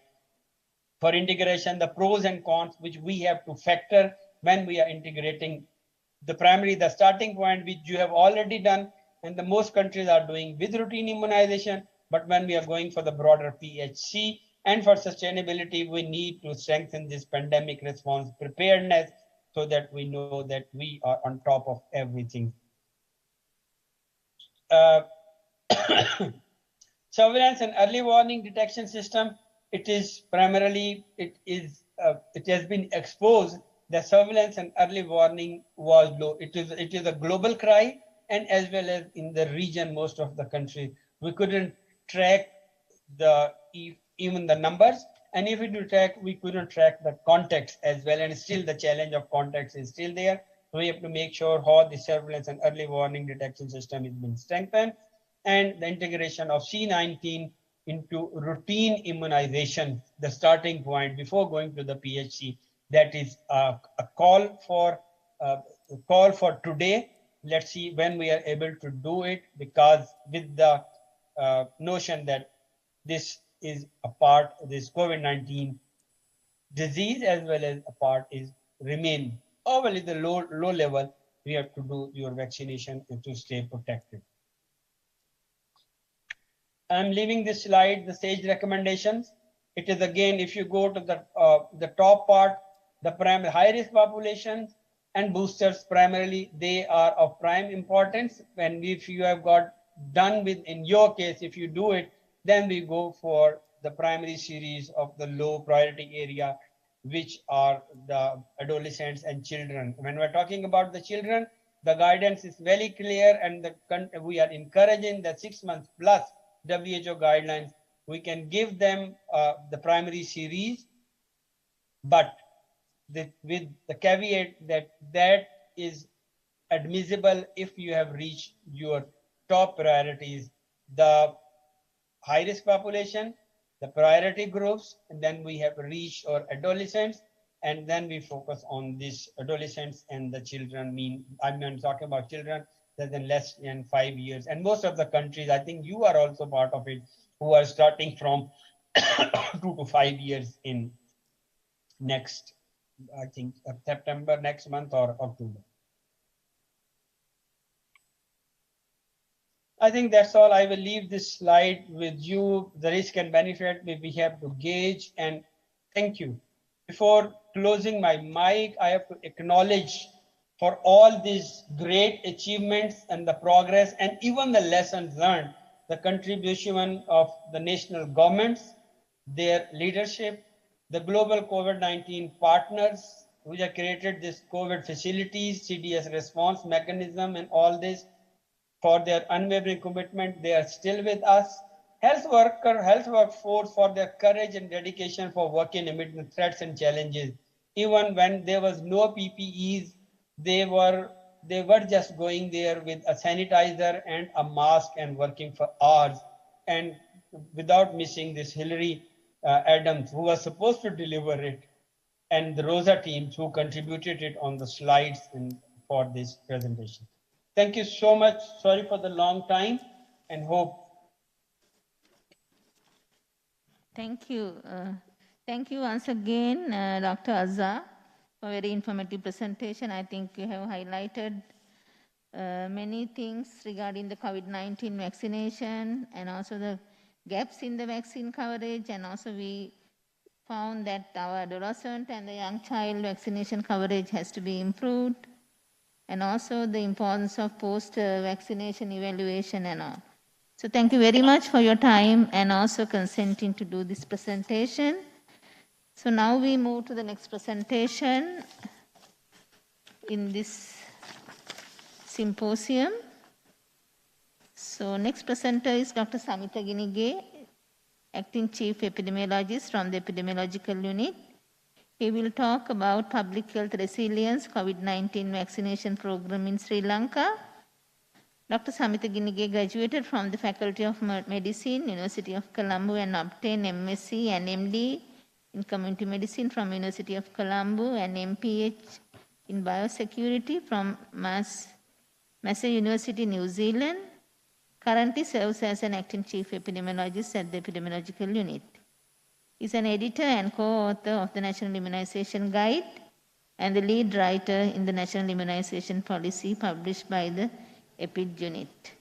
He has provided expert services to WHO member states in the field of immunization. Over to you, Samita.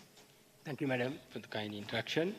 During this next 20 minutes time, I will talk about the COVID-19 vaccination program in Sri Lanka. This is the country profile because our population is 21.8 million and country was ranked as a low middle income country with per capita income of $4,000.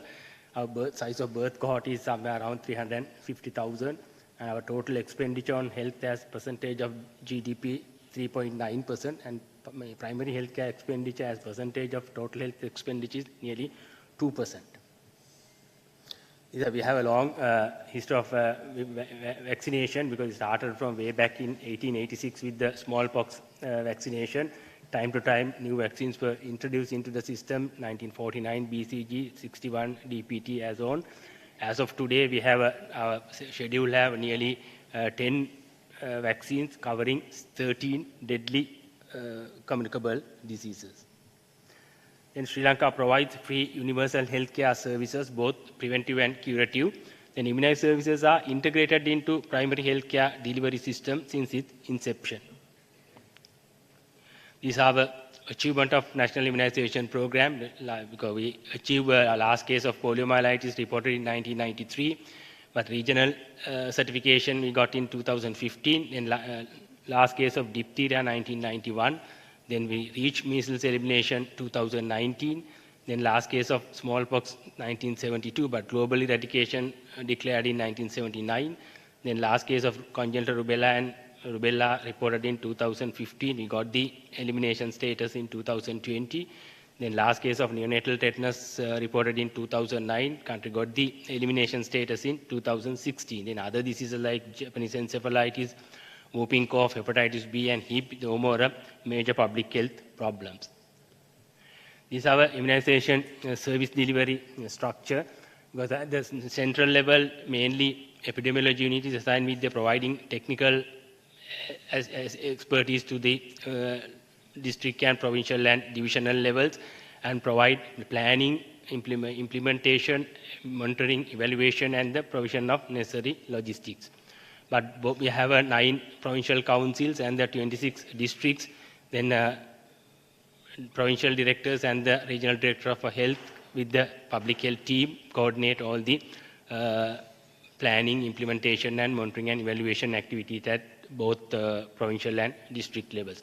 But our main operational units are divisional units we call MOH units. We have altogether 365 divisional units headed by qualified MBBS qualified medical officers.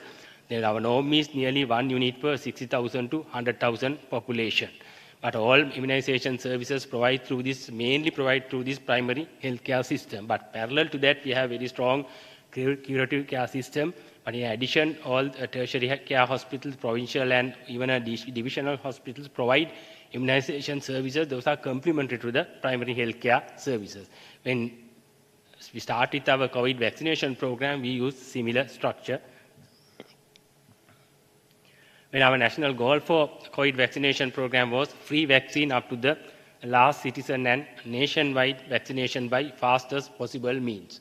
That means I think President has appointed a committee for COVID-19 vaccine deployment committee in January 12th. They were assigned with the coordinate with the procurement process of all the vaccines. Then Presidential Task Force and the Health Ministry of Health Technical Committee always daily basis monitor the whole process since its inception. Then Advisory Committee on Communicable Disease is equal to NITAG. And National Immunization Technical Advisory Group, provide all the technical assistance and technical guidance for the whole program.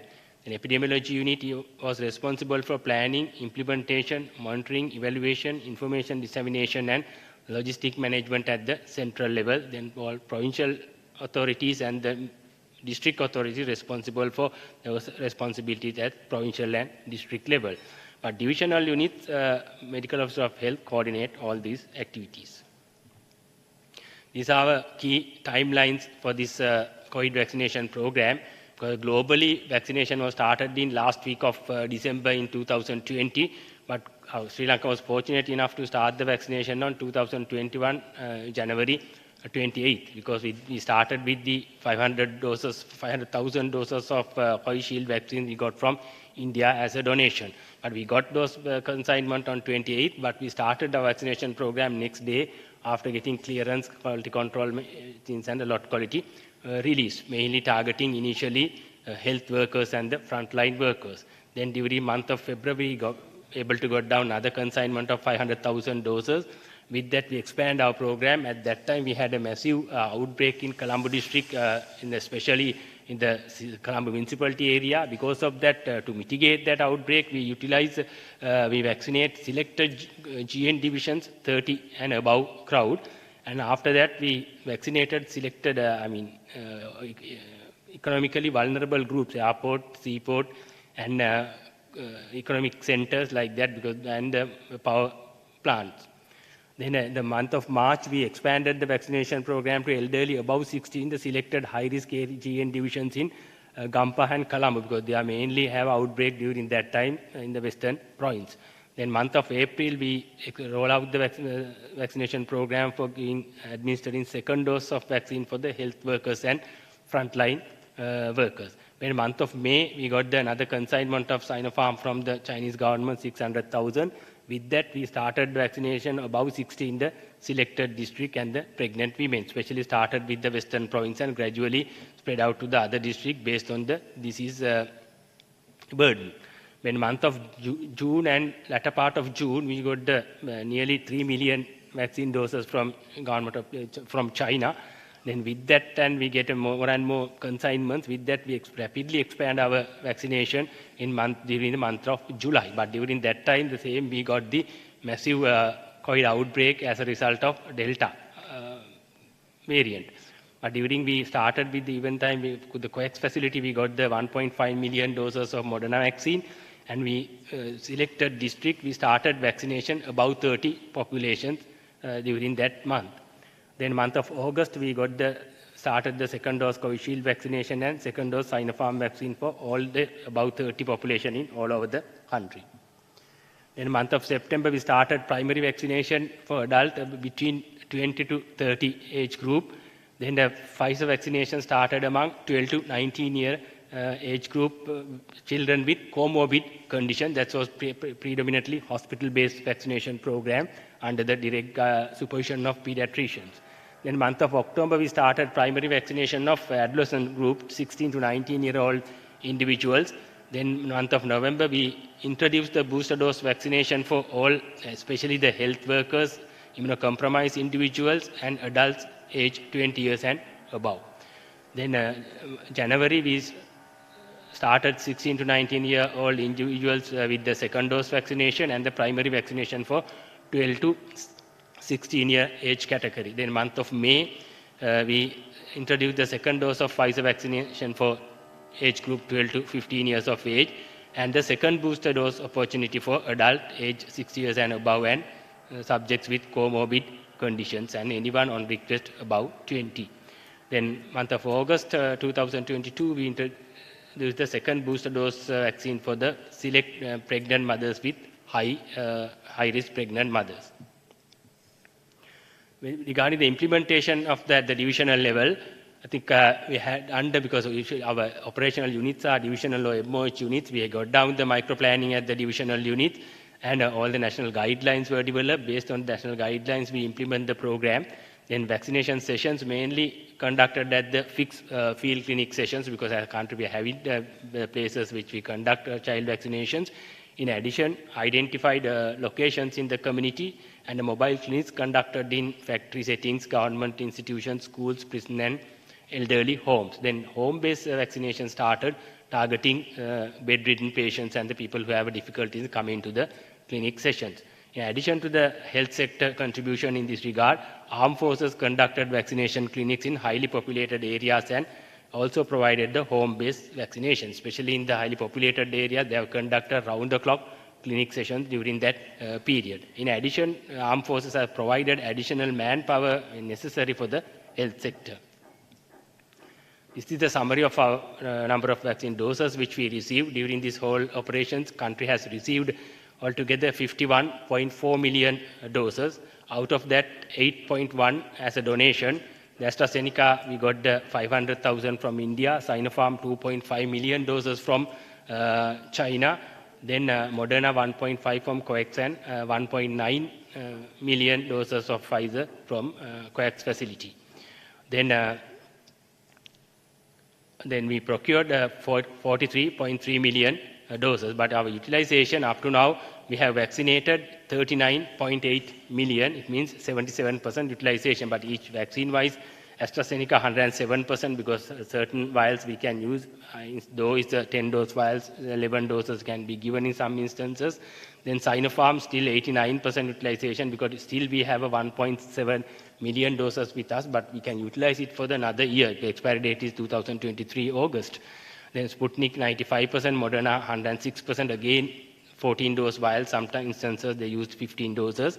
Then Pfizer 56% utilization because we have 7.5 million doses. Still we are vaccinating population with the first booster and the second booster dose. Regarding the cold chain management equipment, because mainly during this whole operation, country used the existing cold chain facilities to handle 51.4 million doses.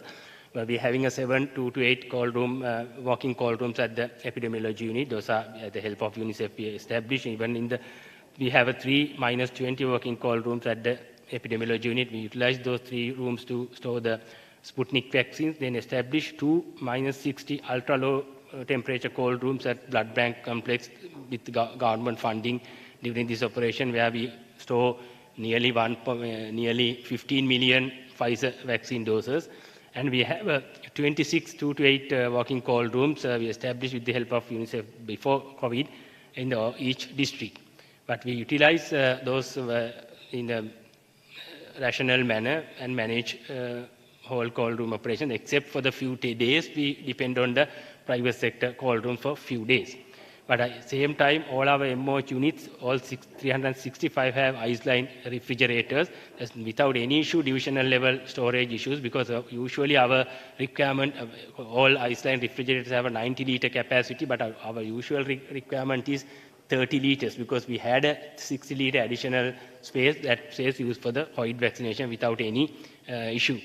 Then we, in addition, with the WHO support, we brought -20 freezers because Sputnik vaccine, we are not supposed to keep outside even an hour. Because of that, even a clinic sessions, we need to have a -20 freezing facilities.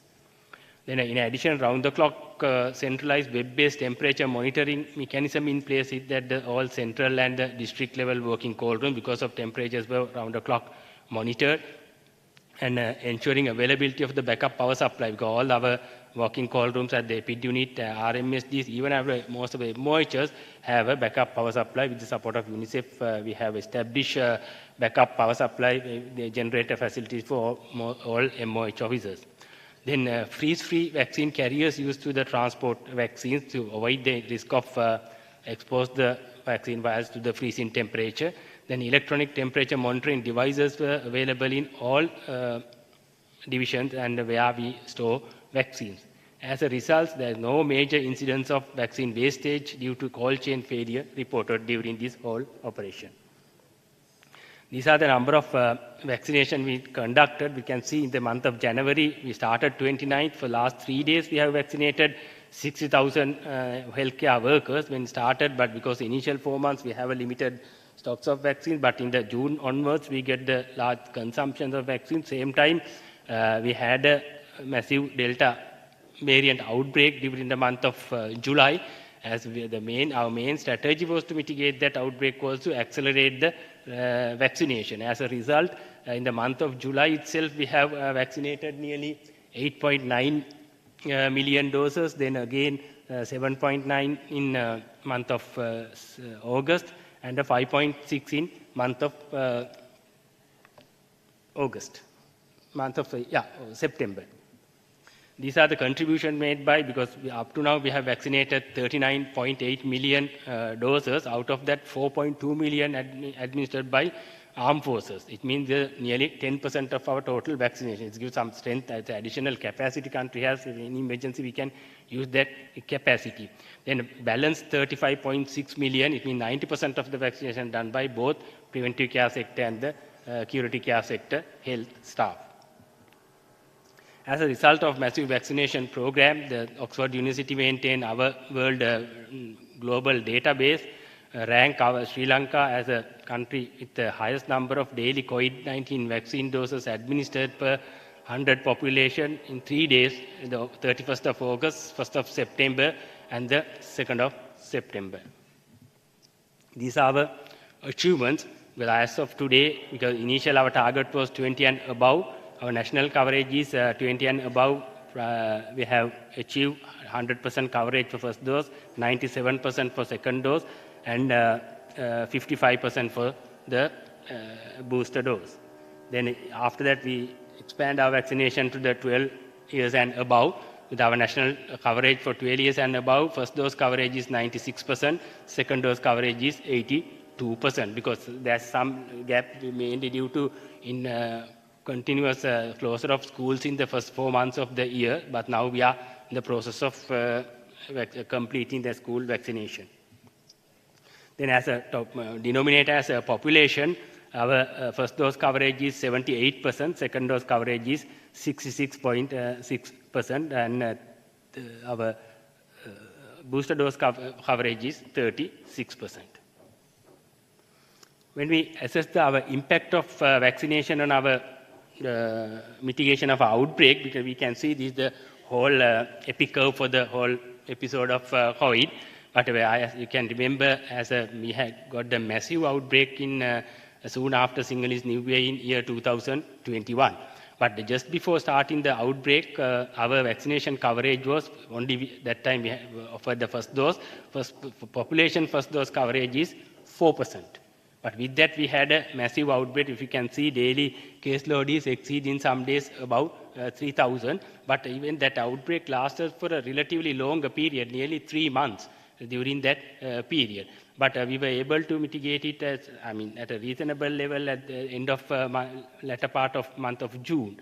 But in the 20th July onwards, we experienced the worst outbreak due to Delta variant. Just before onset of Delta variant, the 1st of April, 1st of July, our first dose population coverage was 45%, second dose coverage was 10%. But when we experienced this outbreak, and the few days we have had more than 6,000 cases per day. But if you compare with that, anyway, our main strategy was to accelerate our vaccination program further. That's why you can see previous graph. During the month of July, we have vaccinated 8.7 million doses, and the month of August also similar number. As a result, we were able to control this peak during a very short period of time. Only that tall waves lasted for less than 2 weeks. That have a huge impact on the health system and have some problems. But anyway, within a short period, we were able to mitigate and reduce the number of reported cases drastically. Mainly, rapid vaccination helped us to achieve that achievement. Then at the end of the COVID Delta variant, it means early September, our coverage was 46%, population coverage of 46% for the first dose, and the second dose coverage 10% we have increased to the 53%. But after that, nearly 3 months, till mid-January, we were maintaining a daily case load of 600 cases per day in a very controlled manner. But during just before early January 2022, our vaccination coverage, population coverage was 76% for the first dose, and the 63% for the second dose, and the 24% for the booster dose. Then only whole world experienced the Omicron outbreak due to Omicron variant. But Sri Lanka also had an impact, but very minimum impact compared to other. Even our majority of the cases got the disease, no need to admit it to the hospital. Then the impact on the curative care sector was very minimum. Even outbreak lasted nearly 1 month, and that particular wave integrity also relatively less compared to other as a result of good vaccination coverage at that time. And after that, another 3 months or till from month of March, April, May, and June, 4 months, we were able to maintain very low caseload with the less than 20 cases per day. Again, slightly increased the caseload, daily caseload above 100 to 200 cases as a result of Omicron subvariant BA4 and 5. But then just before starting that July, our vaccination coverage was 78% first dose, 66 second dose, and the booster dose 37%. Because of that, still I think though we are having relatively increased cases, not out of control.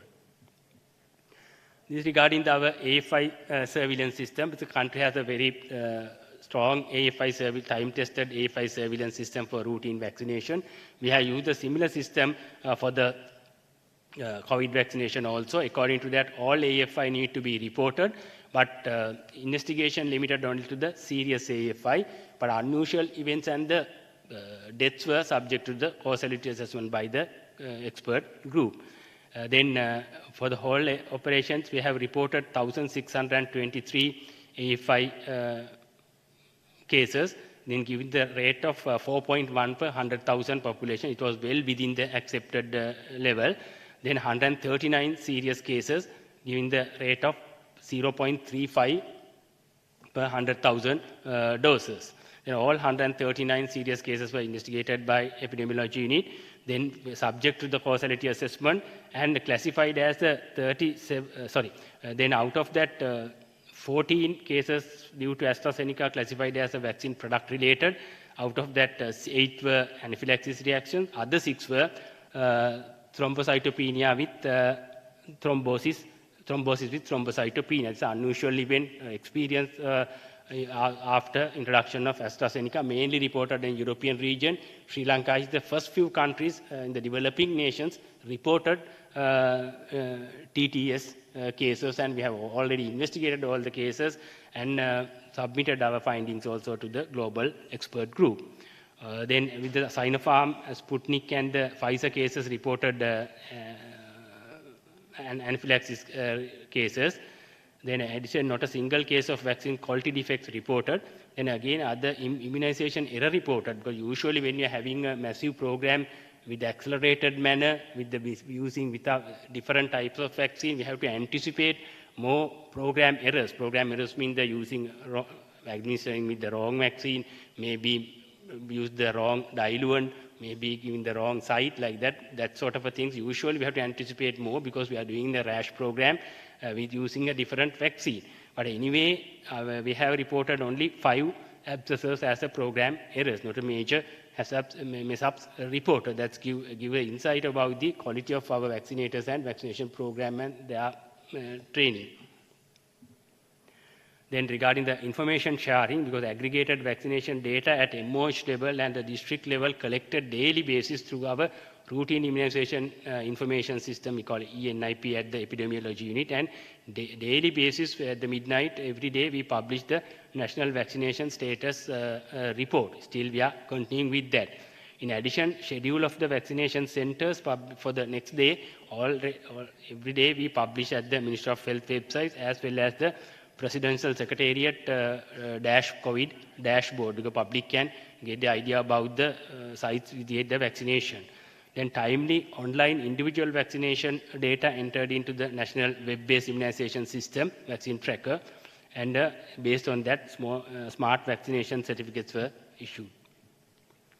Then I think the important thing is the maintenance of a high coverage for other routine childhood vaccinations. But globally, there's also a problem, because say in the blue line indicated the global figures at the beginning of the 2019, that was 87% but that was drastically reduced up to the 81% at the end of the 2029. But our regional figure was 91 at the end of the 2019. It's end up at the 82% of Southeast Asian region. It's a huge risk for the emergence of the whatever the control diseases in coming years. But our region itself, they have estimated nearly 4.6 million zero-dose children. It means they have not access to the single dose of any vaccine during this COVID period.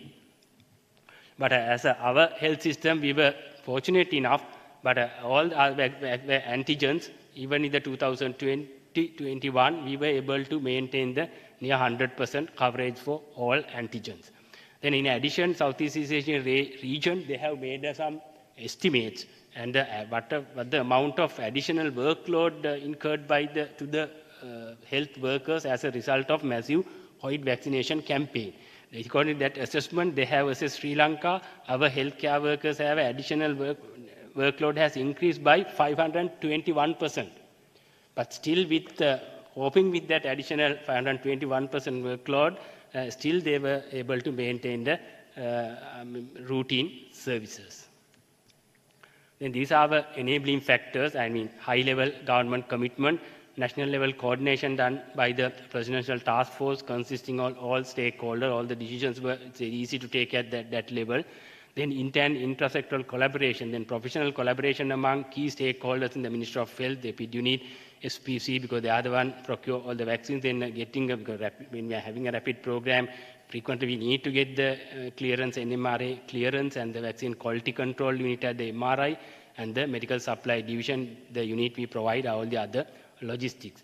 Then most of the time, relevant subject specialists were consulted during the key decision making. Even when we are selecting the high-risk district, all our technical decisions undertaken by always consulted the epidemiology unit, all the district vulnerable population selected by purely based on the disease burden.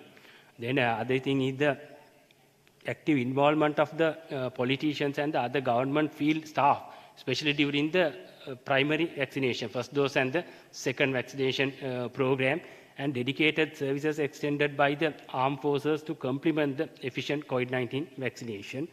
Then regarding the service delivery, free healthcare delivery system with equitable access and the existence of well-established, time-tested public health infrastructure and the community care institution covering the whole country. That's an advantage, with huge advantage as a country we are having to achieve this success. Then availability of the well-trained, experienced and dedicated staff at each level. Then community factors, because high degree of public trust in the immunization, because public have huge trust on public when it comes to the immunization.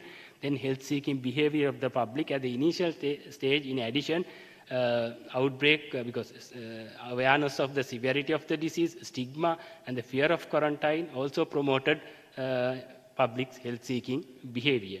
I think it's evidence-based decision-making at each level. These are the challenges which we faced during this whole operation.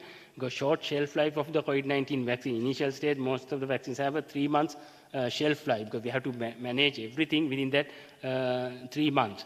Then public concerns around vaccine safety and the uncertainties, because adverse media publicity given for suspected adverse events that happened in the initial stage. Then I think it's a spread of miscommunication and the disinformation on social media. And I think it's because anyway, during the mass vaccination campaign, we have to anticipate the large number of AFIs within a short period of time, because usually even a small childhood vaccination program, we are vaccinating 350,000 a whole year. But here not like that. With even 1 month we are vaccinated, we have vaccinated nearly 8.9 million Even a 1 per 100,000 probability, you have to anticipate large number of AFI. That's why, because that can cure the chaos situation, because that's why each and every we have a very good system. All cases were timely investigated and come out with the facts within a short period. Then I think is the targeting the large, because our vaccination program mainly targeted large proportion of elderly population. Because of that, we have to intake the large number of coincidental AFIs, because they might die due to heart attack or something. They attribute it to the vaccination. Each and everything, all deaths were subject to the postmortems, and their findings were published and to mitigate the fear among the public. Another thing is the non-availability of the background rates of some common medical conditions, because the Western world, they're having background rates like Guillain-Barré, Bell's palsy, because sometimes we have experienced this type of incidents after vaccination. Then it's very difficult to exclude whether it's due to vaccination or not, because as a country, we don't have a background rates calculated for those uncommon incidents. Then use of the 5 different types of COVID-19 vaccine led to the vaccine-specific differences, because storage at the different temperatures. Then different dosages, some are 0.5, some are 0.3. Then vial presentation also different, because sometimes single dose, sometimes 2 dose vial, even the same vaccine come with the 3 presentation, even a Sinopharm.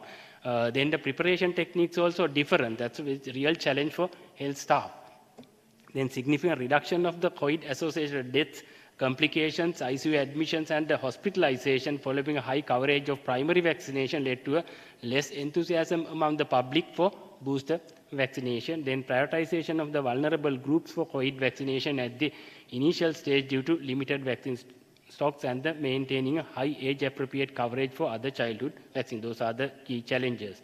In conclusion, high political commitment, holistic and timely planning, rapid execution of the plans, rigorous community involvement, robust multi-sectoral partnership, and a well-established, time-tested public health infrastructure led to a successful COVID-19 vaccination campaign in Sri Lanka.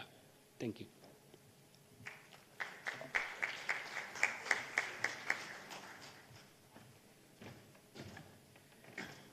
Thank you, Samita, for a very informative presentation. I think we have a small change in our schedule.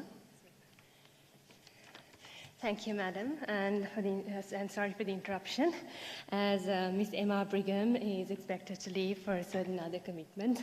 So we would like to, on behalf of the College of the Community Physicians of Sri Lanka, we would like to acknowledge her contribution to the session. So may I please cordially invite Dr.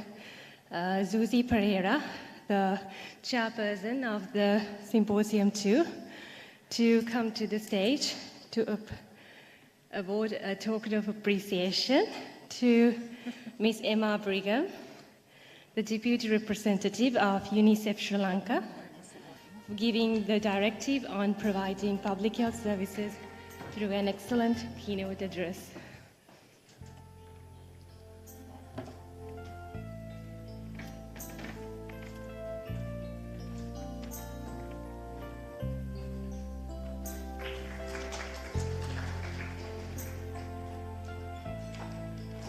Thank you, Madam.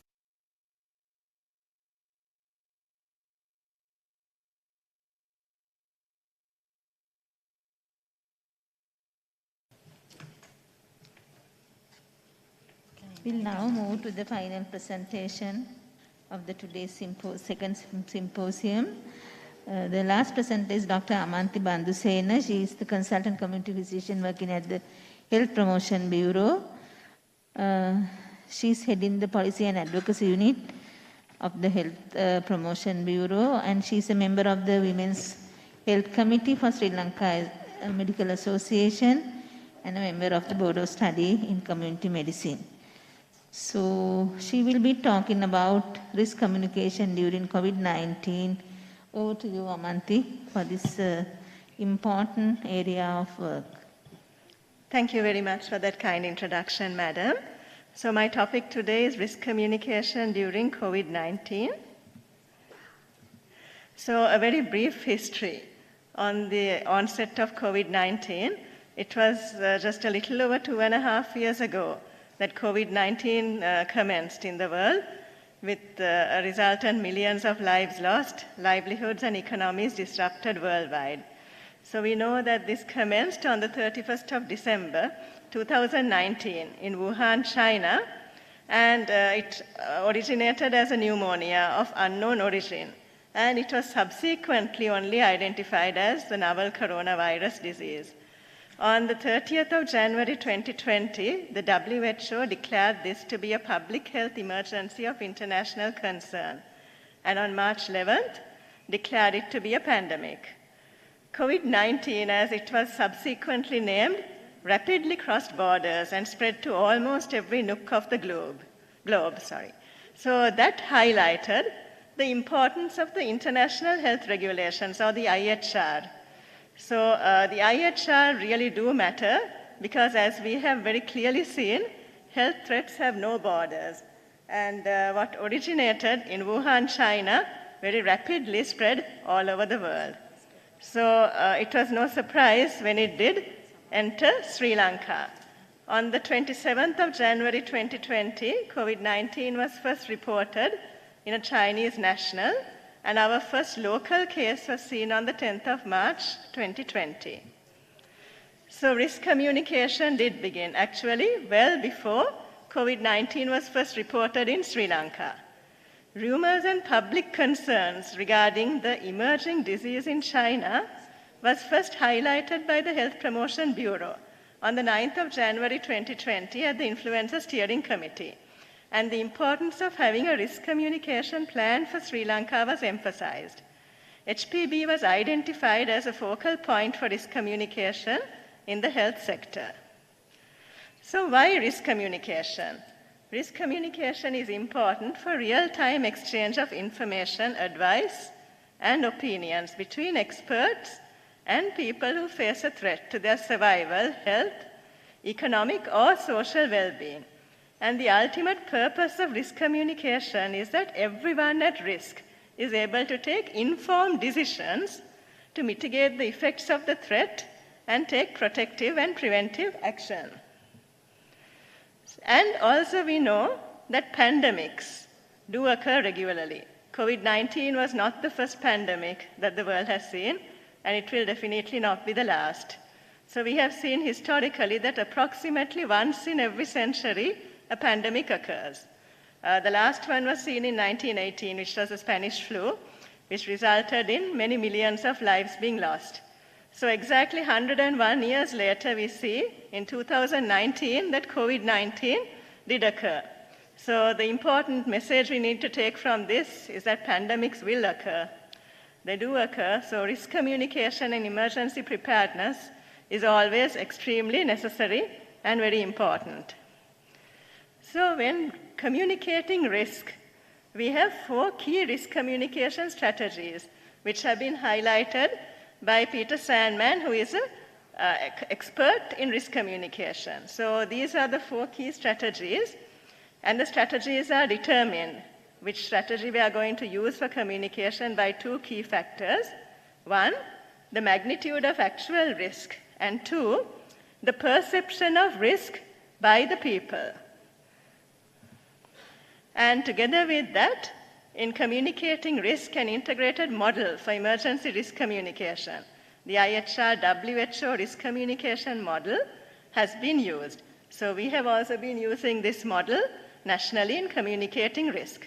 So this model has 5 key pillars. That is risk communication systems, or strengthening the system, internal and partner communication and coordination, public communication, communication engagement with affected communities, and dynamic listening and rumor management, which are the 5 key components of risk communication. So if we look at pillar 1, what did we do nationally regarding the risk communication system? So risk communication framework and plan for the novel coronavirus, as it was then called, was initially at that point also developed by the HPB, when it was yet not identified as COVID-19. Spokespersons were identified from the Ministry of Health. Advocacy for risk communication began, and strengthening of the infrastructure for risk communication nationally and at the Health Promotion Bureau began. There was support from all units of the HPB and collaboration with key partners outside the Health Promotion Bureau also in strengthening this infrastructure for risk communication. District level support of HCOs was obtained in strengthening the system, and capacity building of different categories of healthcare staff commenced. Guidelines were issued for media personnel through the Director General of Health Services, facilitated by the Health Promotion Bureau, on responsible ethical reporting. A guidebook on risk communication and community engagement was developed very early on. Capacity building of provincial and district level health administrative and public health staff and other sectors on risk communication began. So this capacity building occurred both physically and more than physically. It really did occur online with the strengthening of the infrastructure for communicating via virtual platforms, which was a very new experience at that time. Then Suvasariya, which is a 24-hour trilingual hotline number, was made a 4-digit number, which could be easily remembered, 1999, and it was made toll-free from early on. Then the establishment of the Technical Advisory Committee on Risk Communication. Subsequently, this facilitated prioritization of areas for risk communication and subsequent development of key messages which were identified to be important to disseminate. Work also commenced to develop a national level strategic plan for risk communication. So here we can see a visual of some of these things which were commenced to strengthen the risk communication system. Pillar 2, internal and partner communication. Quick internal communication networking with relevant public health institutes, inclusive of the Epidemiology Unit, Family Health Bureau, many other units. Then the provincial and district level health authorities and hospitals commenced. A communication network was also established with UN partners.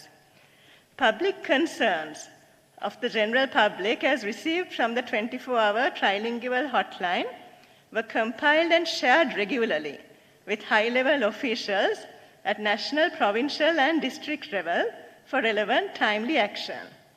Active support through the health education officers island-wide was gained to combat COVID-19 at district level. Supporting online training of district-level volunteers in 6 districts on COVID-19 preventive behaviors happened. This also happened virtually with over 500 volunteers being trained. Behavior surveillance was also done to understand risk behaviors, both within the health sector and perhaps even more importantly, outside the health sector also. Vaccine communication training at district level commenced with the onset of the national COVID vaccination campaign in January 2021. So these sessions were held virtually with the districts, and subsequently the recordings and presentations were shared. Risk communication awareness, training and webinars with schools, preschools, hospitals, and workplaces, which are key health promotion settings, occurred. So this is a visual of the online training program on vaccine communication, which was conducted with healthcare staff at district level. Pillar 3, the other key pillar, third key pillar, is public communication. So frequent press conferences were conducted. During the height of the pandemic, that was during the Delta wave, this was conducted thrice weekly. So the frequency ranged from thrice weekly to weekly. Mass media communication, then monitoring of the public concerns through Suvasariya. All these contributed to public communication. And we can see at the very onset of the pandemic, from 1st of February to the 1st of March, Suvasariya received almost 30,000 calls. A wide array of IEC material, ranging from material to be transmitted through mass media to simple messages through the public address systems were developed. So these included audio-visual materials, scroll messages, etc., and even messaging on LED screens. So these were also shared with public and private institutions. Live updates of COVID-19 through the Health Promotion Bureau official website dashboard occurred. FAQs and risk communication materials were also shared widely through the HPB website. So these are some of the printed material developed as IEC material. So at the onset, some of these leaflet which was there at airports was also available in the Chinese language. These are some of the videos which were developed by the Health Promotion Bureau. So these range from cartoons and animations to very creative video, where messages are conveyed in song form, to very basic messages such as maintaining oral health during the pandemic, simple lifestyle things, practices which we really did need to continue to protect ourselves in the face of the pandemic. So these are some of the messaging that was conveyed through doctors. And there's also a video to combat stigma. This video here, which was a video to combat stigma against the fisher folk and garment factory workers, which occurred during the second wave. Then special seasonal messaging to coincide with all key religious festivities and the New Year occurred, using key religious dignitaries.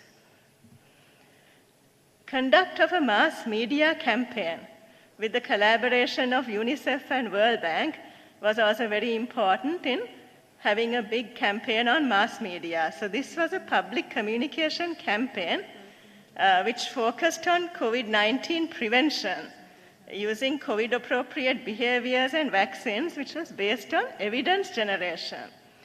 So this was a dynamic campaign with material rolled out based on key research findings of the knowledge attitude practice surveys, which were conducted collaboratively.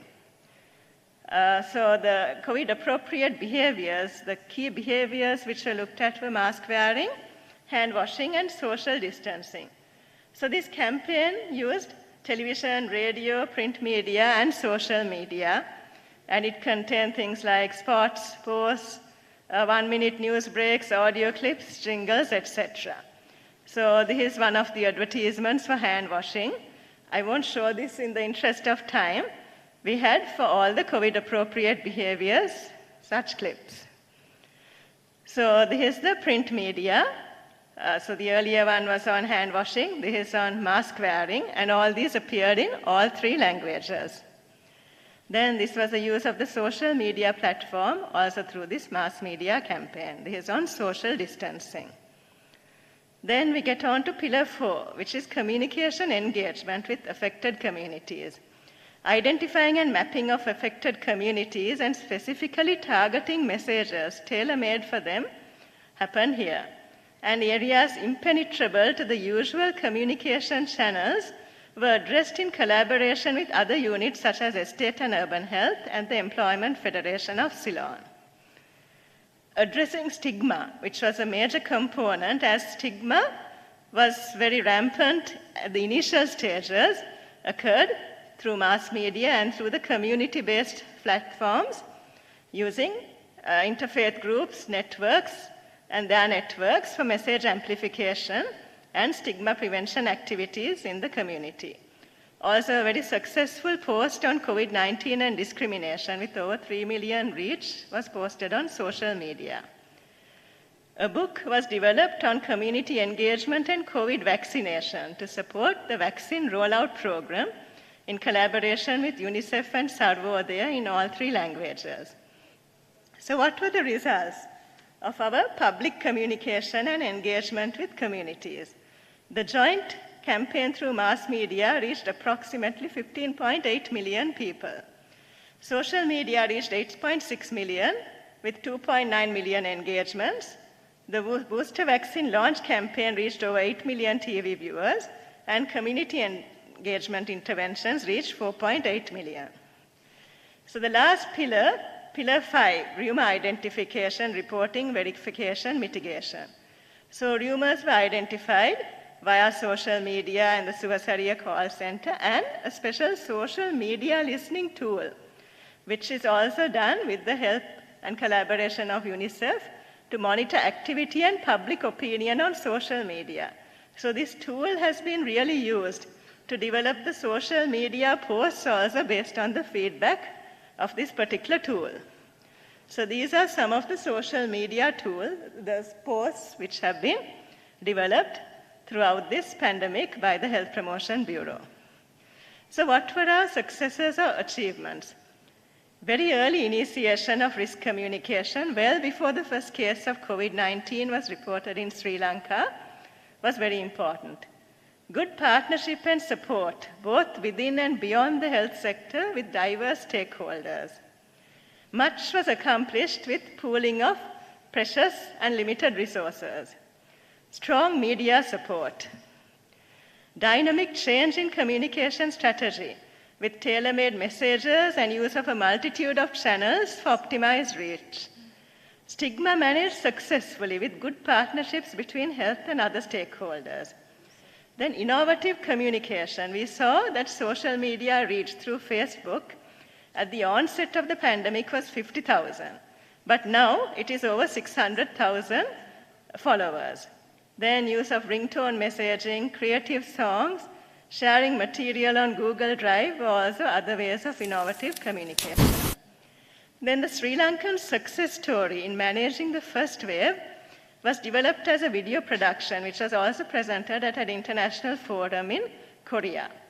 And also for the first year anniversary commemoration of the vaccination campaign, a video and presentation were also developed by the Health Promotion Bureau. This is the presentation of the success story of the first wave, which was presented in Korea. So what were the challenges to risk communication? A gap between knowledge and practice, because however much communication is done, we can minimize this gap, but still there remains a gap between knowledge and practice. Then many players in this scenario with suboptimal coordination within and between sectors. Misinformation and disinformation has also been a challenge, and this has also contributed to loss of public trust to some extent. Then resource gaps for emergency and urgent risk communication inclusive of funding. Lessons learned. Proactivity and timeliness in communication and managing risk is extremely important, and there is absolutely no success without teamwork. Much was accomplished by networking and collaborating, and evidence-based communication interventions are very important. And also risk communication strategies can and do need to change dynamically with rapidly evolving situations and diverse populations. So what is the way forward from here?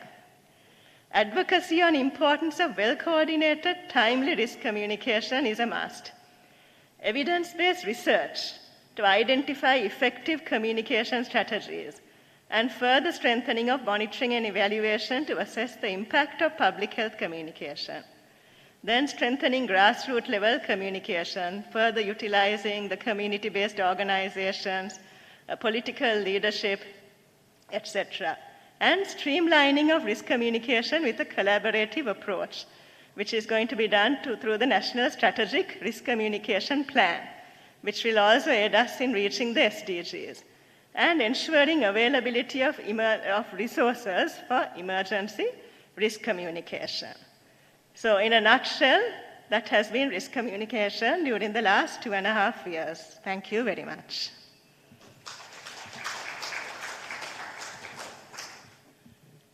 Thank you, Amanti. I think we have now come to the end of the symposium. I will now hand over to my co-chair, Dr. Susi Pereira, to give the final remarks. I think, before the final remarks, let's just ask the audience if there's any comments from this, because it was such a very exhaustive presentations that we listened to.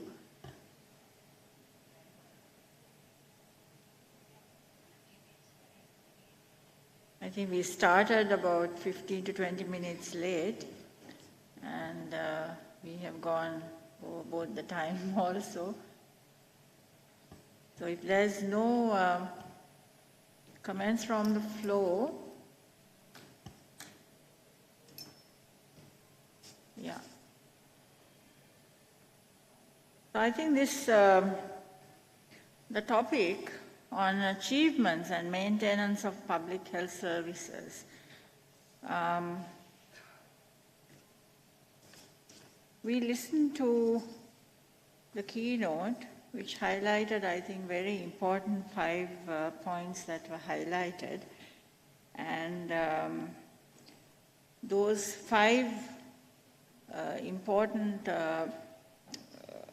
one thing is about supporting the communities, identifying the most vulnerable children, investing in the social workers and their education and capacities, and to generate real-time data and to share this wherever possible and make it a public good.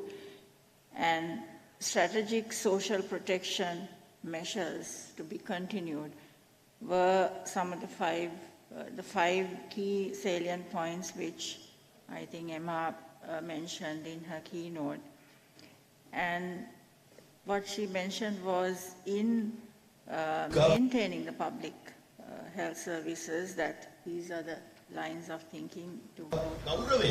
And let's see how the panelists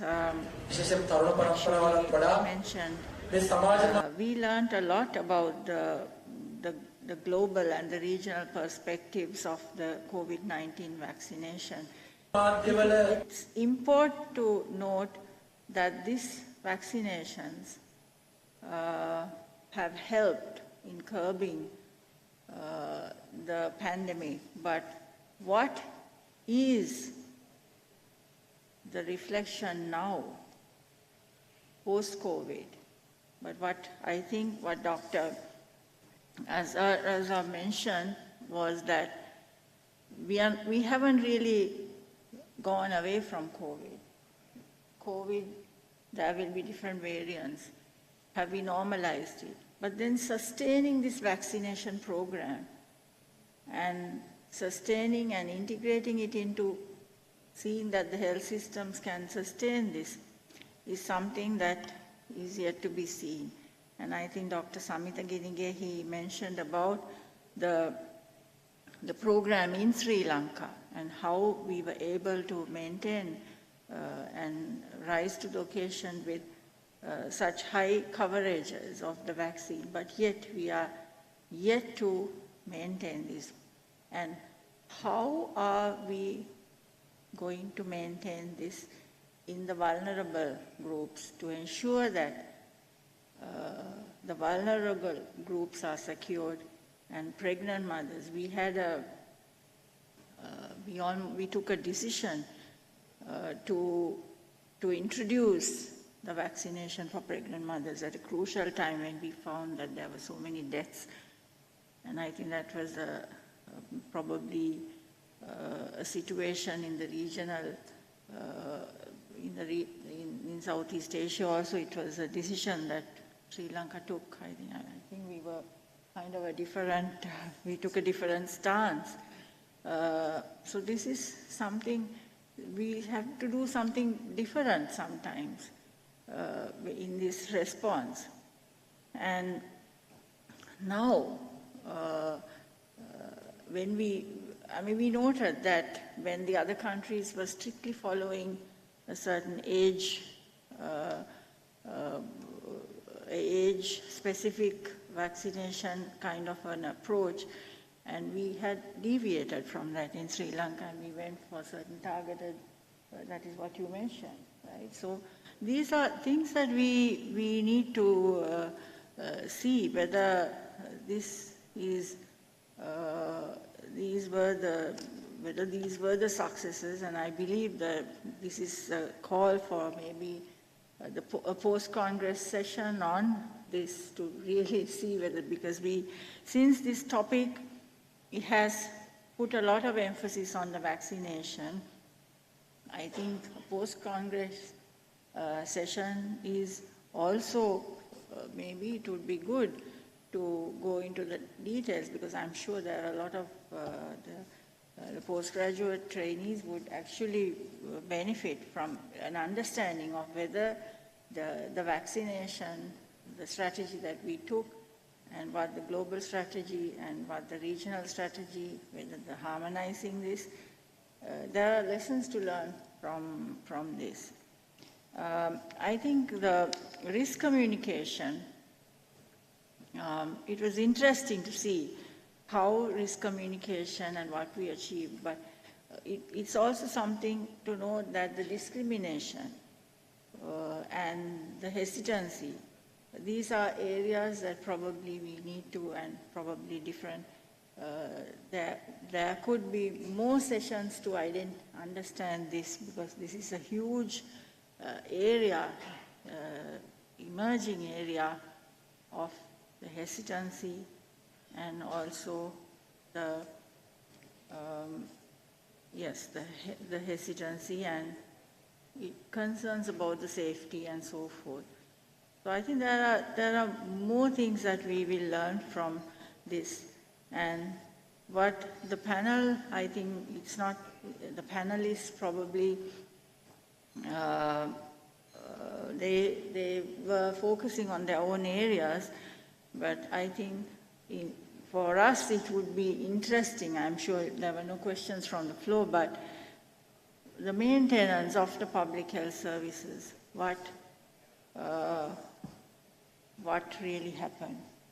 I think it's something that there would be more sessions probably later on, and I think the college can organize these things for us to know how really the public health services were maintained in this. So I think it was a very interesting session, and the topic was too broad to actually for us to, so this is what I think I think Dr. Chitramali, we were having a kind of a conversation even while the presentation's on, but it's really, really calling for more post-Congress sessions to dig deeper, and I think the whole theme of public health and resilience is important, and I think this is an eye-opener. So thank you very much. Let's put our hands together and thank the panelists for the presentation.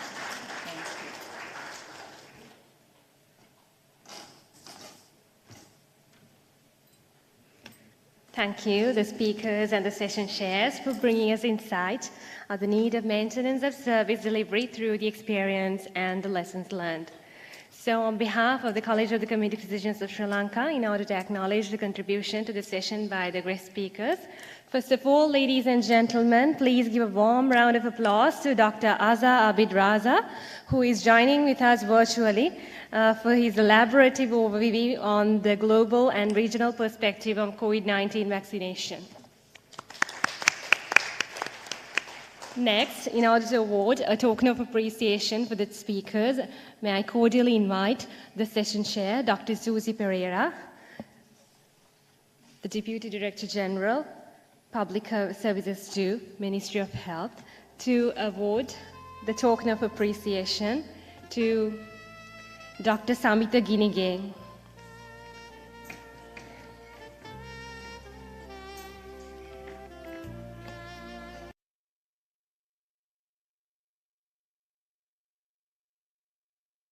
Elaborative speech on the public health resilience and the COVID-19 vaccination program in Sri Lanka. Next, thank you, Madam. Next, let me cordially invite the co-chair, Dr. Chitramali De Silva, the Director of the Maternal and Child Health and the Family Health Bureau, to award a token of appreciation to Dr. Amanti Bandusena for her speech on the risk communication during COVID-19.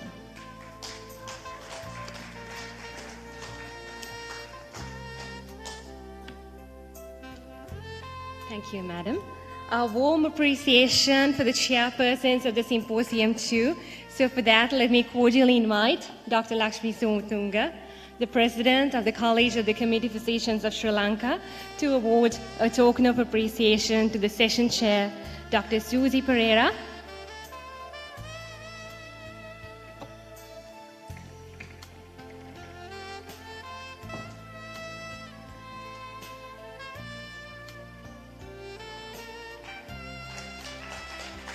And let me cordially invite Dr. Chitramali De Silva, the co-chair of the symposium too.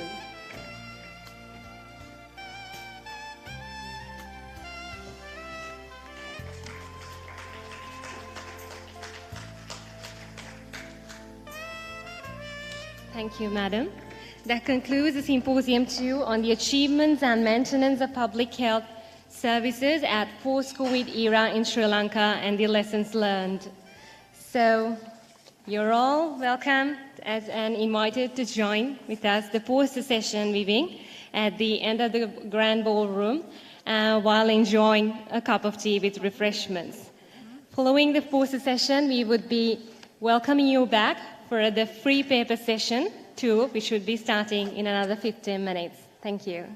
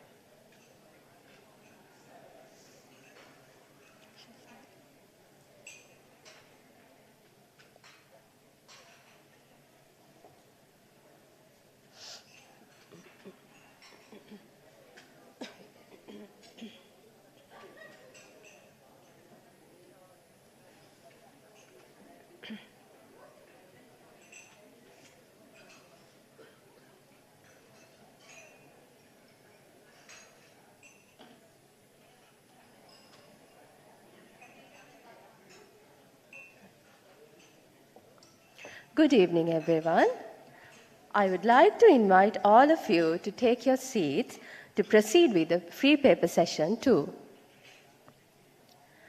I warmly welcome our chairpersons, Dr. Shanti Gunawardana, Consultant Community Physician, Non-Communicable Disease Unit, Ministry of Health, and Dr. Dhammika Royal, Specialist in Public Health, attached to UNICEF Country Office, Sri Lanka. I cordially invite the chairpersons to the head table to take over the proceedings.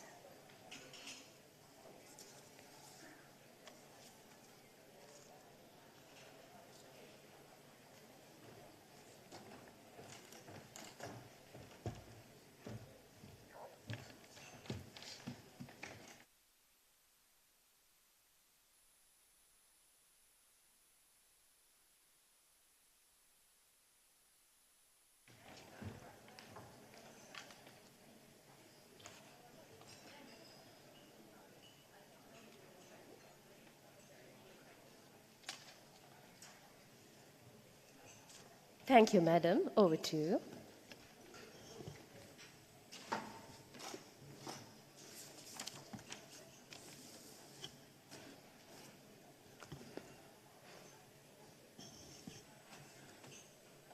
Good evening. Now we have come to the presentations, and with my co-chair, I invite to present the first paper, and this actually the presenters we like to remind you we will give 8 minutes for the presentation and then 2 minutes for the discussion. So please keep on time, and the first paper will be Indirect Expenditure and Financial Risk Protection in Health Among Residents of Kaluthara District in 2019. The paper is Soisa HND, De Silva P, Chulasiri P, Pereira YACP, Vijayaratna WHTP. The paper will be presented by Soisa HND. Over to you.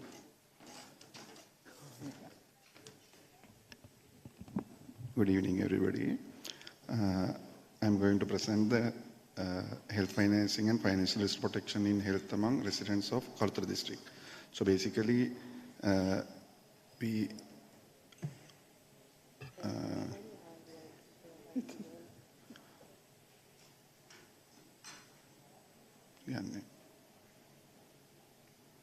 not moving. Universal health coverage. So universal health coverage, basically we think about whatever the health services needed by the public, they should have to get the health services without any financial hardship. So in that context, we think about the population coverage, service coverage, and the financial coverage. In the service coverage, we are thinking about the quality of services. In the financial risk protection, have to assess all the need of quality health services without any financial hardship. In the measuring of the financial risk protection, there is 4 indicators basically.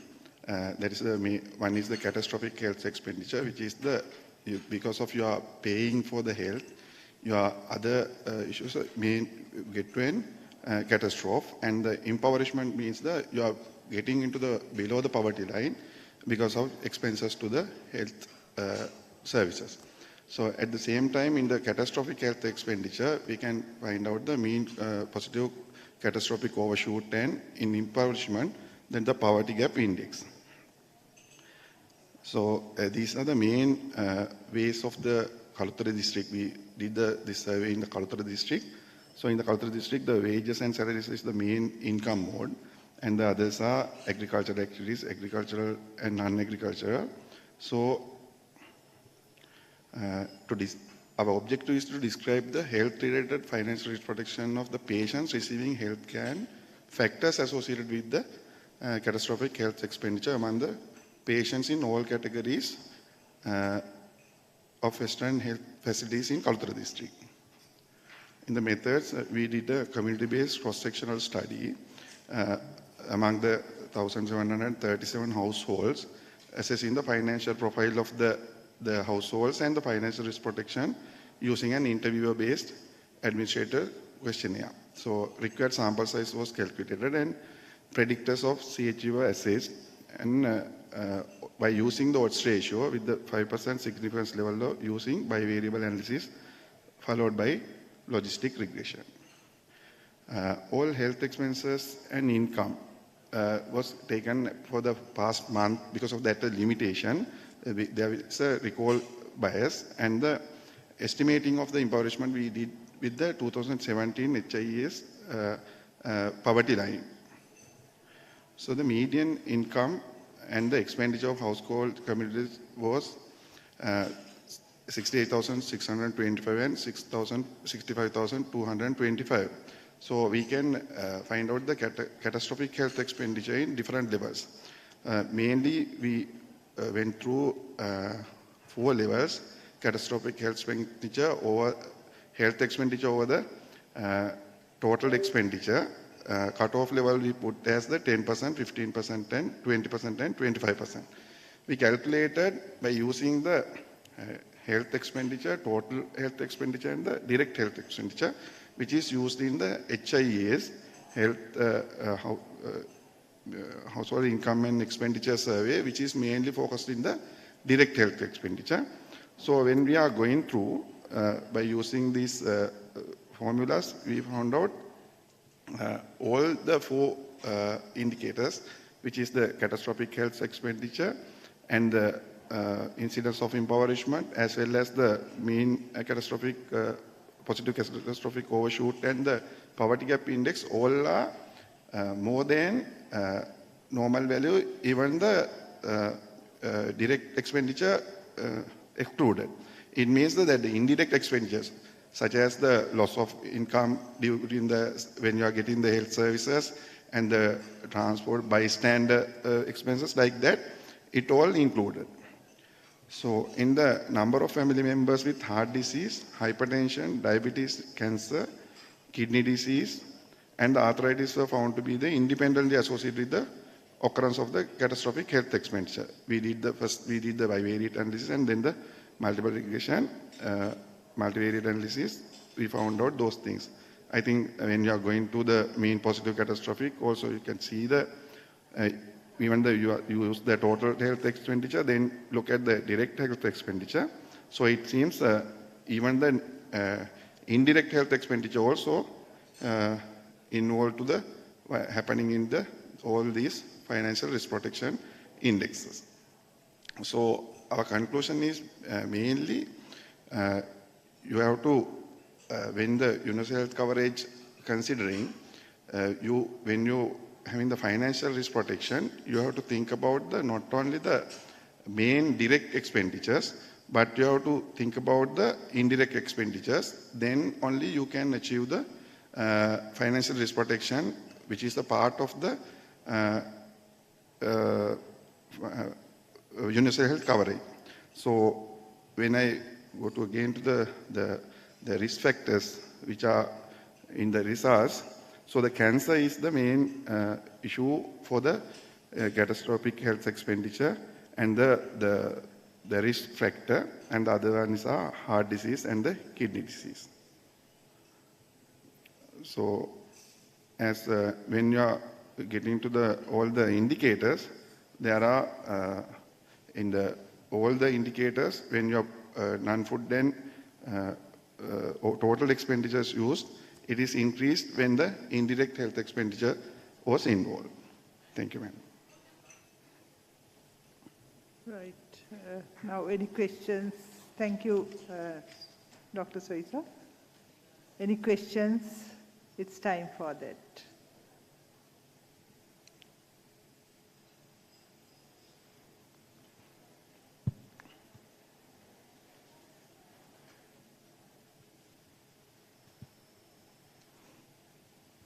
Thank you very much, Dr. Naveen, right?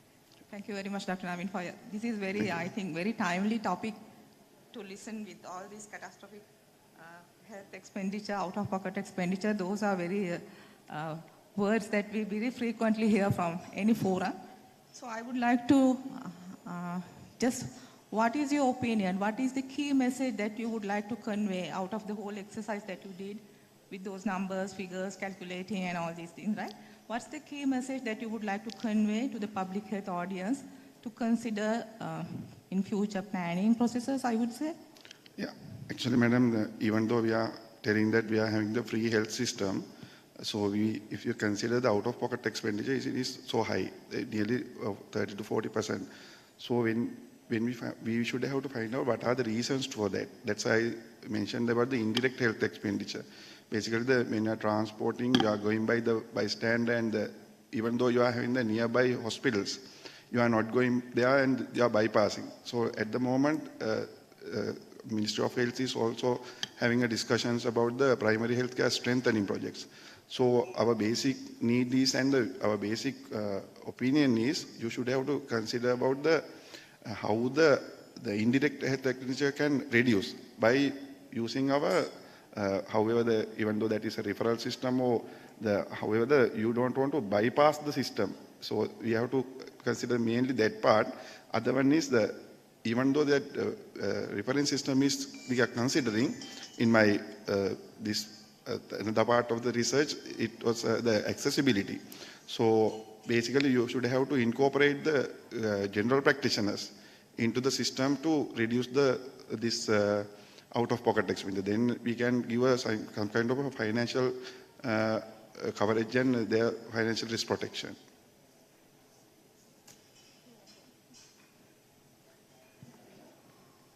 Thank you so much. Thank you, madam. In other words, you are validating the available knowledge. No? Yes. So those things are nothing new, I would say. Yeah. But your studies further validate those available information, right? Exactly. Okay. Thank you. I want to make a rather complimentary comment. This is a very valid point and very timely, as Dr. Deepika mentioned. Not many people go into this expenditure survey. Usually in these studies, one of the potential bias is usually the recall period. What was the recall period in your study? Yes, we took a 1 month period, madam. So before starting the survey, we went and found the sample and gave a diary to them to maintain that. To minimize the potential. Okay, thank you. Okay. Right, thank you. Thank you, sir.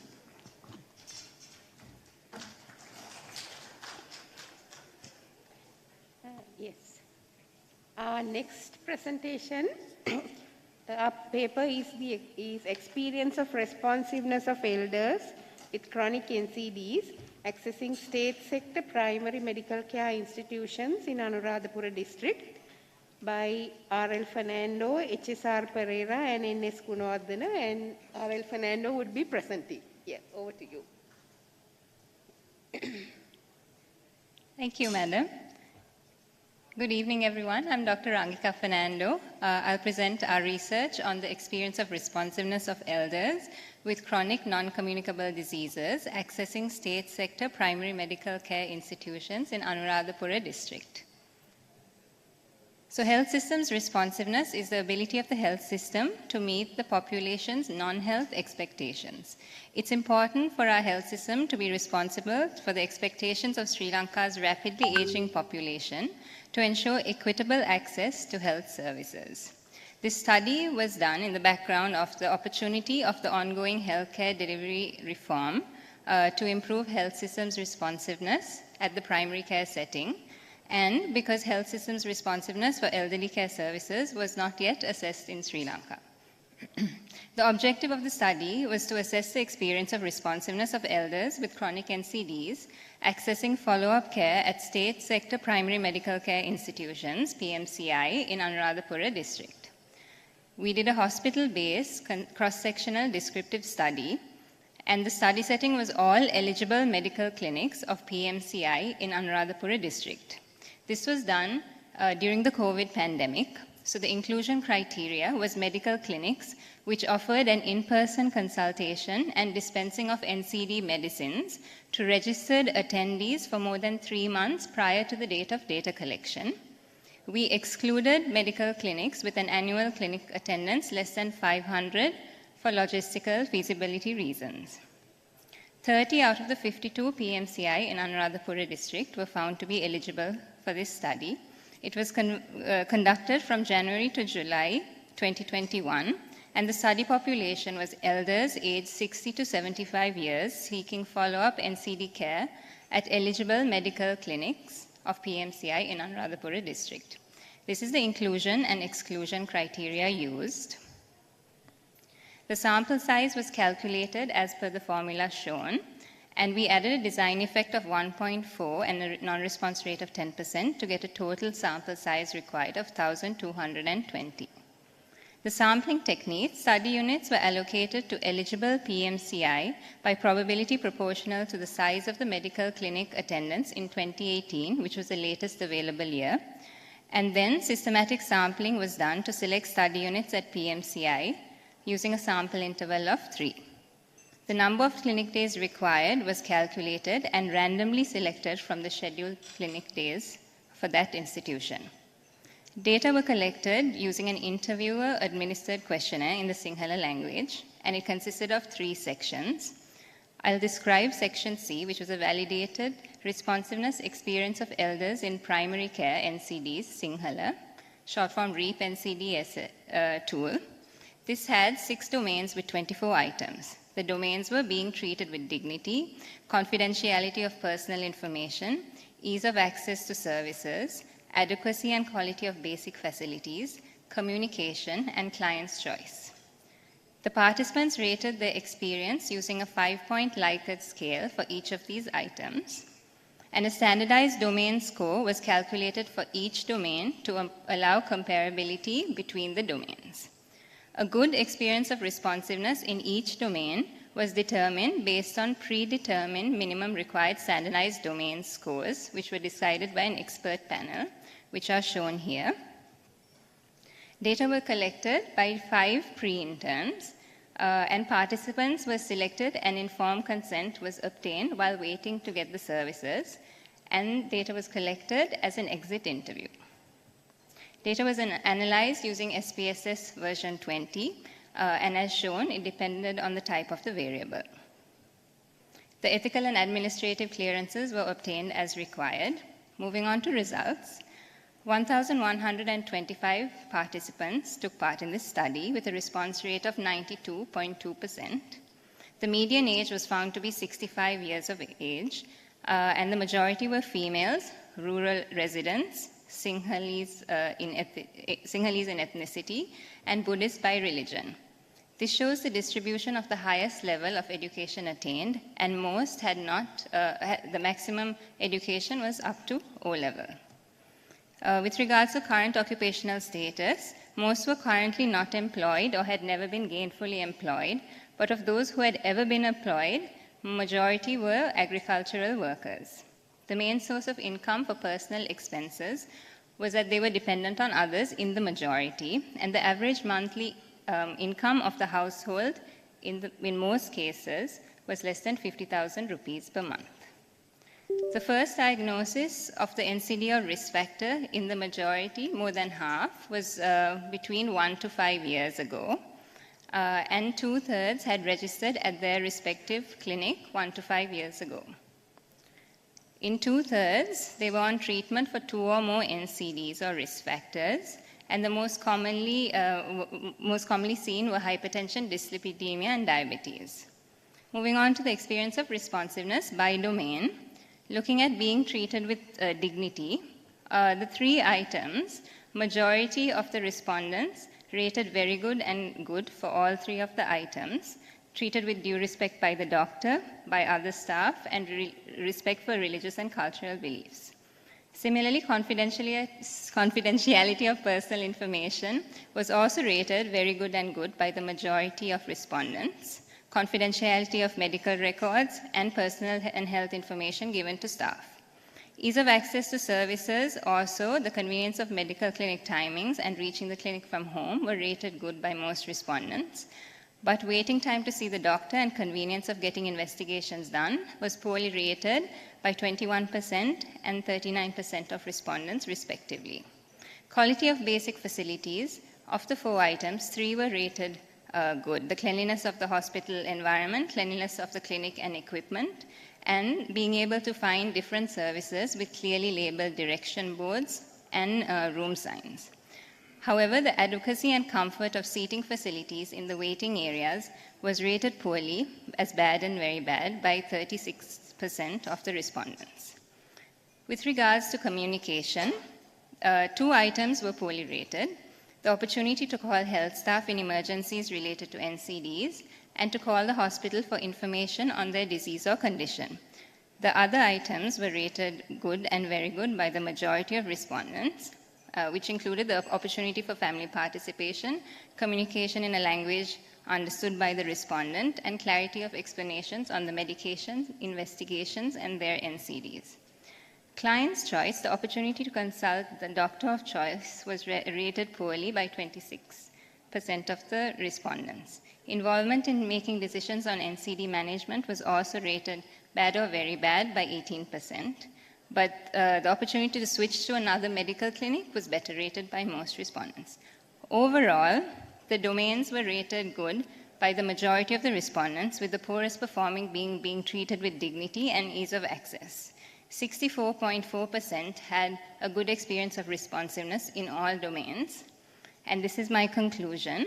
And that ease of access and being treated with dignity did not perform as well.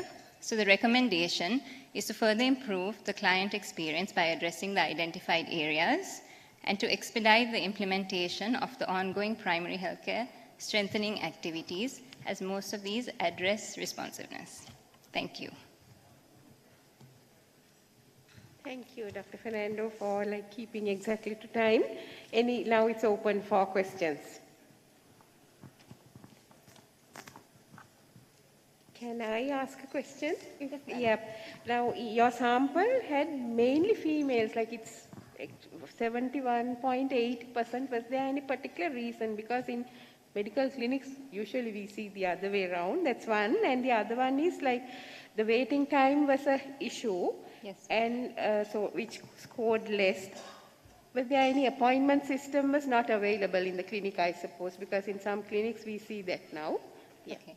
So, Madam, actually the female population in medical clinics, of those is 60 to 75. It was representative. This was seen so this is part of a larger study. So during the validation period also the same was followed. This is the government sector, and even though they are not employed at that age, the majority were actually not employed. Some were self-employed. And others it was reflected in the validation study as well. And for the second part, there was another part of the study which looked at the institution response to providing responsive care. So in that, basically, some hospitals some PMCI had attempted the appointment system. However, it didn't work because in some there were limited buses and people had to take those limited buses to come, or they came during when there was a market, or they came at a particular time. In some institutions, of course, they had implemented it, but it varied on the institution basically. Any other questions? Yeah. Okay then. Thank you very much, Dr. Fernando. Thank you, Madam. Our next presentation is esophageal carcinoma, survival and its prognostic factors, a follow-up study. Talagala IA, Navaratna M, Arambipula C. Dr. Talagala will present.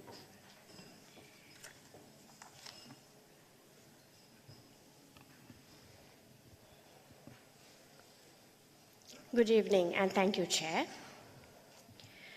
Ladies and gentlemen, let me introduce you to Mrs. Kanti, a 37-year-old school teacher to you. She was a mother of 2 children, one being 3 years old and the other only 5 months, when she was diagnosed of stage 3 esophageal carcinoma. Unfortunately, despite the treatment and many efforts to control the cancer, we lost her after 3 months from the diagnosis. Hence, a husband lost his wife, and 2 children lost their mother due to this dreadful disease. Esophageal carcinoma is the 3rd commonest gastrointestinal cancer and the 3rd commonest cancer in the world, with higher incidence being reported from the developing world. It also is a leading cause of cancer deaths. Esophageal cancer is common in Sri Lanka as well, and it continues to be the 4th commonest cancer among the males and the 7th commonest among females. It is also reportedly a leading cause of cancer deaths in Sri Lanka. It is a known virulent cancer with a higher cell doubling time and with the ability to metastasize early. The stage of the disease is reportedly one of the major factors determining its prognosis, with early stages of the disease having better survival, while the median survival of the advanced disease being less than 1 year. However, owing to the asymptomatic early stages of the disease, patients often present late with advanced disease, leading to poor prognosis. Treatment of esophageal carcinoma is an interdisciplinary approach that depends mainly on the stage of the disease. With this backdrop, we conducted a study to describe the survival of the patients with esophageal carcinoma and its prognostic factors. To achieve this objective, we followed up all newly diagnosed patients with esophageal cancer recruited from the surgical and oncology wards and clinics of Apeksha Hospital, Maharagama, which is the premier tertiary care referral hospital dedicated for cancer management. These patients were newly diagnosed with esophageal cancer with histological confirmation following upper gastrointestinal endoscopic examination. Critically ill patients, patients with secondary carcinoma, those who were diagnosed with any other cancer, and patients with relapses, including esophageal cancer, were excluded from the study. They were recruited during the period of May 2015 to May 2016.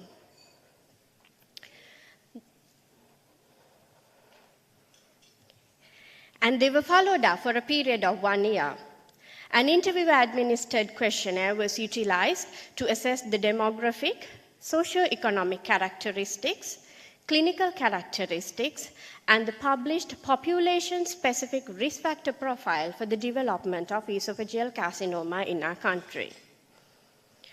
The outcome of the study was considered as death, while the survival time was defined as the time lapse from the date of the diagnosis to the date of death. Patients being lost to follow-up was minimized by maintaining continuous communication with them. Univariate analysis with Kaplan-Meier survival analysis and multivariate analysis with the Cox proportional regression were conducted. Thus, we recruited 110 patients during the defined period, and there was 100% response rate with no loss to follow-up. The Kaplan-Meier survival graph of the patients is shown in this slide. 1 year survival rate of the patients with esophageal cancer was 8.2, with the median survival being only 4 months. Univariate analysis indicated that among the demographic and socioeconomic characteristics, the age, the educational level, and the income to be associated with their survival. Among the clinical characteristics, the type of the cancer, the stage of the tumor at diagnosis, and the treatment modality that they underwent were found to be associated with their survival.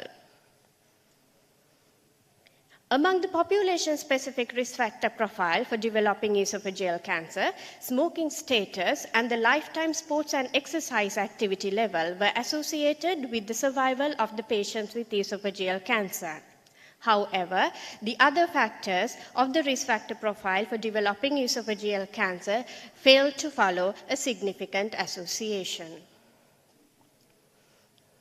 However, the multivariate analysis with the Cox regression analysis indicated that old age, that is age being 60 years or more, low educational level, having low levels of lifetime sports and exercise activity, and undergoing treatment modalities such as chemotherapy, radiotherapy, and palliative treatment only, to be independently significantly associated with the survival of patients with esophageal cancer.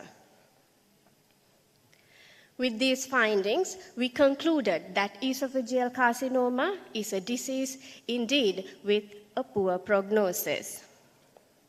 Old age, low educational level, low lifetime physical activity level, and certain treatment modalities are independent prognostic factors for survival of the patients with esophageal carcinoma.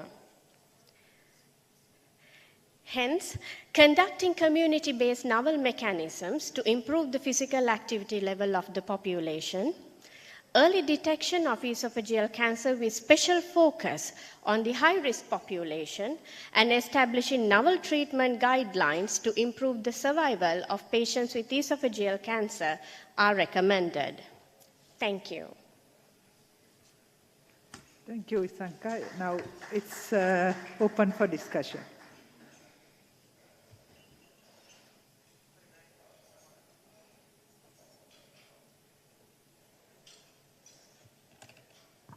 Thank you, Ishanka. Just wanted you to elaborate a little bit about the association between treatment modalities and survival. Okay. You have a slide, I just missed yes. it. Yeah. Let me go back, madam. Thank you for your question. Oops. No, it's in the multivariate analysis. Yes. Yeah.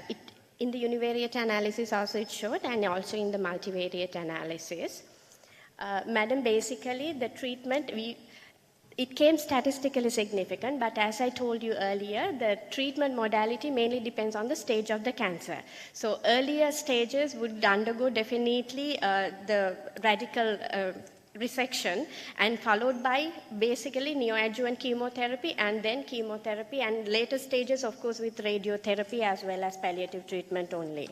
So therefore, definitely, it could be a factor related to the stage of the disease, but yes, statistically it came as a factor, yes. So am I to understand this, that this is not survival, but the likelihood of death was considered as the outcome?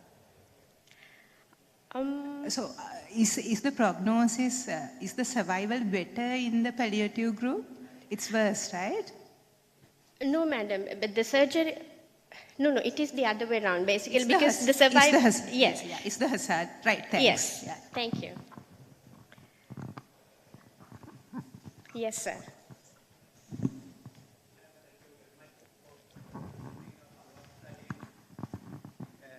On esophagus cancer patients, because Thank you, as far as I am aware, this may be the first published survival study in Sri Lanka. Esophageal cancer, yes, how easy to follow up these patients, because when we request so many researchers to do survival analysis on cancer, one of the concern they used to say is very difficult to follow up, even though the address mentioned in the contact in the bed ticket or clinic number, when they try to contact them, they are not available. So what is your experience of those things? Okay, thank you very much for your questions. As you very correctly mentioned, this is, an extended study from my thesis, which I conducted for MD. So I recruited these patients, and of course, I continue to recruit even after I finished my MD. So I recruited these patients at the point of diagnosis. So and from there onwards, of course, for the first components of my study, it was like assessing the risk factors and their, assessing their quality of life and so on. So I kept the the rapport and the communication throughout. In fact, they became kind of really close to me, certain patients and even their family members. So, and also I kept on calling them, as I mentioned in the slides also, I kept on calling, I sent messages just like that, casually I sent them messages just to ask how they are doing and so on. So therefore, I could continue to keep that communication throughout. Fortunately, there were no loss to follow-up for myself, sir. But yes, it is not that easy, of course, because now the thing is that I went for my thesis, of course, for the data collection, I went to their homes as well, because the third component, which I assessed the quality of life and so on, even for the risk factor assessment, I went to their homes. So I had a very personal communication with each and every person of this study. So that really helped me to keep to minimize the loss to follow-up. Thank you, sir. Right. Thank you, Sanka, for your... Thank you, madam. So there's another question. Sorry. Have you found out any association with not having surgery? Or, I mean, long waiting time between the detection and the surgery was a factor? Madam, no, from the diagnosis, from the point of diagnosis, because the stage of the disease at the diagnosis. Yeah, stage 1. Yes. I'm asking. Yes, yeah. And that, of course, with the duration lapse between the date of diagnosis for the treatment, I did not calculate. I did not check for the association, but I checked for the treatment modality that they had undergone and the stage. So, yes, madam, sorry, I did not do that in my study. Just to see our service, I mean, quick response to the early detection of early stages. Yes, madam. Now, the thing is, next time. Yeah. Now, as I mentioned earlier, most of the patients, they did present with late disease because of the early, asymptomatic early stages. But if they had come and if they were detected with the first, early stage of disease, their treatment, I can say it, even though I did not statistically analyze it, it was not delayed. They were given the treatment that was required for their particular stage of the disease. Thank you. Thank you, ma'am. Okay, we go to the next presentation. It's on factors associated with pregnancy outcomes of COVID-19 positive pregnant women in Sri Lanka. A secondary analysis using national surveillance. M. Kumarasinghe, K. Kasturiarachi, S. Irfan, W. Samarasinghe, M. Lianagama, M. Disanayaka, and C. De Silva, and M. Kumarasinghe would be presenting. Good afternoon all. I'll be presenting on factors associated with pregnancy outcomes of COVID-19 positive pregnant women in Sri Lanka. It's a secondary analysis using our national surveillance data. So just to brief you on the background, most of the studies on pregnancy outcomes among women was conducted at institution level. So institution level data is very important, but institution level data, when we use for national decision making, we have to be a bit careful because it is susceptible for selection bias as well as settlement bias. So it is better that we have national level data when we take policy decisions and provide guidelines. So, and second, it's very important that both pregnancy as well as newborn outcomes are reported in these studies. So the objective of our study was to describe the factors associated with the pregnancy outcomes of COVID-positive pregnant women in Sri Lanka. So methods that we used, it was a secondary data descriptive study using the national COVID-19 surveillance initiated by the Family Health Bureau. And all positive pregnant women whose pregnancy outcomes were reported from 1st of March 2020 to 31st October 2021 in the national surveillance was included in the study. And we calculated the associative factors, and ethical clearance was from Jawadhanpur University. Okay, so I think I should brief a little about the national surveillance. It was initiated in 2021, so we both prospectively as well as retrospectively collected information of COVID-positive mothers. And the primary data collector was the public health midwife, because we selected her because she's the one who was providing primary care at the field level for pregnant women. And we have high coverage at field maternal care. So we expected that our surveillance data will be more or less equivalent to our coverage.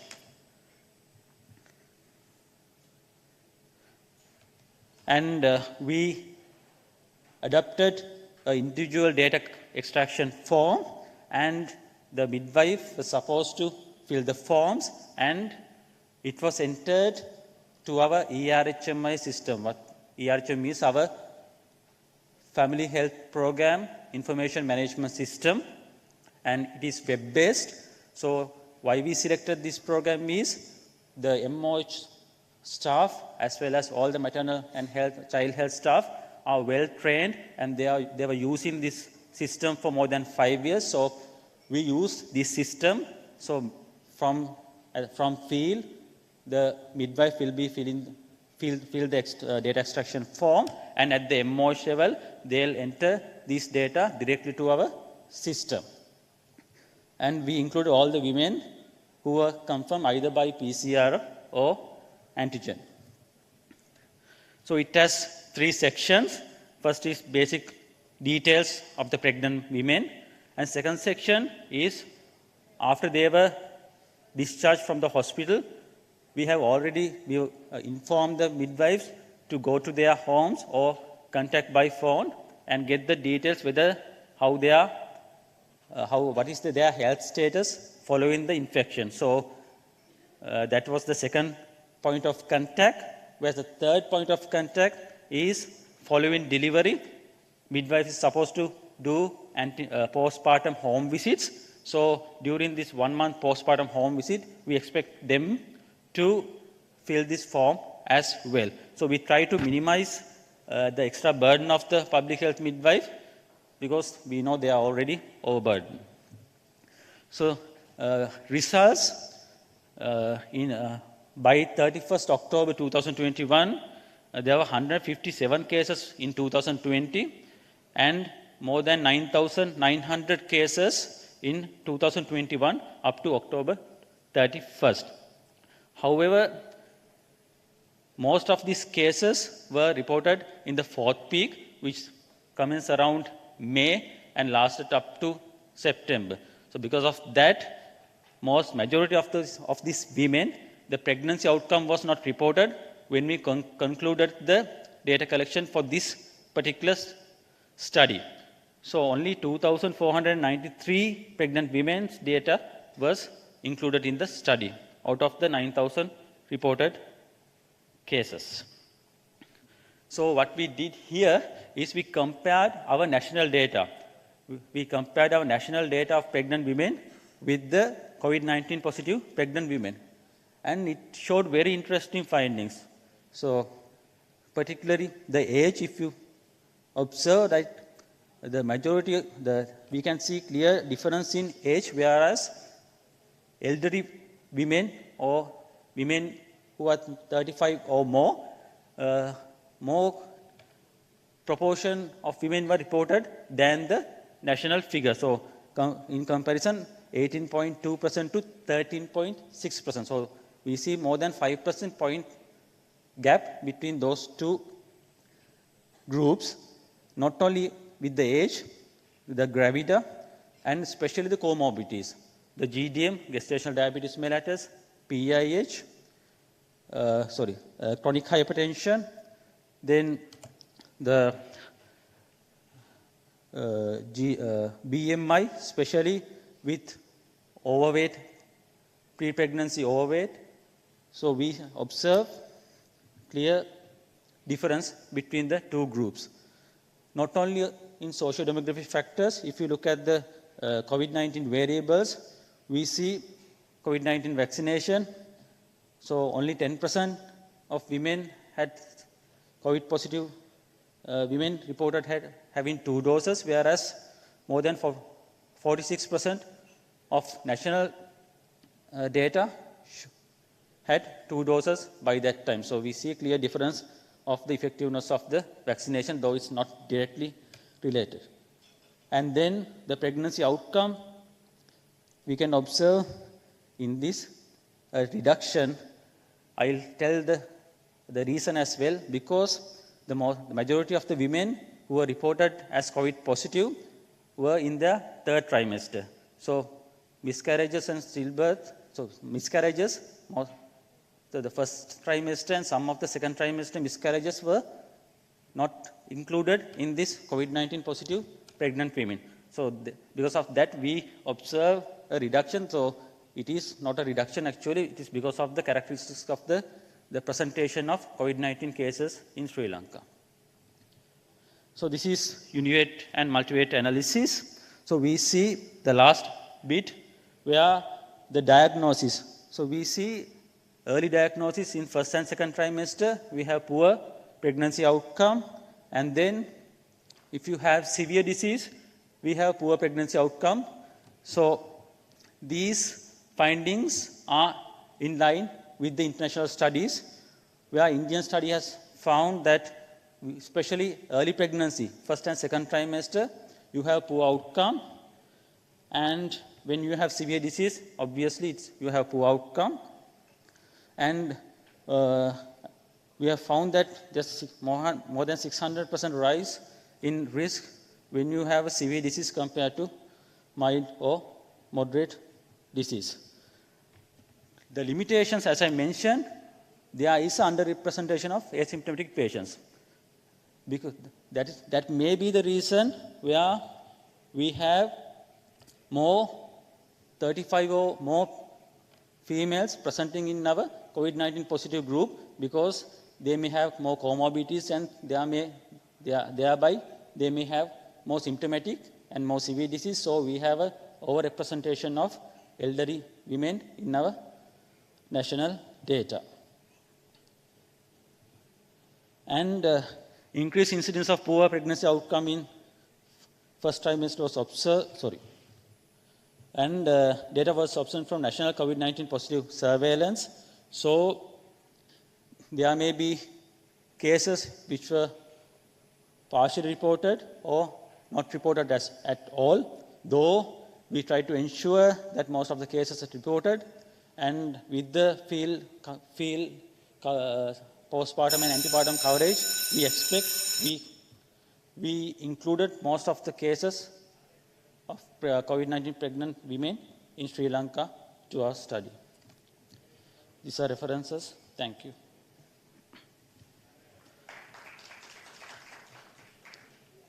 Thank you, Malik, for that, I think a very important and a very interesting topic. I think time is up, but I have a pressing question regarding the newborns. You didn't look at the the surviving newborns. Were there any associated factors? Actually, madam, we have looked at the newborn survival. Okay. That I didn't include this study, but we have already drafted that paper and submitted that paper for publication. So it will come out within next month, I think. Thank you. Thank you, So Malik. we here only concentrate on the obstetric outcomes, but neonatal outcomes will We'll come look later. forward to Yes. that. Yes, thank you. Any other questions? Yeah. Could elaborate a bit more on the last slide, associated factors, basically the less number of stillbirths or the abortions, you said, right? Miscarriages for the COVID group versus the national database, right? Can you please elaborate a bit The more? issue is here, if pregnant women are asymptomatic, then usually what happens is they usually catch them when they come for the delivery, because we make it mandatory that they test for COVID-19 before they admitted to hospital. So because of that, there's overrepresentation of asymptomatic patients in the third trimester compared to first and second trimester. So because of that, we may have missed the miscarriages in the first trimester. So because of that, there's underrepresentation of that variable. Yes, ma'am. Can you please show the multivariate analysis? Yeah, I can't see it. Sorry, I think it's very clear. It doesn't. I can read out, madam, if you want. Yes, what are the two? Yeah, okay.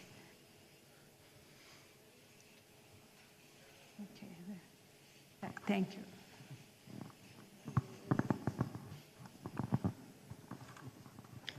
Thank you very much, Malik, then. Right, now the next presentation, an analysis of dengue incidence trends from 2015 to 2020 in Sri Lanka. Bandara TM, Senaviratnes, Virasinghe WMIP, Pannila Hetty N, and Samaravira S. Dirasinghe DASF. So, paper is presented by Bandara TM.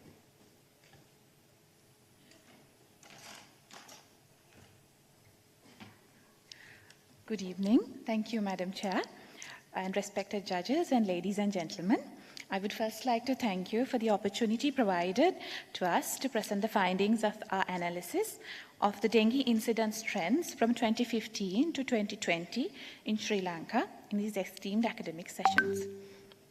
As we all know, dengue is a rampant, hyperendemic vector-borne communicable disease which is spread by the female Aedes mosquitoes.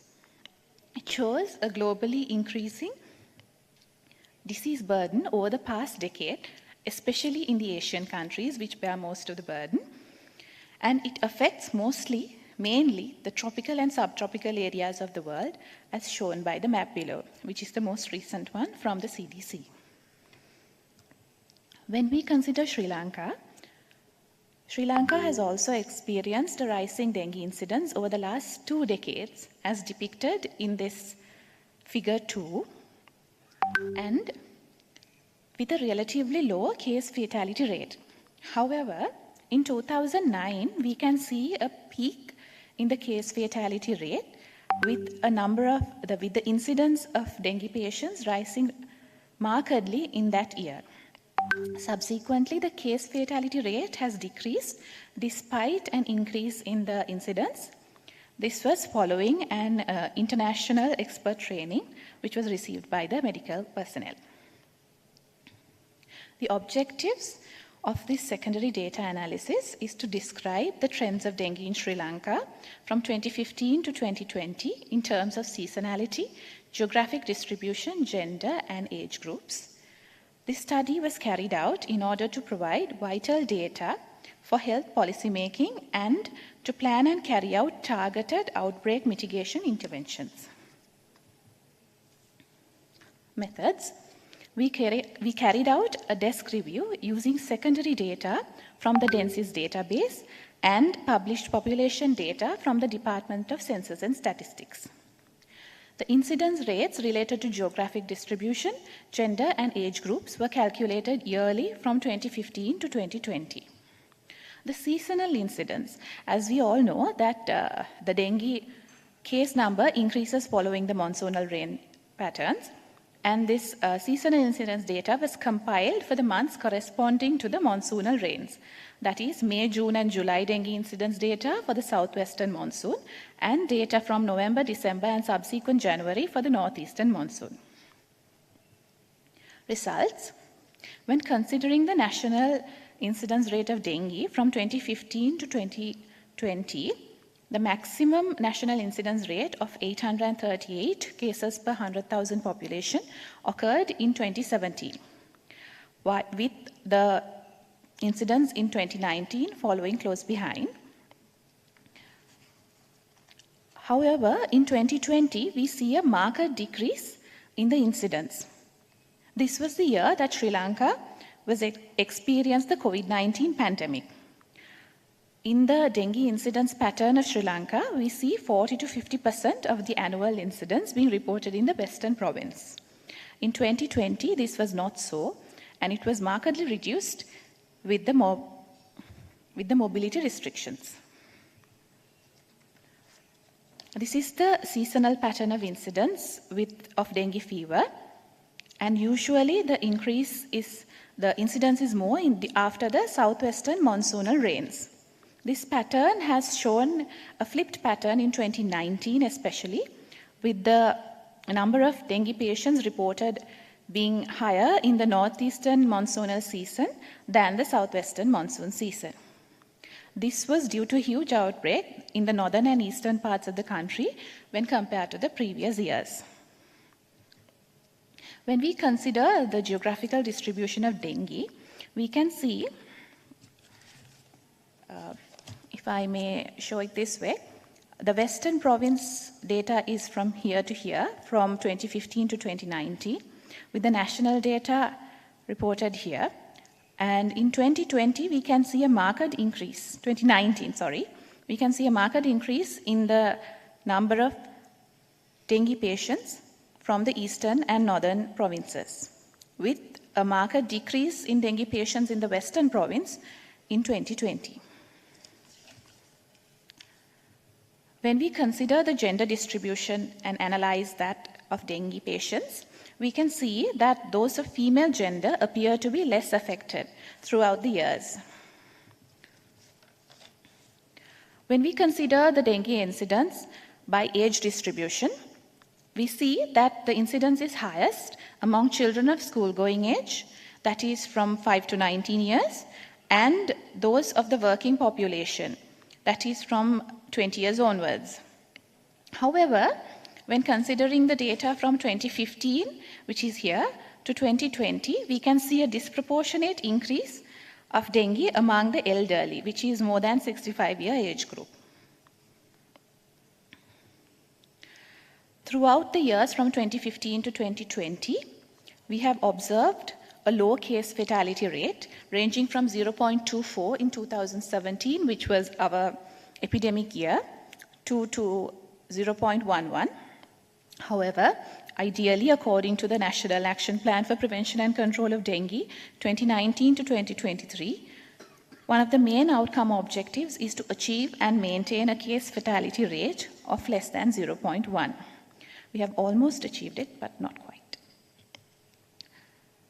In conclusion, for this secondary data analysis, we have explored the changing trends of dengue in terms of flipped seasonality, widening geographical distribution, male preponderance, and changing age group patterns with the aforementioned results. Next, we must identify the causal factors underlying the observed changes to implement suitable, targeted mitigatory interventions in order to reduce the threat of dengue in Sri Lanka. Thank you.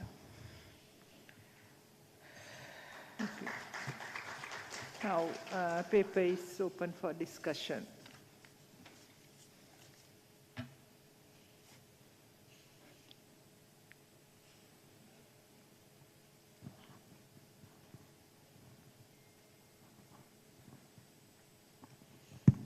Thank you, Dr. Bandara.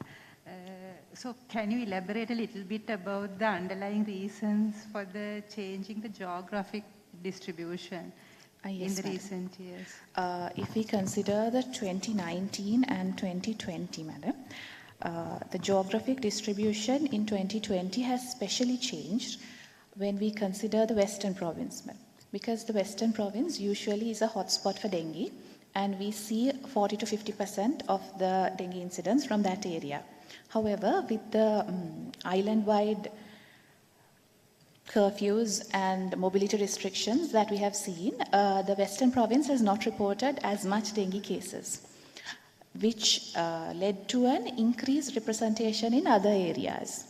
Also, madam, usually in the Western province, we see dengue cases being spread in institutions, workplaces, public gathering places, schools, and so on and so forth, rather than the residences. So when there is mobility restriction and people are restricted to their homes, then also that might be the most prominent reason for the reduction in incidence in Colombo.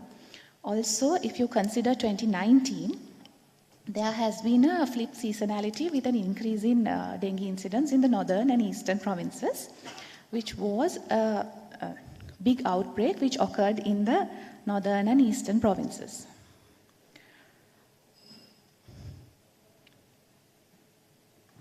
Any other questions?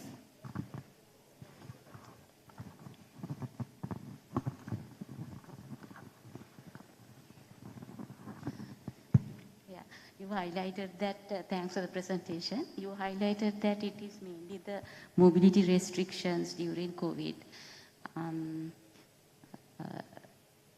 Can you also correlate it with reduction in breeding sites? Yes. And other preventive action that should have taken place, because all those were kind of hampered during that time. Madam, so can you correlate? This is regarding 2020 that you're querying? Yes, madam. Due to the mobility restriction, we also had restrictions in our preventive mechanisms and premise inspections as well, because the PHIs could not access the homes and premise inspections were more outside the home than inside the home, so we couldn't see that. Despite that, madam, because in the residences, people carried out their own cleaning up campaigns and they kept their places clean, and there were also social media campaigns and television advertisements, radio advertisements and such, which were educating the public about how to manage their surroundings. The number of breeding places in workplaces was increased, madam. Actually, the Brutto indexes and all those of the abandoned construction sites and institutions where the water collections were happening, they had more breeding. However, the people did not come to that place to get bitten by the mosquito. So the spread of the dengue was minimized, because for the people to come into contact with dengue, which is in the workplaces or construction sites or public places, they have to come there, madam. So even though the prevention mechanism was reduced or less effective, the numbers decreased regardless. Thank you. Right. Thank you, Dr. Bandara. Thank you, madam.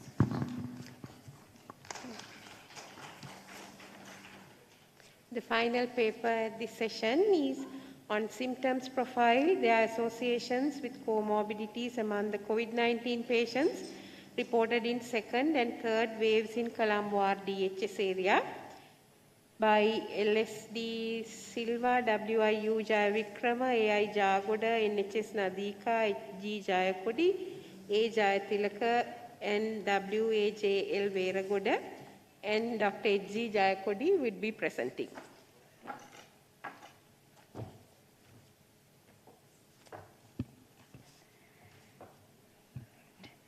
Good evening, dear chairpersons, ladies and gentlemen.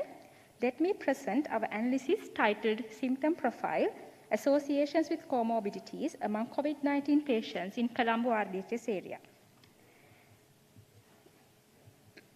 As you know, COVID-19 is a pandemic of the decade and caused more than 600,000 cases in Sri Lanka over the past 2.5 years. In Colombo, as well as in the rest of the country, we observed clustering of cases in particular time periods, to which we loosely refer as waves in this presentation. The analysis in question looked at patterns of morbidity due to COVID-19 among patients with pre-existing chronic conditions. Now, we have a lot of global literature on this, which were recent presentations. The patients with chronic illness, such as history of cardiovascular disease, diabetes, are likely to develop severe illness, more likely to experience symptoms, as well as negative health outcomes end of the day. How this can happen? It is suspected that ACE2 receptors, which was extensively expressed on the surfaces of host cells among patients with chronic illness, are likely being attacked by the viruses, and viruses would use the receptors to enter the cells. That could have contributed to significant morbidity and mortality that we see among these patients. It was also contributed by old age as well as the impaired immunity. The knowledge of this is important for vigilant preventive measures as well as for strict disease management to prevent mortality. We wanted to see the expression of symptoms among people with comorbid conditions at the time of diagnosis with local evidence.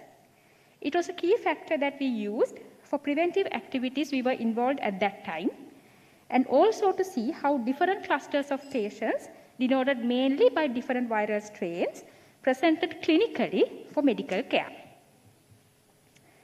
Our objective for the presentation is to describe symptomatology, their associations for pre-existing medical conditions at the time of presentation of COVID-19 patients from October 2020 to June 2021, which were loosely referred as second and third waves. This analysis was based on a database of about 40,000 entries during the period. They were COVID-19 positive patients who were diagnosed either by PCR testing or rapid antigen testing and required hospital admission, which was mandatory for all COVID patients at that time. Primary data for the system were fed by PHIs and MOHs who were trained on the method, and it was a must for all patients and in all 18 MOH areas in Colombo RDHS. Information were collected at the time of diagnosis, that is, once the PCR positivity or the rapid antigen positivity was reported, and the information were based on the reported clinical symptoms by the patient as well as stated comorbid conditions.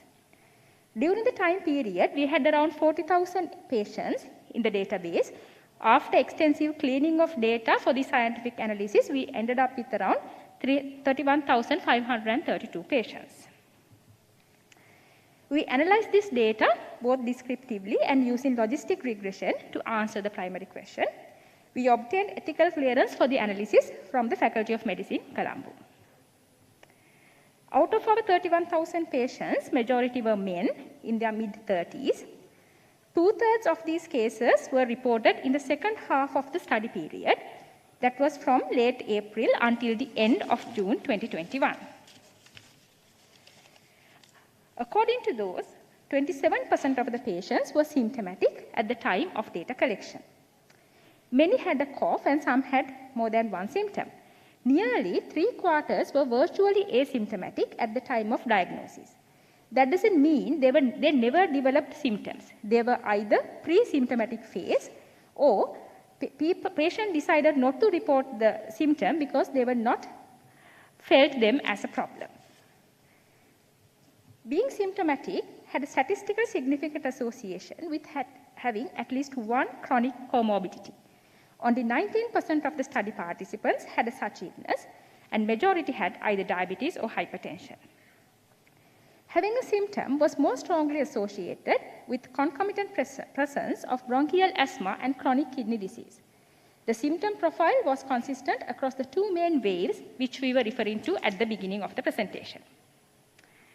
Our findings were consistent with the global evidence. As you saw, many patients included in the study were asymptomatic or mildly symptomatic in comparison to severe disease patients that were often seen in global literature.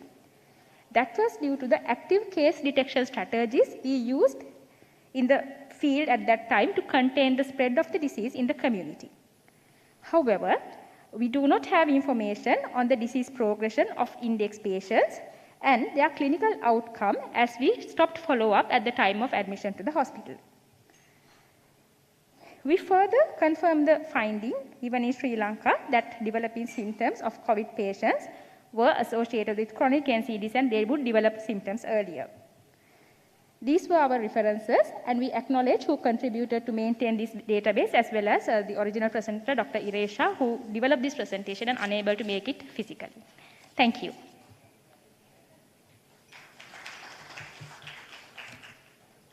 Thank you very much, Dr. Jayakodi. The paper is open for discussion or questions.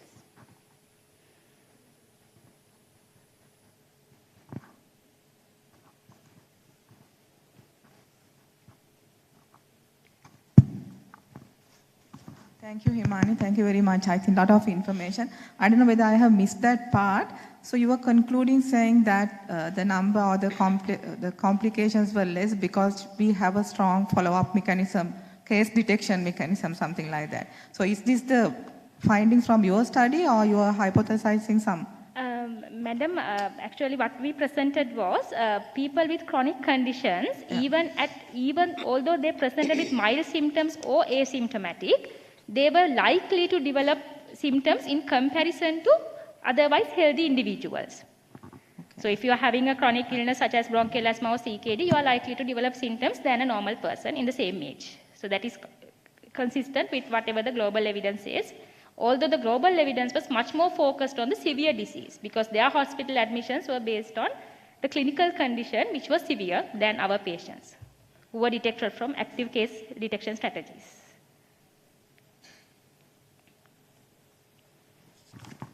Thank you, Hemali. Just a small clarification. Now, by the time of the third wave, I think vaccination has taken place, and so you did not observe any difference in the symptomatology or the complications, of course, you didn't look at, but yes. Yeah.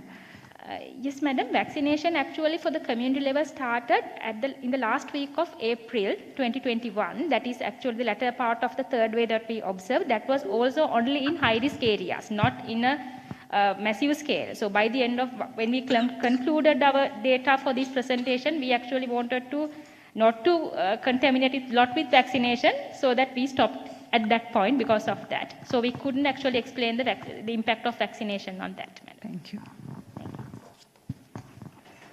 Thank you.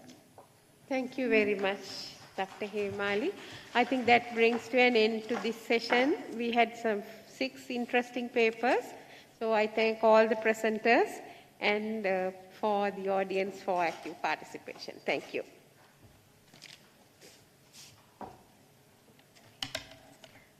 This concludes the free paper session 2. I would like to thank the chairpersons and the panel of judges, Professor Anuradhini Kasuriratne, Professor of Department of Community Medicine, University of Kelaniya, and Dr. Deepika Artigala, Senior Health Specialist, World Bank of Sri Lanka. I would like to invite Dr. Shanti Gunawardena to award the token of appreciation to Professor Anuradhini Kasuriratne.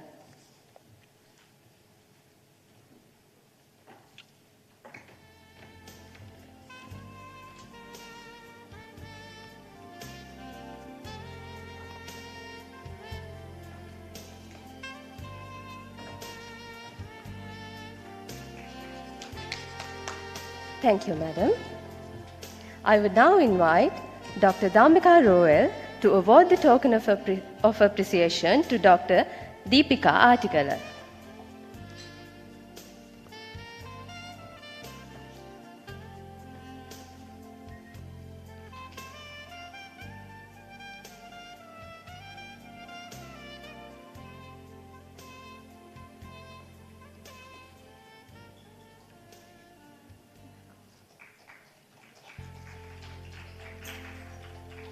Thank you, Madam. I cordially invite Dr. Tushani Dabrera on stage to award the token of appreciation to Chairperson Dr. Shanti Gunawardena.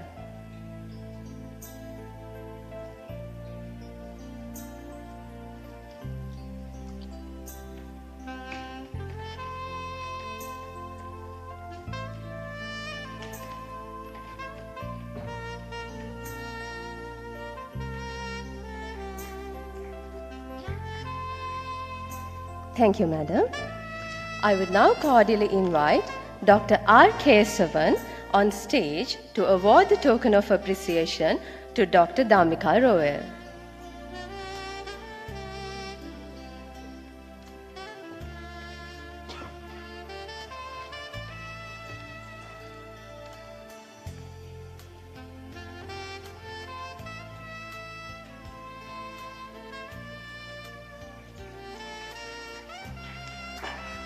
Thank you, sir. This concludes our free paper session 2. I cordially invite all of you to stay for the award ceremony. Thank you.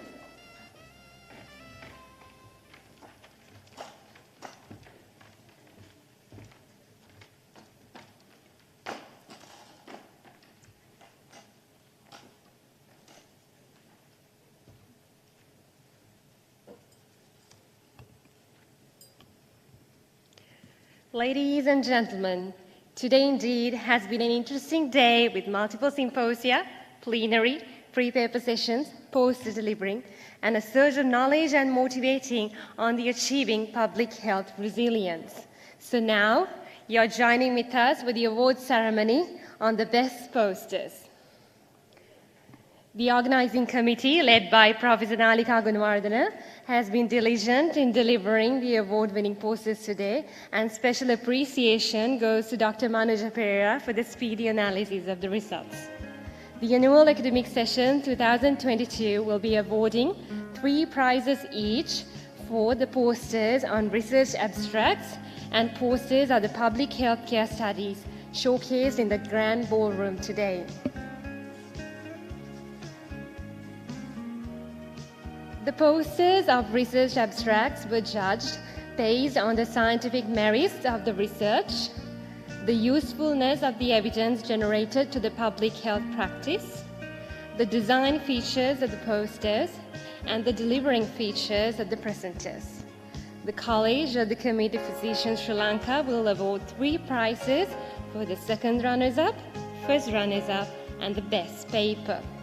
Now I would like to cordially call upon the stage Dr. Lakshmi Somathunga, the President of the College of the Committee of Physicians of Sri Lanka, to hand over the certificates.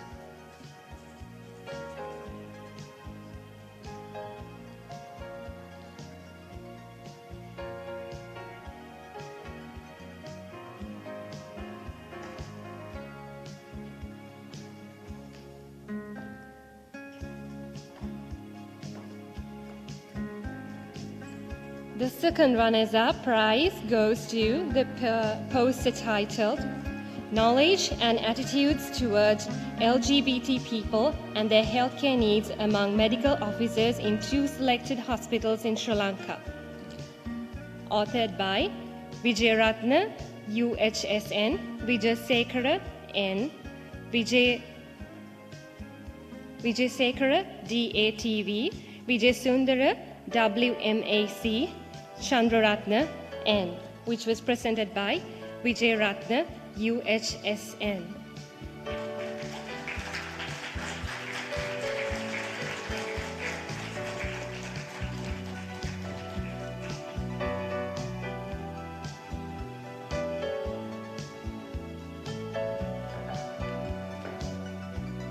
The first runners-up prize goes to the poster titled Knowledge and Practices Regarding Contact Lenses Usage Among Undergraduate Spectacle Wearers in a Selected Medical Faculty in Sri Lanka, which was authored by Sirivardhana, GADSB, Sona Mayashian, Sonai, SMN, and Jayavardhana, DMS. And the paper was presented by Sirivardhana, GADSB.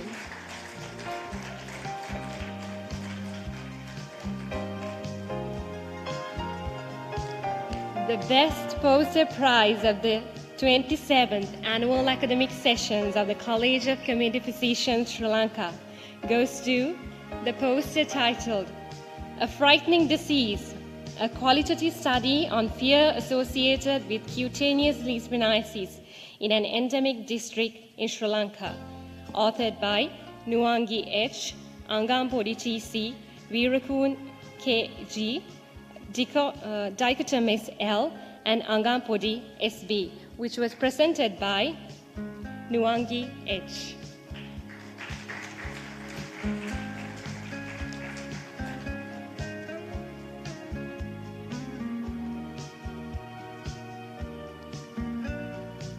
Thank you very much, Madam.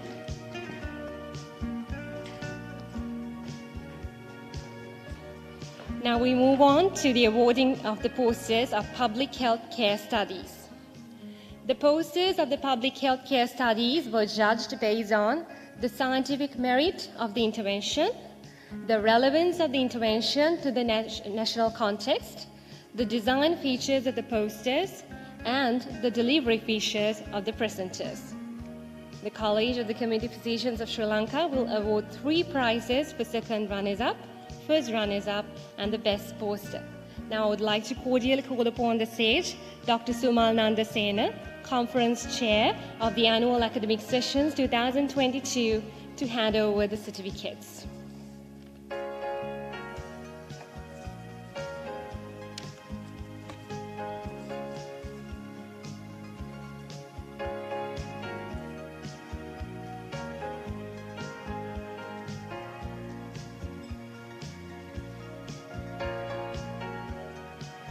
The second runners-up prize goes to the poster titled Iodine Deficiency Disorders, Progress Towards Elimination, which is authored by Abhay Singha, WSP, and Veerasekara, Y, and presented by Abhay Singha, WSP.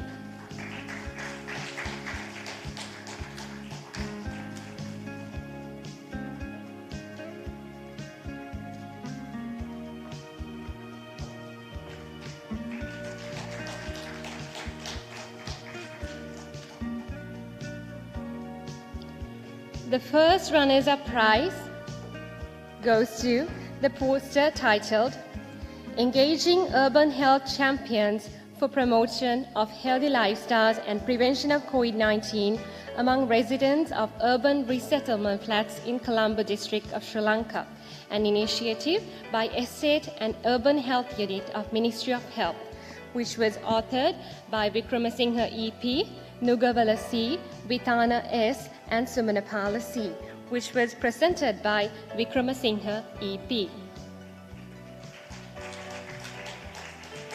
I would like to cordially invite if any author of that paper to come and receive the certificate. The best poster prize for the public health case studies of the 27th Annual Academic Sessions of the College of Community Physicians of Sri Lanka goes to the poster titled Experiences of Implementing an Electronic COVID-19 Vaccination System for Pregnant Women in Sri Lanka, which was authored by Disanayaka N, Kasuriyarchi SK, Ifan S, Karasinghe KHM, Lianagama M, Amarakoon PM, Samarasinghe SVWS, Hariyaram JJ, Senanayaka SP, Kularatna HMWM, Nishanka NMCL, and De Silva C, which was presented by Disanayaka M.